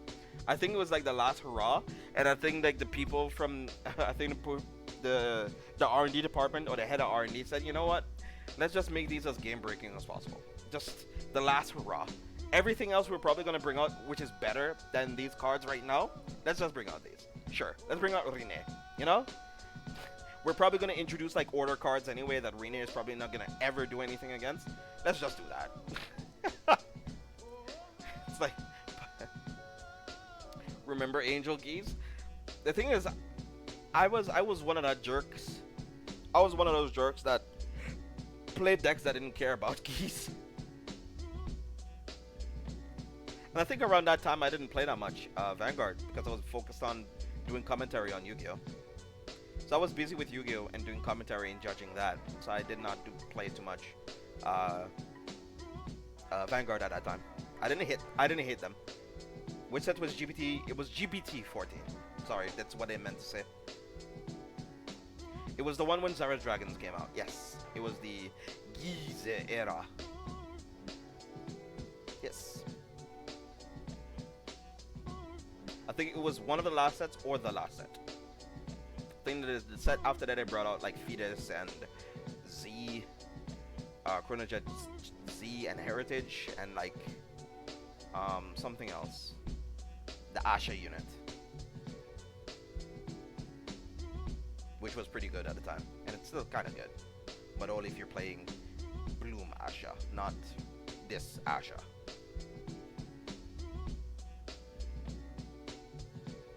Just stole Exodia from Yu-Gi-Oh! With Geese. I think he stole more or less like the mythic god cards and like Exodia god, not Exodia, but like mythic god cards and Egyptian god card mechanic or motif a little bit. GPT 14. I started playing at the original set 11. Wow, that's a long while ago, man. It's a while ago. So let's see. I think we have like one more round.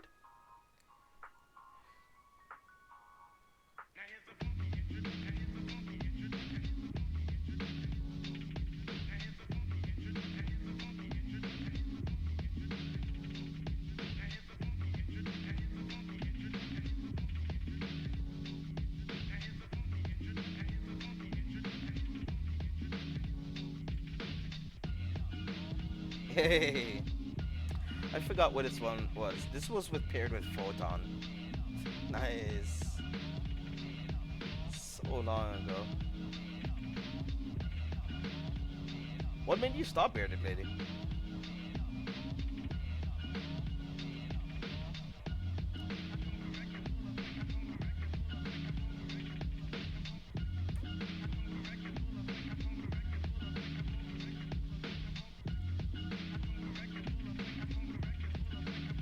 Take a look at the standings now, since the points and everything has been supplemented.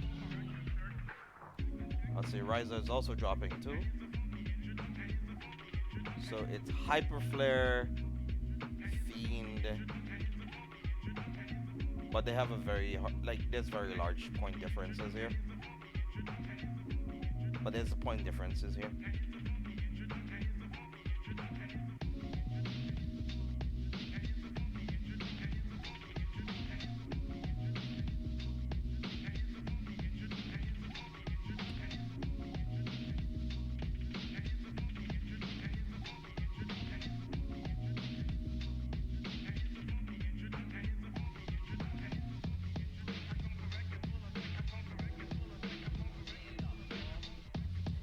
I started playing with Cookie Coco and played all the way to original Souls original Saver 0. Okay, okay. Let's see, GPT 14 was the set, yeah. I moved to a place without a card shop. Ah, okay, fair enough. That's sad. Although I do feel a bit sad I missed out on G Nexus development. A lot of people seemed really into the game at the time. Yeah, it's literally one of the best formats. Yeah, no joke, Zach. I understand you probably stopped around the time, but I think you missed out on a lot of that era. It was one of the most interesting eras in terms of card design. Like, even though Gears was like clearly one of the best, if not the best deck, it didn't feel like you instantly lost to it if you played against it. Like, it felt like, oh, if you were clearly better than the Gear player, you felt it in the way how your cards interacted with, your cards interacted with you and them. It felt like your deck would try, I guess, or the way how you need to play, you need to try a bit harder. No free wins. It didn't feel like if you played against the Gear player, it would be free wins against them. If they're bad one, of course. It was more skill expressive. Like G eras in general just felt a bit more skill expressive at the start and even at the end. I like Brick Ride era since every clan got a sub clan. Yes. Yeah, it felt like you got a lot of clan diversity in Brick Ride era. Sadly enough, a lot of those decks were not that competitive in Brick Ride era. So a lot of decks did fell very short in comparison to other Brick Rides. And getting damage denied was a very big thing, which became very toxic. So as to why they created limit break enablers, I guess, but very close to the end of it, which was a little bit too late. Damage controlling your opponent, like bleeding. Like, it created like a dynamic that the games became too long to play. Like, you can force like stalls out and stuff like that, which became very crappy. I see Ashley said in Jira, all clan get buff, likely all clan has their own strong yeah, they got their strong AF rides. Yep, they got very strong AF rides. And I do believe like Breakout was like one of the most fun, like some of the most fun you can say of Vanguard, but I feel like G felt more skill expressive, like you can do more with what you had. Has your 3 ads been ran yet? Not yet. I'll run in soon. I'll run one at the end of the tournament, and I'll run one before we start again. And then you just play MLB again, so you don't need Limit Break. Fair. Reiji will probably be my go-to pre-car era. You just hold them at 3 and they lose. Yeah. Sadly enough, yes. Because you got Mask of D'Artagnan.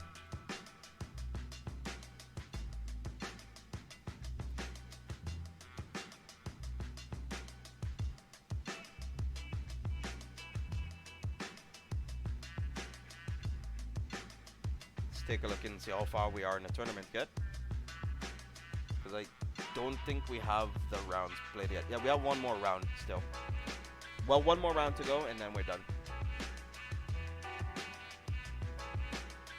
Yep, we have one more round to go. I think the people who are currently leading is Hyperflare 1x1, who just got his loss. He was undefeated going into this round.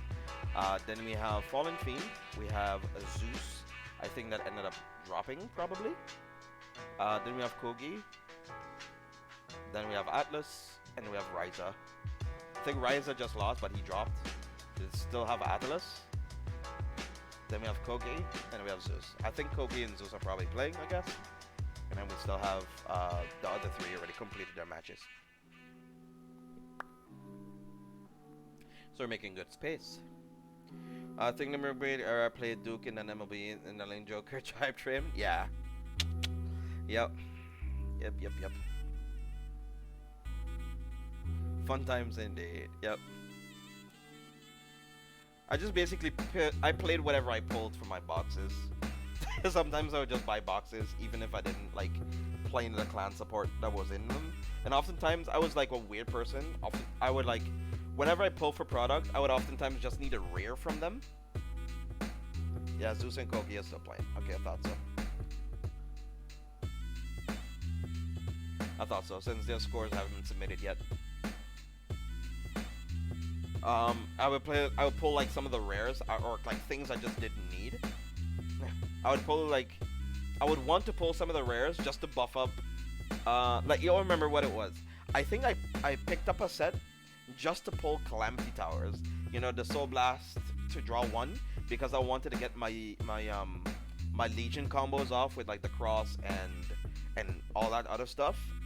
And I ended up pulling like a couple like triple rares of like a main clan, like 2 to 3 copies of it. And I was like, okay, well, you know what? I'll just gonna buy a last one and then play that deck. And I ended up playing that deck for a while. I think it was like Chaos Breaker, actually. I think it was Chaos Breaker at the time.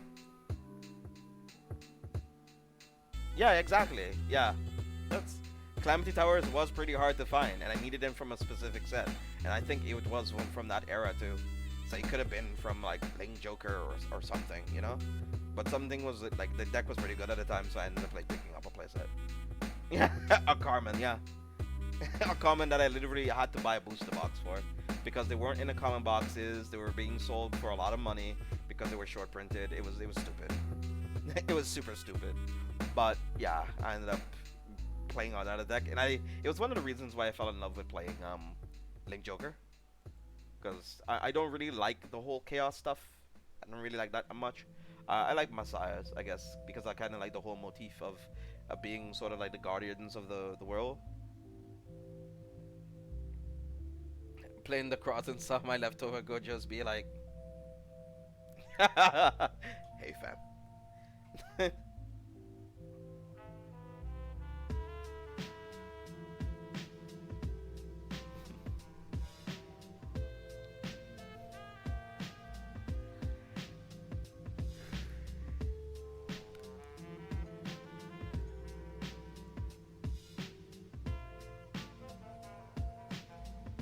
Let's see, someone stop you. What's up?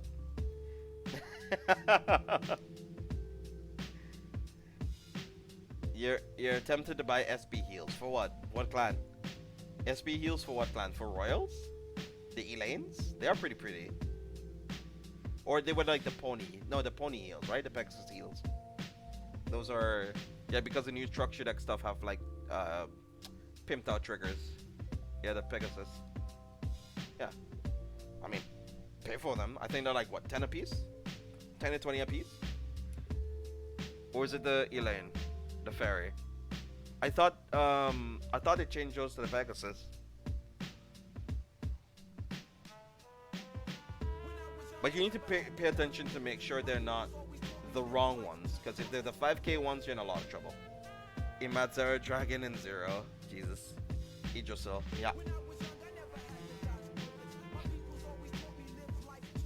And that's Lien. Yeah, it was Idrisil, yeah.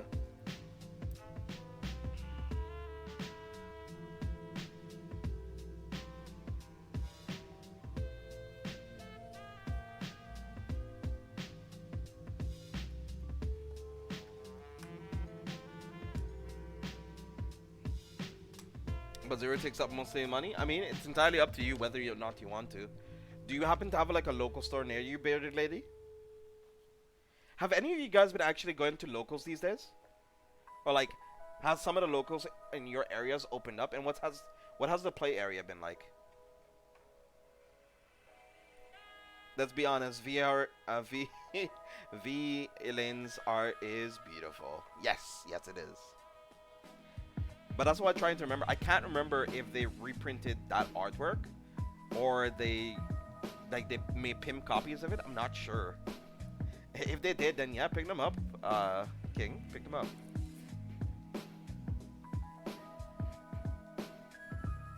If you want them and you know you're gonna play them, then go ahead and play them.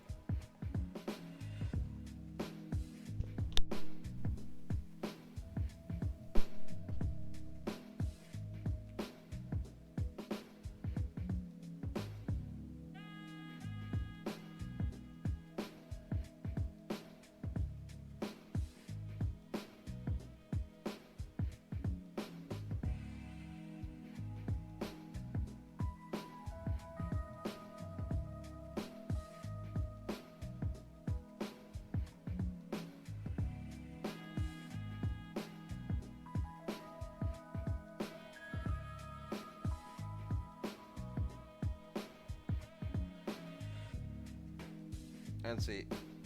Got no more Vanguard locals play areas. Still not open up either. My Vanguard, my locals aren't open. I don't drive, and my nearest locals is a half an hour away by car. So that's be close to about an hour or so for you guys. With the €2 a piece, just pick them up then. What? They're only €2? What? Pick them up, man. What? Idrisil, yeah. Idrisil Maiden Elaine, yeah. What? Just pick them up. That's cheap.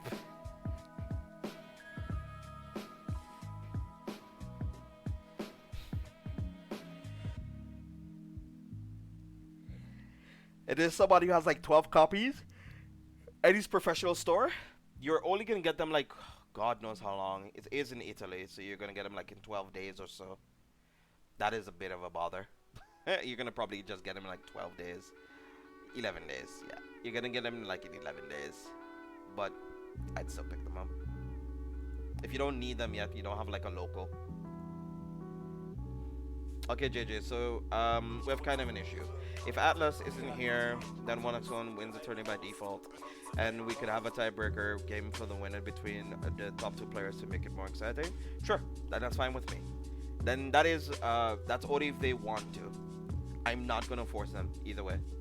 As I said, like the criteria for the tournament is those are the rules, and if people want to discuss whether or not amongst themselves if they want to create a more fun environment to play it out, sure, I'm okay with that.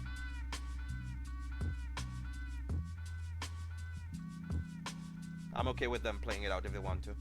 Since it's 3 people with the same score, so if one of them isn't there, the last 2 people can make like a grand finals out of it. I'm okay with that. It makes it more fun.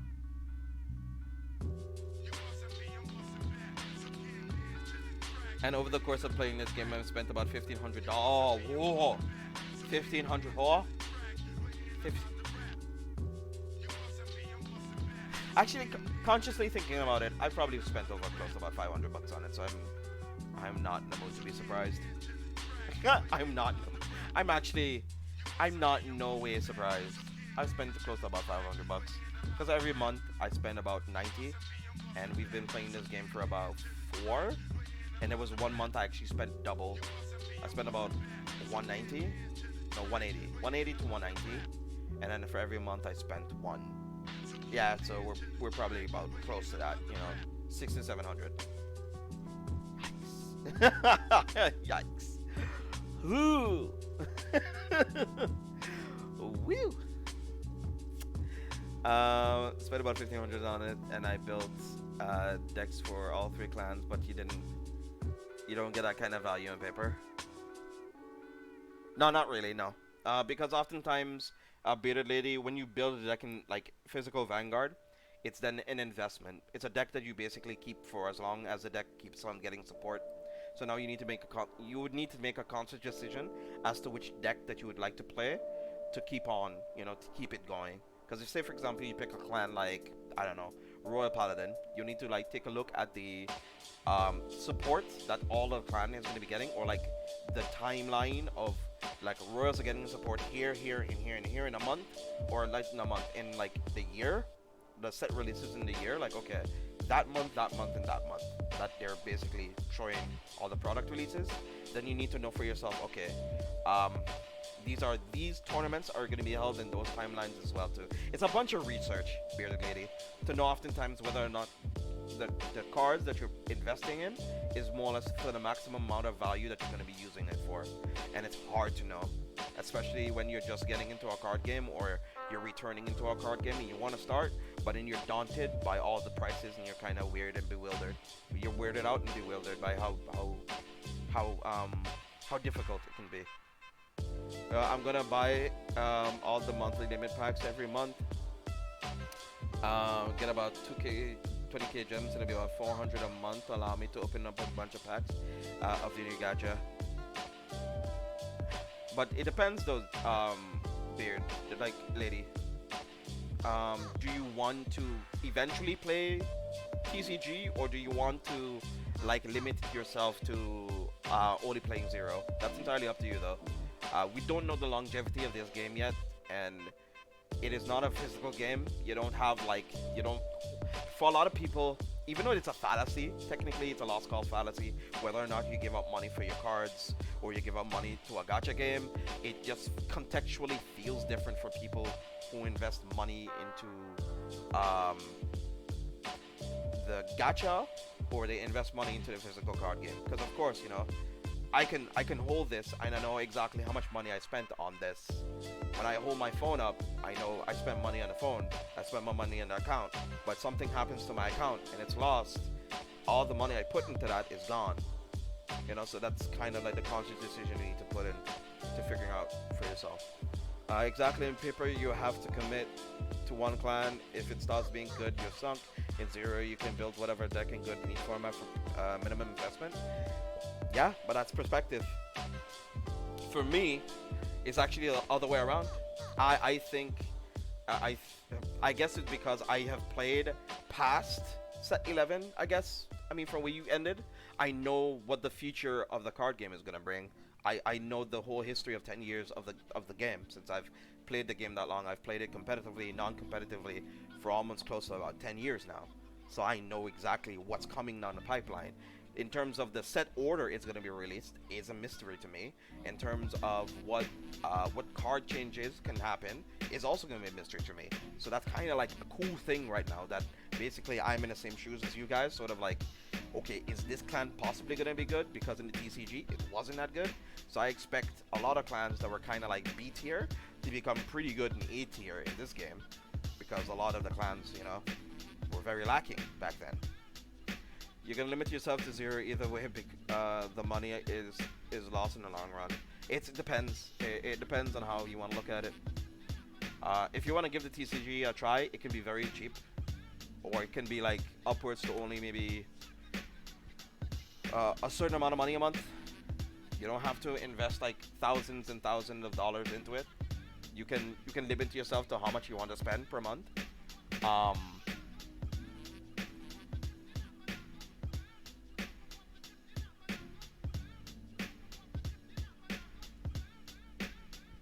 You're getting to the end of my knowledge.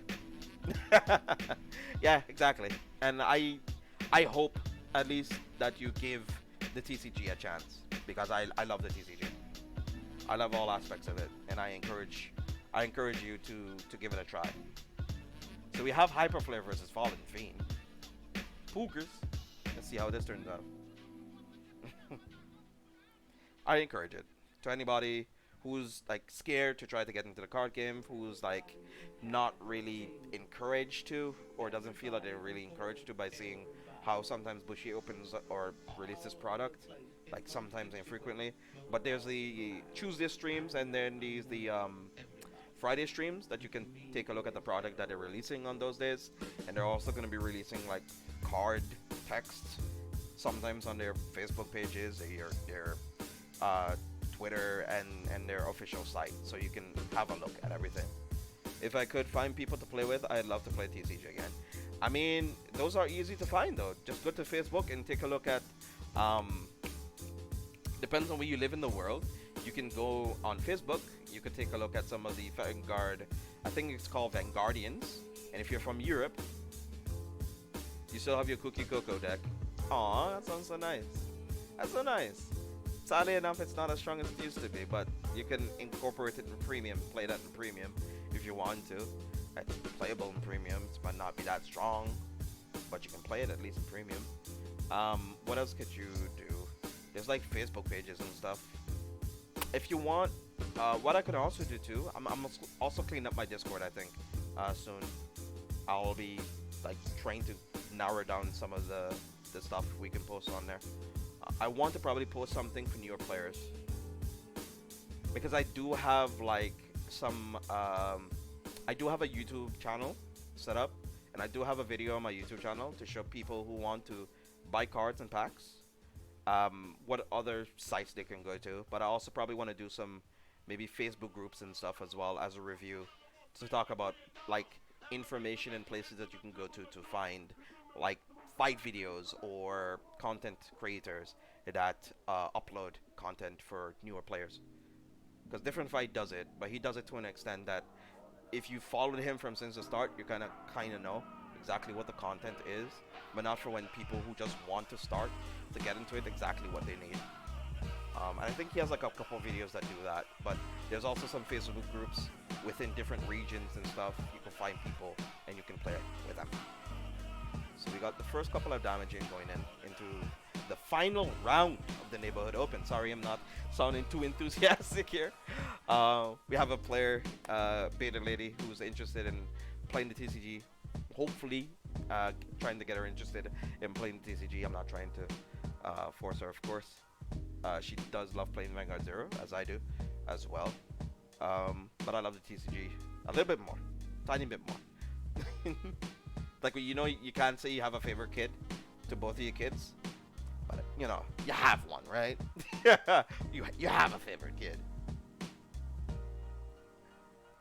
and that's the TCG for me.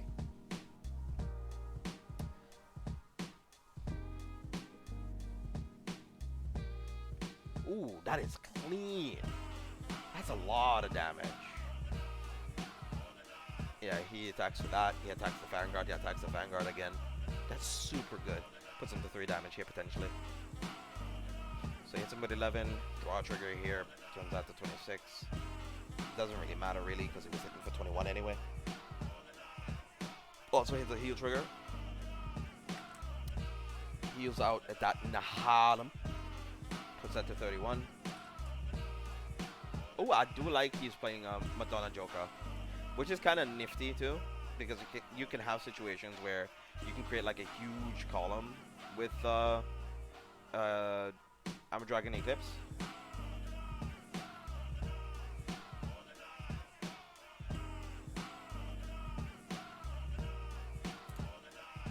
But you know what? In the meantime, too, while I talk about this matchup, usually this was like one of the very old OG matchups between not the end, but like Good Stuff Kagero. Like there was like an argument of whether or not Good Stuff Kagero was better than Armor Dragon Eclipse, or some people were asking me like, oh, which one is better between the two? I mean, you do have 12k rear guards in the Lava Arm Dragon, which can be very nice for the Armor Dragon pieces, but you do have an issue of not being able to you putting yourself in a situation where you're very dependent on the Counter Blast that you hit with the Eclipse. Like the old Eclipse used to be able to retire too, just like the TCG version, but since this actually automatically hits every single time, it becomes very cumbersome to deal with, you know? Oh, the call. Okay, so a small misgiving here. I think he accidentally he forgot to call the Madonna Joker first before he called everything else, because he could have made this into a 10k booster.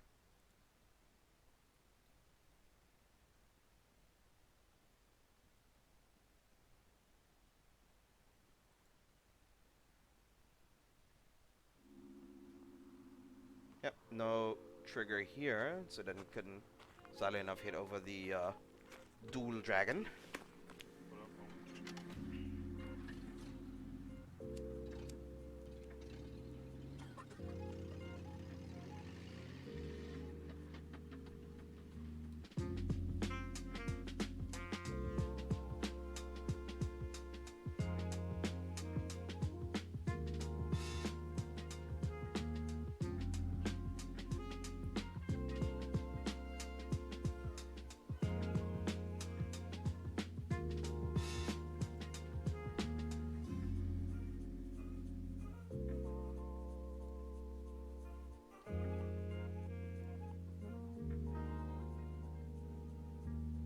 Okay.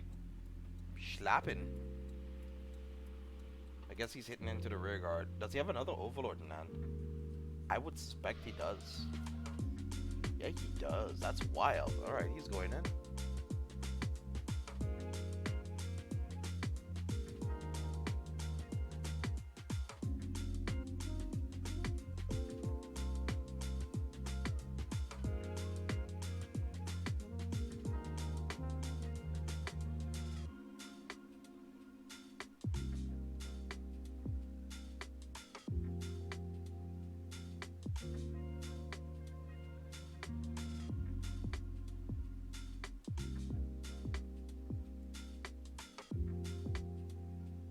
You order them, they're smexy. Nice.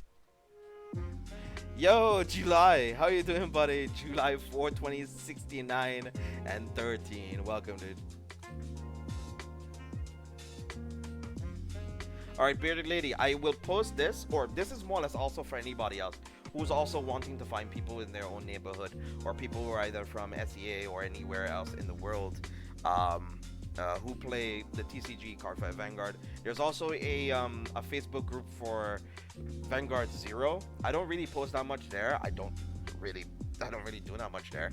But yeah, he's in a very precarious situation now. Because one of those hits don't hit anymore. Can't push that much damage. He's on 3.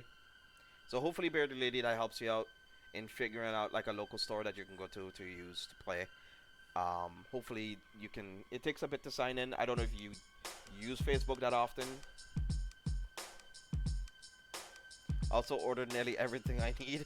Still need some cards, but you won't rush them. Exactly, it's an investment. It'll take you a while to get cards you need from the set, and especially when there's no local tournaments around. You can play them against me in remote fighting. You can proxy them. It's okay, dude. Take your time.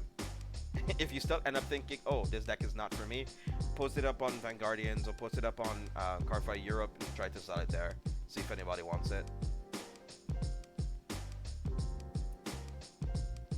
Spike players, touchy players. Axel. Oh, I love it. I love it. Axel's pretty cool dude too. Pretty cool dude. Oh god, this still hits. That's 28. God bless. That's a PG, but Jesus. But Jesus, that's a draw and a heal that went off. Christ almighty. Alright. Okay. Fair enough.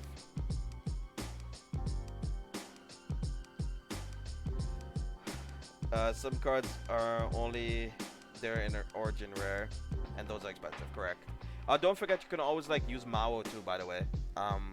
Typo King. Don't forget to check all of the site links that I sent, not only Card Market, because there's some cards you can find on Card Market. Hello? Was that a misplace? No, right? Oh no, it wasn't. Interesting. Ooh.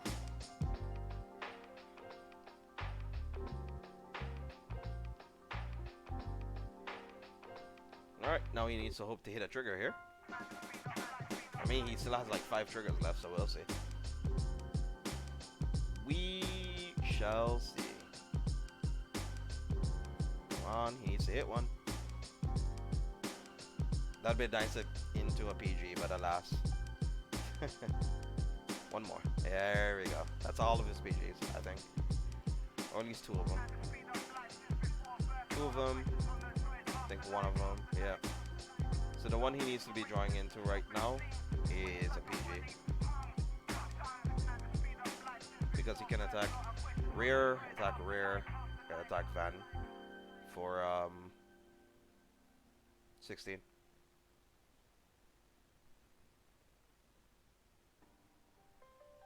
I like this too, because if he ends up healing, he can get rid of one of these boosters, which is really good.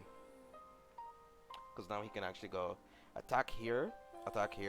Even if he heals, he gets rid of one of the boosters, which is nice for him. Because then he keeps one of the rear guards, or any other rear guard he ends up calling there, out of range of being able to do damage to him. Yikes, that heal trigger.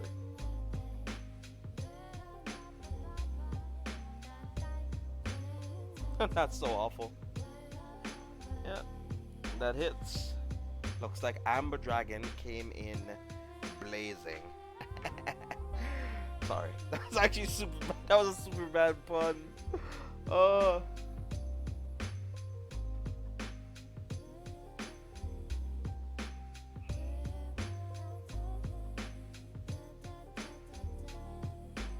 For standard, is Arc Saver Dragon a thing? Not really. Not really for a while now. Right now it's either your Alt Mile or I'd probably recommend you save up for MLB. Arc Saber Dragon's not really a thing, no. I guess you can play like old Alfred, but no, not really.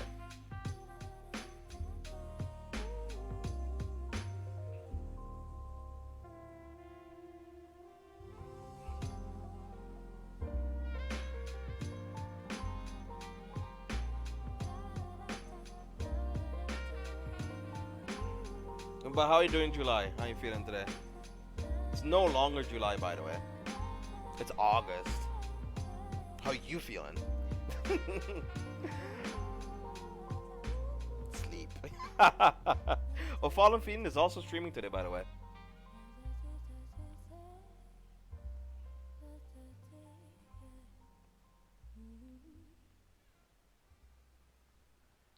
Do OTT and DI have decent decks in standard? OTT.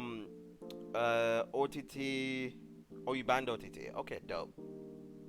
Wait, you banned OTT?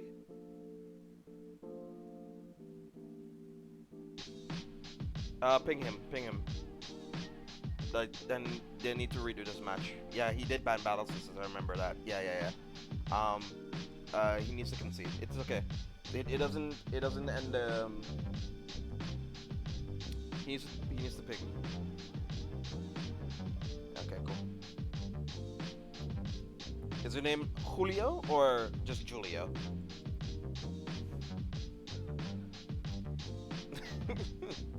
Your name's Julio. But yes, OTT is gonna be pretty good with Susunowo and Amaterasu. They're getting support in the future, which is gonna be very good. And then you also have DI that has Sharhot, which is also going to be good. So yes, in standard they're going to be pretty good. They also play some No Life Anchor engine as well too, and you also have some different ways of playing Dark Irregular. But it's also going to be a very just inherently going to be a very good deck. Yeah, Susanoo is also pretty good for OTT. Yes, yep. Especially with the Tetra Megas and stuff like that, it allows you to recycle a lot of stuff you're doing. All right, so they got to fix up the match. So it looks like he's playing Death Army. Yo, it's a tribute to Echo.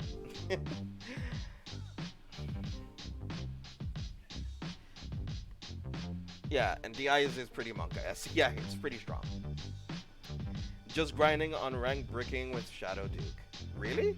What is your build looking like? Because I'm gonna do a deck doctor segment after this tournament. So if you let me take a look at it, maybe if you want to, or you're just having unlucky situations, I can help you. Or you're just having unluck, and that also is a thing.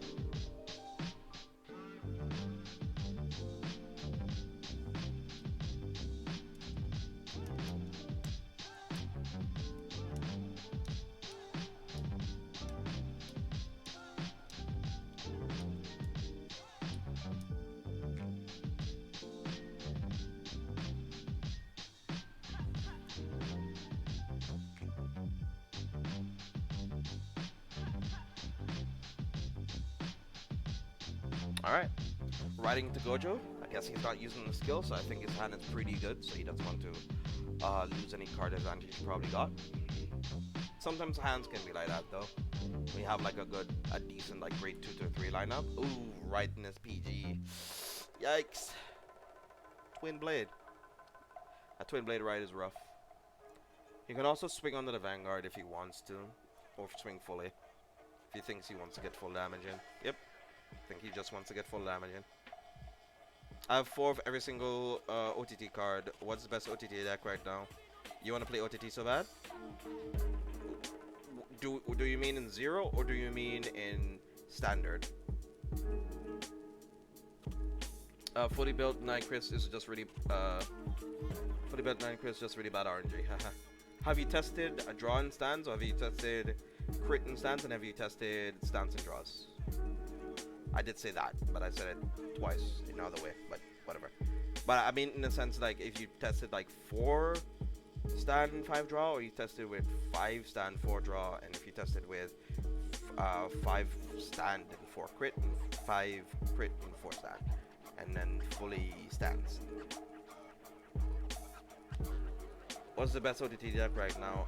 I would say in tournament there's 2 decks.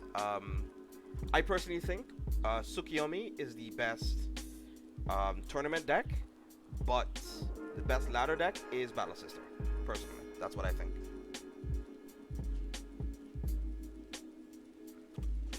That's what I think currently.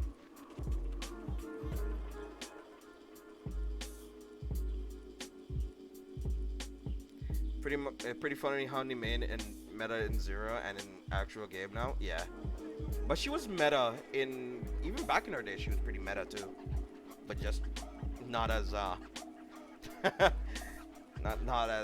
not as prevalent. I think you only played like 2 copies of her or something. You know, they didn't play that much because writing her sucked. It still does.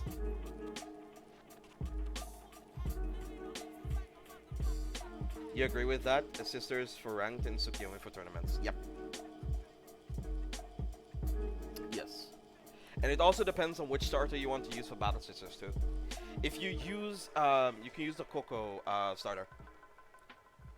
The Lulu or Little Witch Lulu starter for OTT, for Battle Sisters. Because most of the Battle Sisters are like, if you have no soul plus 10k, or if you have no soul plus 3k, you know, stuff like that. So, if you play it with the starter, the Little Witch starter, even though it is not a Battle Sister in herself, and you need to commit an extra card out of it, the starter draws the card for you, which is nice. So, why not? Why not play that? Coco is not that bad either. You can still play Coco, and she does pretty okay. But sadly enough, the Battle Scissors have a 15k defense that they can gain in your opponent's turn, which is hard for your opponent to attack over. Very difficult. You wish Cookie Coco was viable? Sadly, mixing nowadays is not as strong as it used to be back then. Mixing nowadays, like, since you have 8 copies, or sorry, since you have like, you know, 8 grade 3s, being able to draw into either or the other didn't really mitigate what you can do with either or the other. But since you have 13 grade 3s, having a specific grade 3 right sometimes helps the rest of your grade 3 or grade 2 rear guards be able to do their thing with your specific Vanguard name. So sadly enough, you can, I just wouldn't suggest it. I don't want to limit your you know, design outlook, but that is hefty damage here going in. That Steel Dragon Blockade, slap in the face. So that's 14, and that other column will hit for 28. Gosh, that's crazy. That is going in. Yeah, he's gonna get pushed to 5 if he doesn't heal here. That is wilding. He's straight wilding, man. You're straight slapped straight to 5. This deck is angry and hungry. Bruh, alright, I see you. Whew. I don't know what your deck looks like, so share it in Discord and we can have a look. Yes, exactly. Exactly, type okay. Like, I know if it's fully built, but what exactly does fully built mean to you?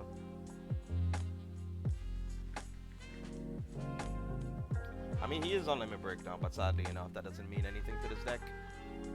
He does have the Autonomy Lady in front row, so you can get some like pokes in.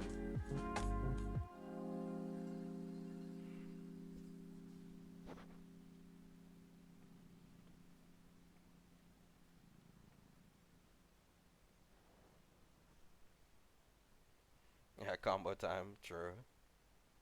Ooh, that's hot.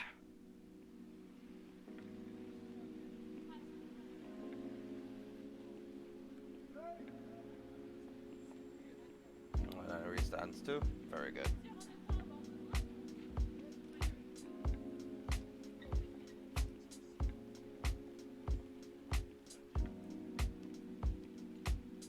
Sadly enough, no death enemy guys though. What's the Discord? Exclamation mark Discord. I have a specific chat tab that's called Deck Doctor. You can submit your decks and stuff, and we can talk about it on stream and take a look at it. After this game, or not after this game, but after this match, I will be crowning the head neighbor of the day. Oh my gosh, that's actually really good here. And then we'll be talking to Bearded Lady about their deck because they're playing Narukami currently, And I don't know exactly how much cards they have for all of Narukami yet, or what cards they're missing, or whatever have you. And we're going to take an in-depth look at some of the ways that it can design their deck. Why the boost? I don't know. I honestly don't know.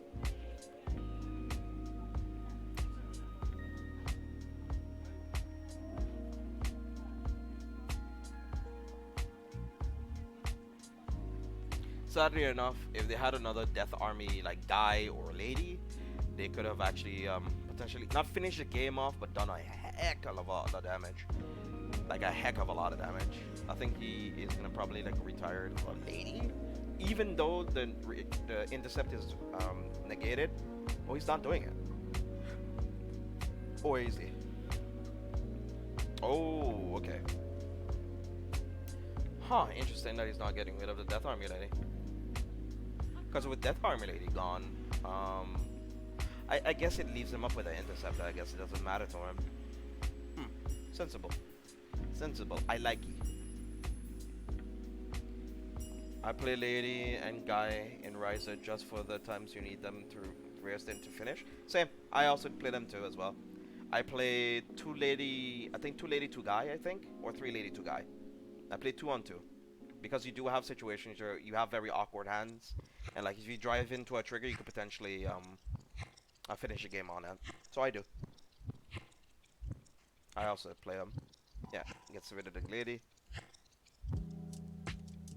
Gets rid of the lady, so he gets rid of the whole column that could potentially get some combo strings going. So he needs another Death Army lady or Death Army guy to be able to finish off this one. Then needs to find some way to get a whole bunch of pressure going. So he had a choice of also getting rid of the starter, but I think he thought this was better.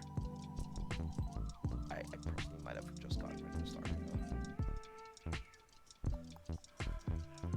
because he had no like way of resting his rear guards outside of his Vanguard.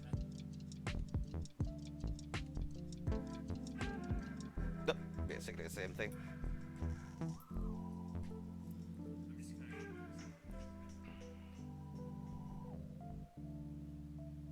The grade 3 also stands, you believe? Yes, yes it does.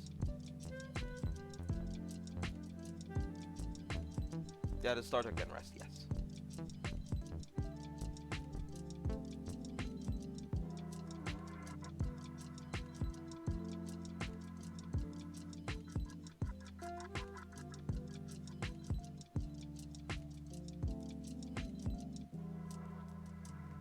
Does he have another one in hand? Oh, okay.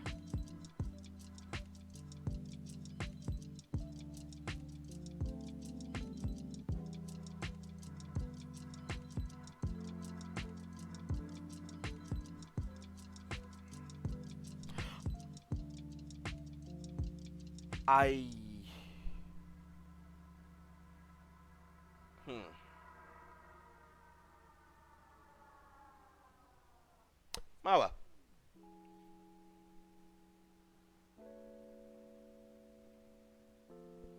That's really good.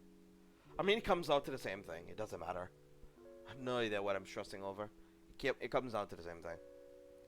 He needs to have a PG. And he needs to have a PG again.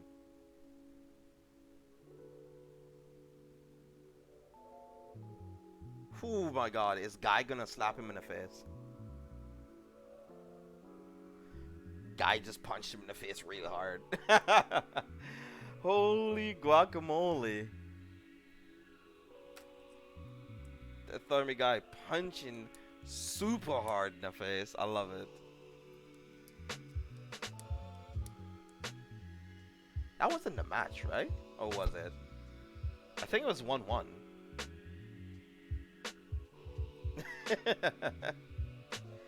It's 1-1 right now.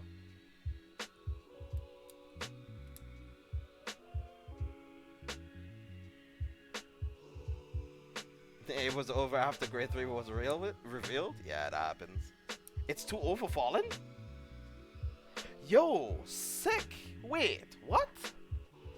Wait, okay, fair.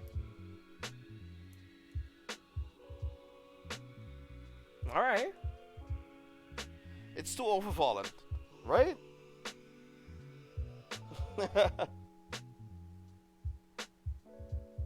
Oh yeah, he was playing Amber Dragons. Yeah. Yeah. Wow. Okay. You know, well met. Well met to Fallen Fiend. Da da da da da da da da da. Well met to Fallen Fiend. The yeah, Amber too strong. That it is. That it is. It beats Dote. Best deck. Best deck. But that was actually super cool. Thank you, Fallen Fiends, for playing. Thank you, everybody, for playing as well. Actually, hopefully you have. That's super cool. You're back from classes. Hopefully acting was very good. But anyway, I'm gonna do a quick show end off for the YouTube channel. So give me a second. I am not leaving the stream, but I will be leaving you guys, the viewers. Thank y'all for watching. Thank y'all for tuning on in, stopping on by. Hopefully I get to see you in one of my streams again on twitch.tv/GG Mr. Rogers. I have been JJ, your host for today, your commentator for today as well. And have a good one. Be awesome, stay awesome, guys. Bye bye. Okay, now. Okay. I don't know how this works. Click continue. Like, I wonder if you can like gift it to a specific person. I don't know if you can gift it to a specific person.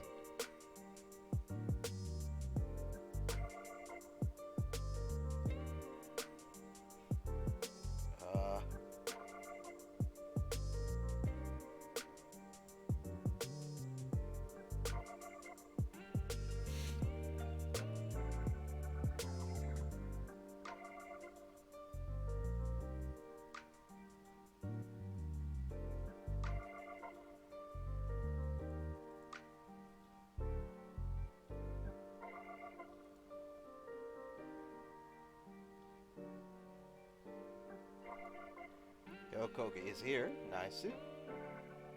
We'll check with PayPal and see if that works.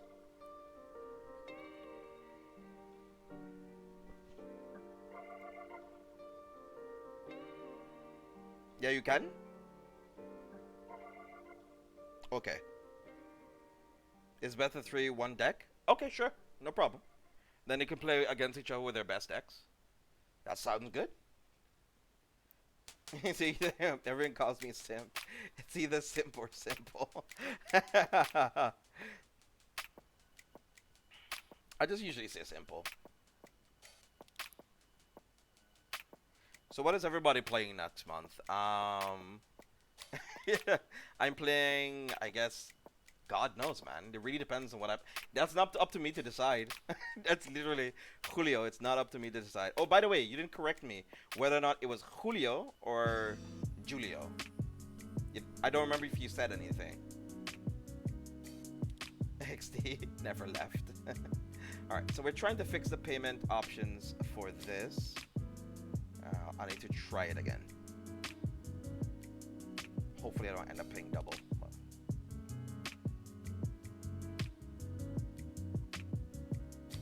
But that's okay. Gift to a specific viewer. Alright. What's their Twitch ID? What's Kogi's Twitch ID? I need his exact Twitch ID. Let me see. Oh, they already got into game. Kogi 15. Alright. It's Kogi 15. Thank you. So as long as he doesn't change his name, it's Gucci. I don't think it matters if he does, but still. This is one enjoyable stream today. It's always like this, usually during like Fridays and weekends. Like the we don't really get that much viewers on a whole, but oftentimes we do get a decent amount on Friday, and it's usually a fun time. So I really like it. I like it when it's Friday, because people are either like free on that day, or they have a little less work and they can come here and chill out and just talk. Because like before the end of the whole pandemic thing, you know, Did Kogi 15? Okay, never mind. I found him. I found it.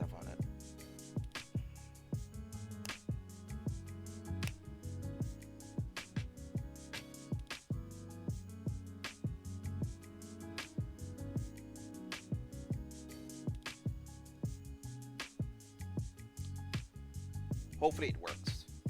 Because for some odd reason, we are having a bit of connection issues over here in Rotterdam. Alright. It's up. It's running. And I can give the sub.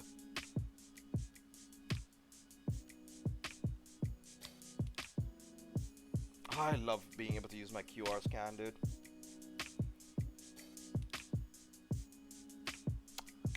Bam.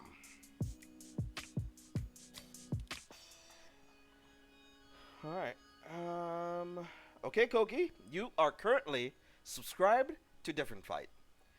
Enjoy your emotes and your sub notification whenever he goes live and all that stuff. Good luck, dude. Thank you. Thank you for your time. And be sure to support his content and...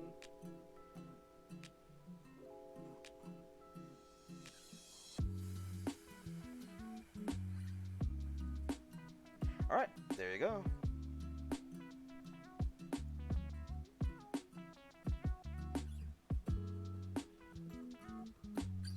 Wait, you only have 300...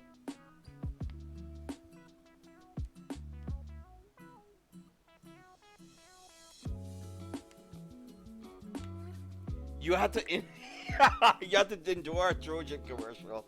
Lamau, actually, you scared for life. You phallic object. Yeah.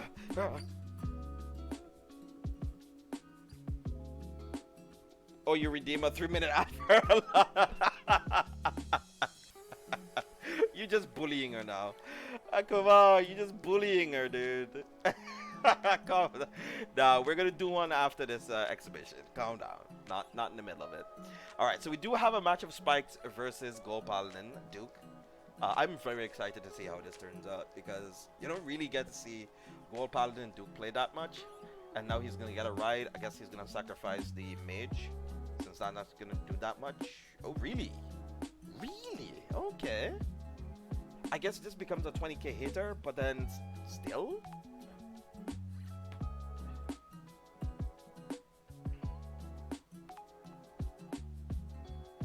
Alright, so got a PG and a,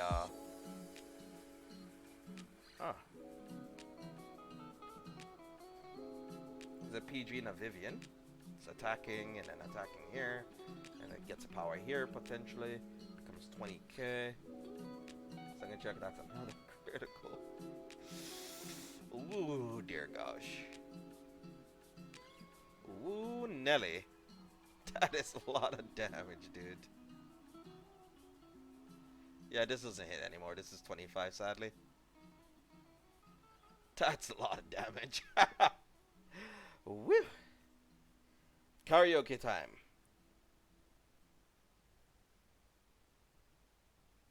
Wait, what? Opening one shout in Japanese, please. Oh, no, wait, what? I can't sing in Japanese. Wait, what? Choose something pop related. If you want, I'll open up karaoke for you. You can choose something, but you can't. I can't sing that. I can't sing that. Good luck though. But I will open up karaoke for you and we can sing something from that. But sadly enough, I cannot sing any Japanese songs.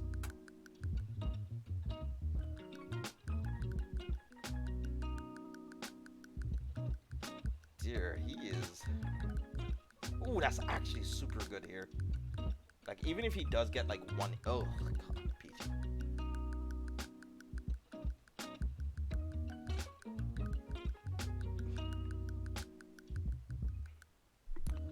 Ooh, that's clean. I guess if he wants to actually hit something... No, he didn't hit anything else. Yo, he got a hit here. That's super good. The never-ending story. I mean, if it's on karaoke, I'll sing it. Sure. Never-ending story. As long as I don't get slapped with the MCA, you got it, buddy. I'll sing it.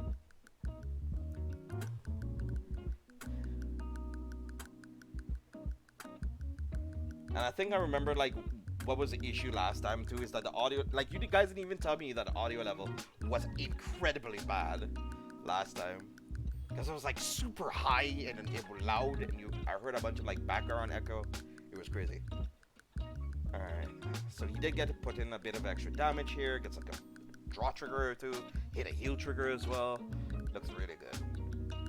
Sadly, the PGs are gone. That's a bit of the Monka situation. That's where we're at. Nice.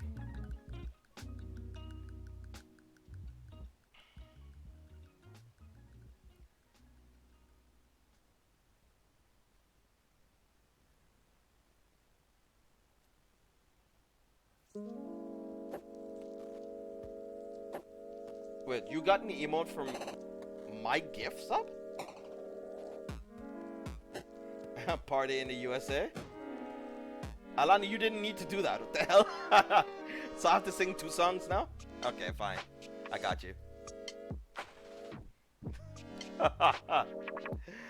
If it is in karaoke songs, then I will sing it. You do what you want? Fair enough, you're right. Sorry. My bad.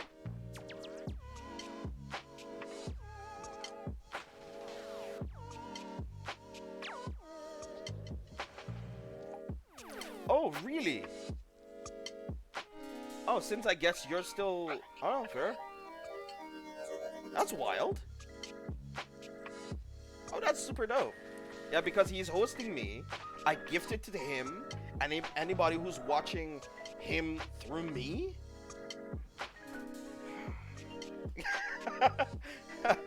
Big think.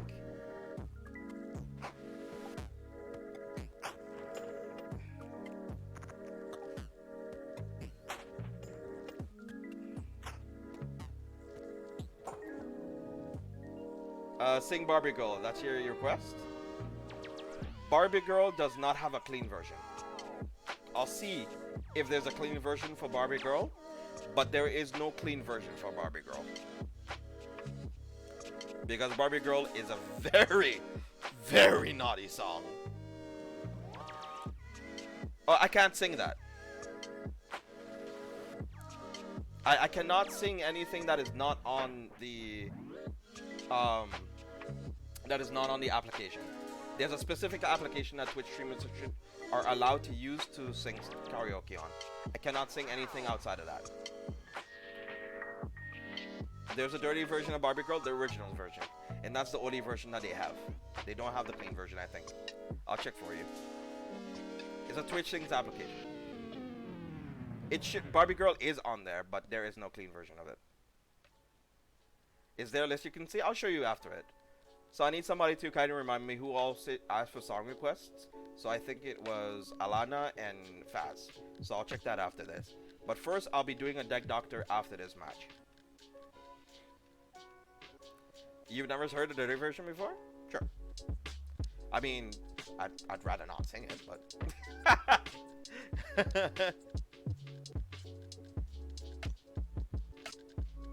Don't look for it. Slapping for 21. He's gonna be able to superior cost some more units here.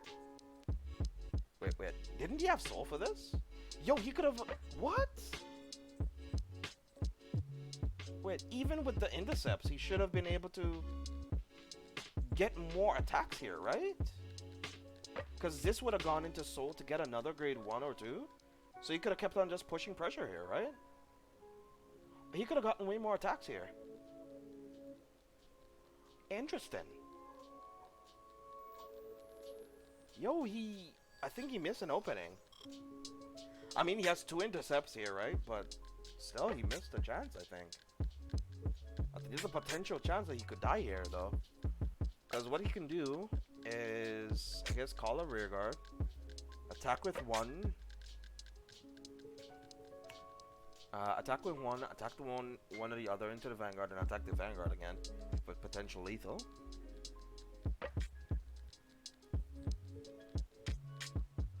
Oh, you only had 1 soul? Oh, that sucked.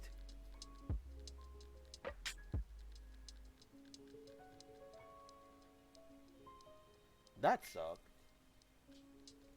Didn't you have like a rewrite?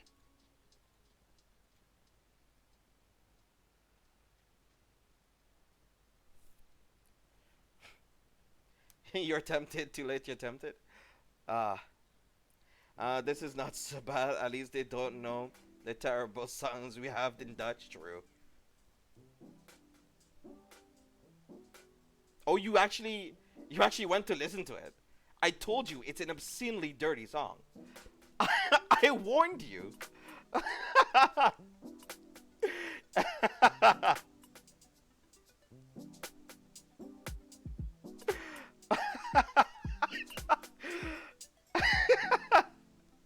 Why is this a thing? I don't know.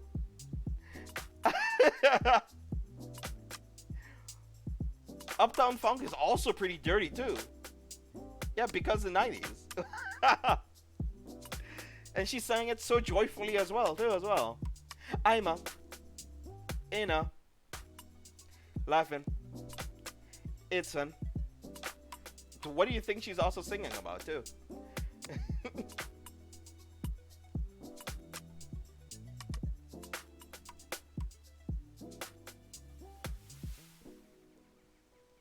Your childhood is a lie? Yep. What do you think she's singing about?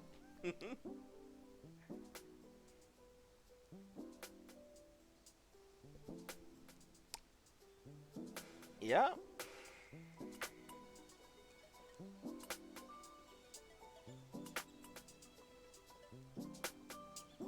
I think I'm done listening to throwback songs. DX. It's like, throwback songs.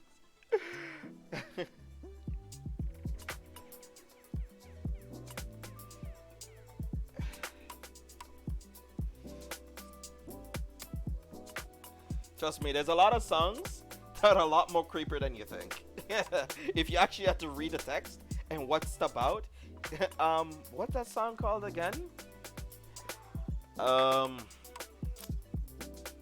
it's by the Police. Sting sung it.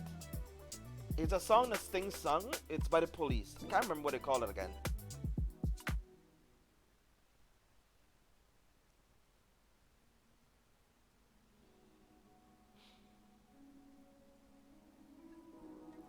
What did it call that song again? Does anybody remember that song? Help me out. It's by the Police. It's a band called Police, and the front man was Sting.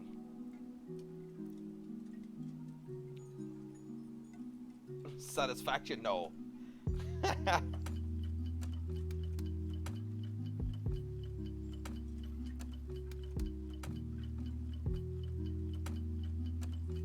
Which one? CeeLo Green or Lily Allen? Which one? It's so catchy for no reason. There's like 3 versions of that song.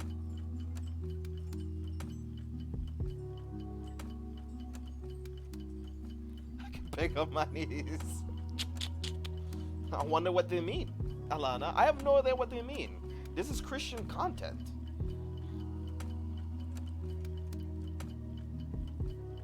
CeeLo Green. Okay, fair. Yeah, that one is actually pretty funny. You know what they mean? I have no idea what they mean. Could you explain to the class? As a few of us are minors, and that you are the adult here, could you explain to us what that is? I have no idea.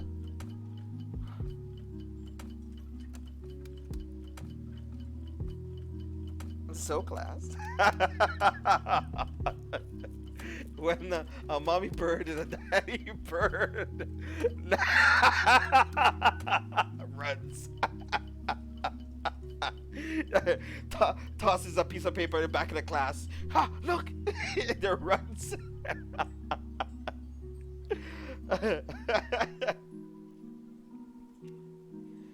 Oh my god. Which one is it? I can't see it from here. Yeah, I can't preview the song, and I can't play it on stream, sadly. So you gotta tell me what the song was.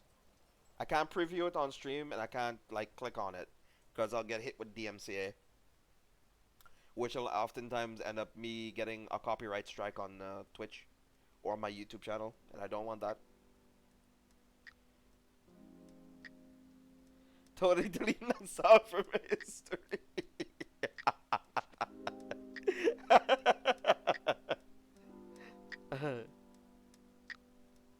It's one of the reasons why you don't hear like actual songs played on the stream. Like it's one of the reasons I don't play actual songs.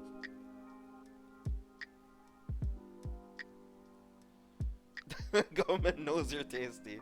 Alright, now we have Duke here getting his skills to go off. Let's see if he actually gets any good primo cool good calls right now.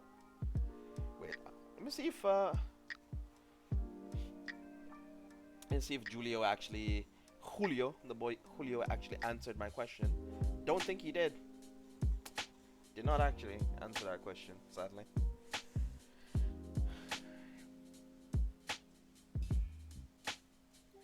Yeah, but the others can judge the music, true.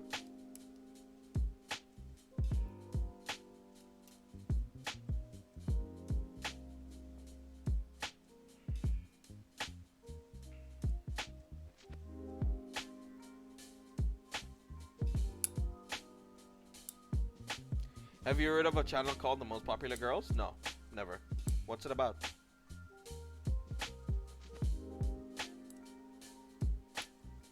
Yikes. That is some damage.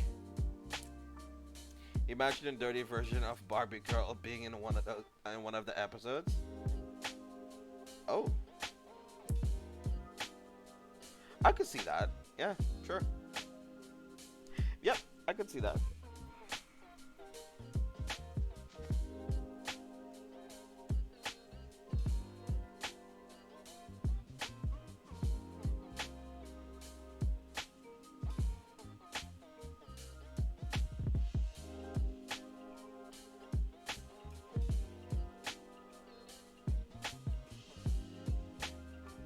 To be honest, you tried a 2020 version of Rick Roll. I have voice actors behind them. So. Yeah, but I literally can't, like, have any music from YouTube be played on my stream.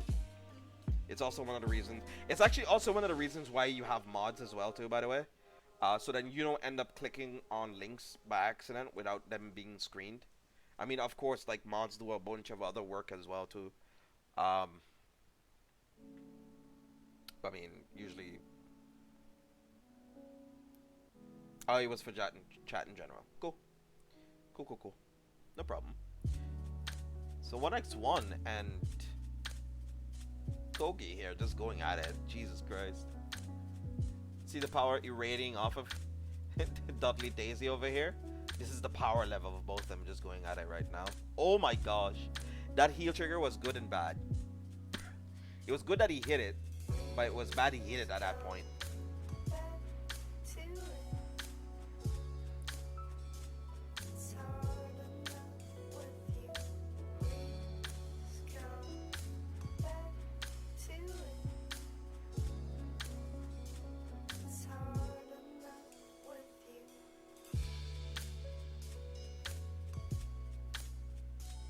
Now put Bourbon Girl behind that.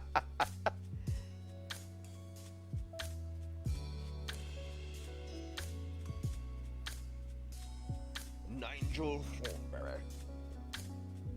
So this is one of the issues that Duke has a little bit at the moment, or like Go Paladin in general. It's because you can't really get rid of your opponent's front row. It creates situations for you like, this kind of sucks, right? Because you can't really create a good pace for yourself. And since you're playing a bunch of units that like are very good value units, but since your opponent isn't gonna like play into that for you, it's gonna make it very difficult for you to get any aggression going. Because of course you're hitting 2 rear guards and then Vanguard, right? Because you're gonna have to think about giving him limit break here. But then you're also hoping to hit into a crit. But you don't want to reveal that you have any crits or triggers in your hand that might end up denying yourself, right? So it's going to be very difficult. Just wondering, in a Conquest format, are you allowed to play Shadow and Gold Duke had separate decks. Well, that's a very good question. I never thought about that before. That never came up before for me. I still would think they're separate decks, to be honest. They play differently enough to not be the same deck. They play different enough to be different decks. But that's a very good question, Bearded Lady. I don't think I've seen any, like, tournaments with that set up yet, so I think I would think so. I guess you would have to ask, like, your opponent to ban which version of Duke they want gone. So that's a very good question. I don't think that's ever been an issue for us.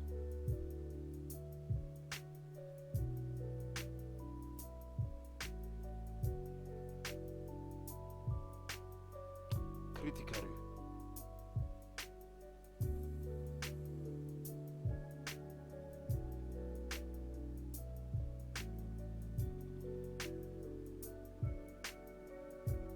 Have I seen Happy Tree Friends before? Yep. When I was younger. Like, it was like one of the first things, because I never was like a big internet person, so like, I guess most of you guys don't, like, I kind of did a bit of military back in the day and stuff like that, so like for that stint, you didn't really get too much exposure to pop culture and stuff like that. So even till now, there's like a lot of like, culturally relevant music that I've never heard before. I think only till last year, I listened to, Crioleli Mamanad, I guess. I listened to,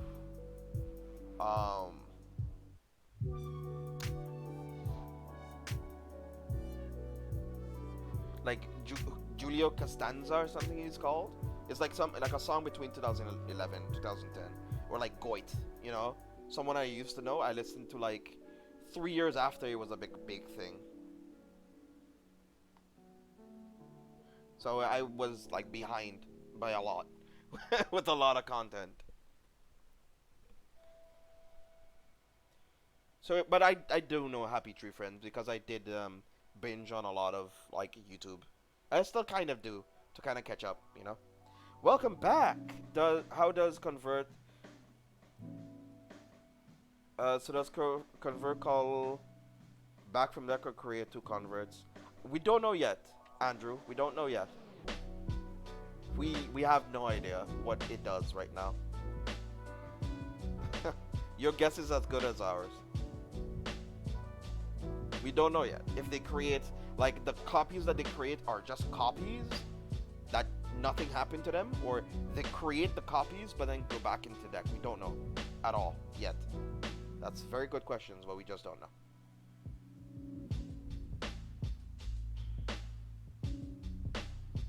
Say that show is like initiation for young children, no matter how demented that sounds. Yeah. Like to more or less get them desensitized by society and life. I'm facing OTT deck that still runs Lost in Jamaica's and has draws. Who plays draws in OTT? I don't know. That's a very good question. I think most OTT decks still play like stands, I think. Or like stands and draws, or stands and crates. I'm not sure. I know some versions of OTT play stands and draws. But not pure draw though. Like 5 and 4. Really depends. Because sometimes even though you are drawing a lot, you still need to draw, you know? You still need to get into your pieces sometimes. And sometimes playing stands and crits do not facilitate that. But it depends on which version of the deck you're playing. They have some lists back then with Tsukiyomi. They did play a lot of crits, you know, at a starting in the meta, and like somewhere winding down to the meta. Yo, 1x1 closing out this game though. Cougars. Alright, it's 1-1 apiece. Right? If I don't have this wrong. I think Koki win 1-1. I think Koki 1-1. Right? I think my but non-sisters decks run draw enough. As I said, Bearded Lady, that is different ideologies on that front. I think Sure. Your IRL OTT deck runs 12th grade. That is ambitious. That is ambitious. But the meta was a bit different back then. I guess you can get away with stuff like that. So yeah, sure. So 1x1 completely won the whole thing, right?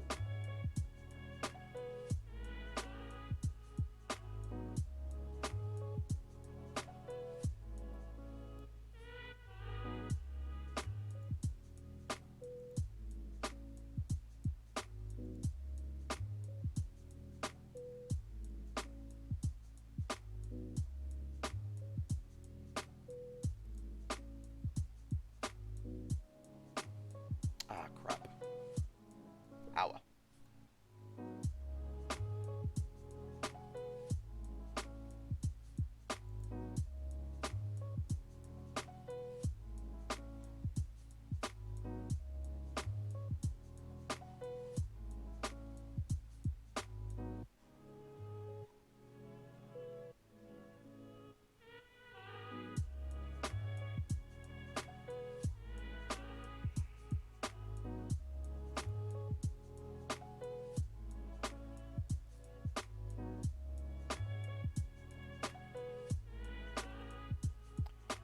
Let's see.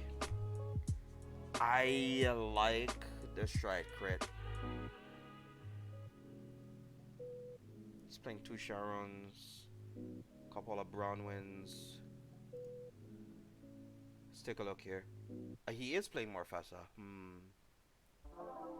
He's playing OG Dragheart.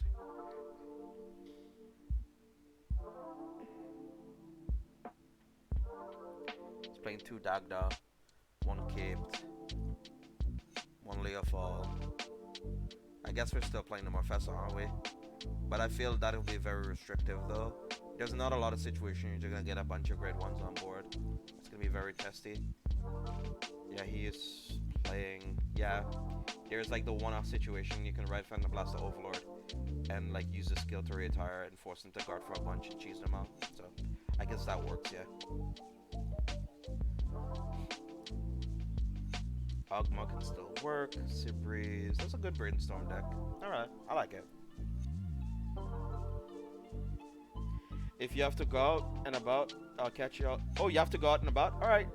Bye, Alana. Bye. Bye, Alana. If I don't see you tomorrow, I'll see you Monday. Bye, scrub. You sound like... you sound... you sound like the rival from Gold. From Pokemon Gold, you sound like the rival. Laters, noob. Laters, nerd.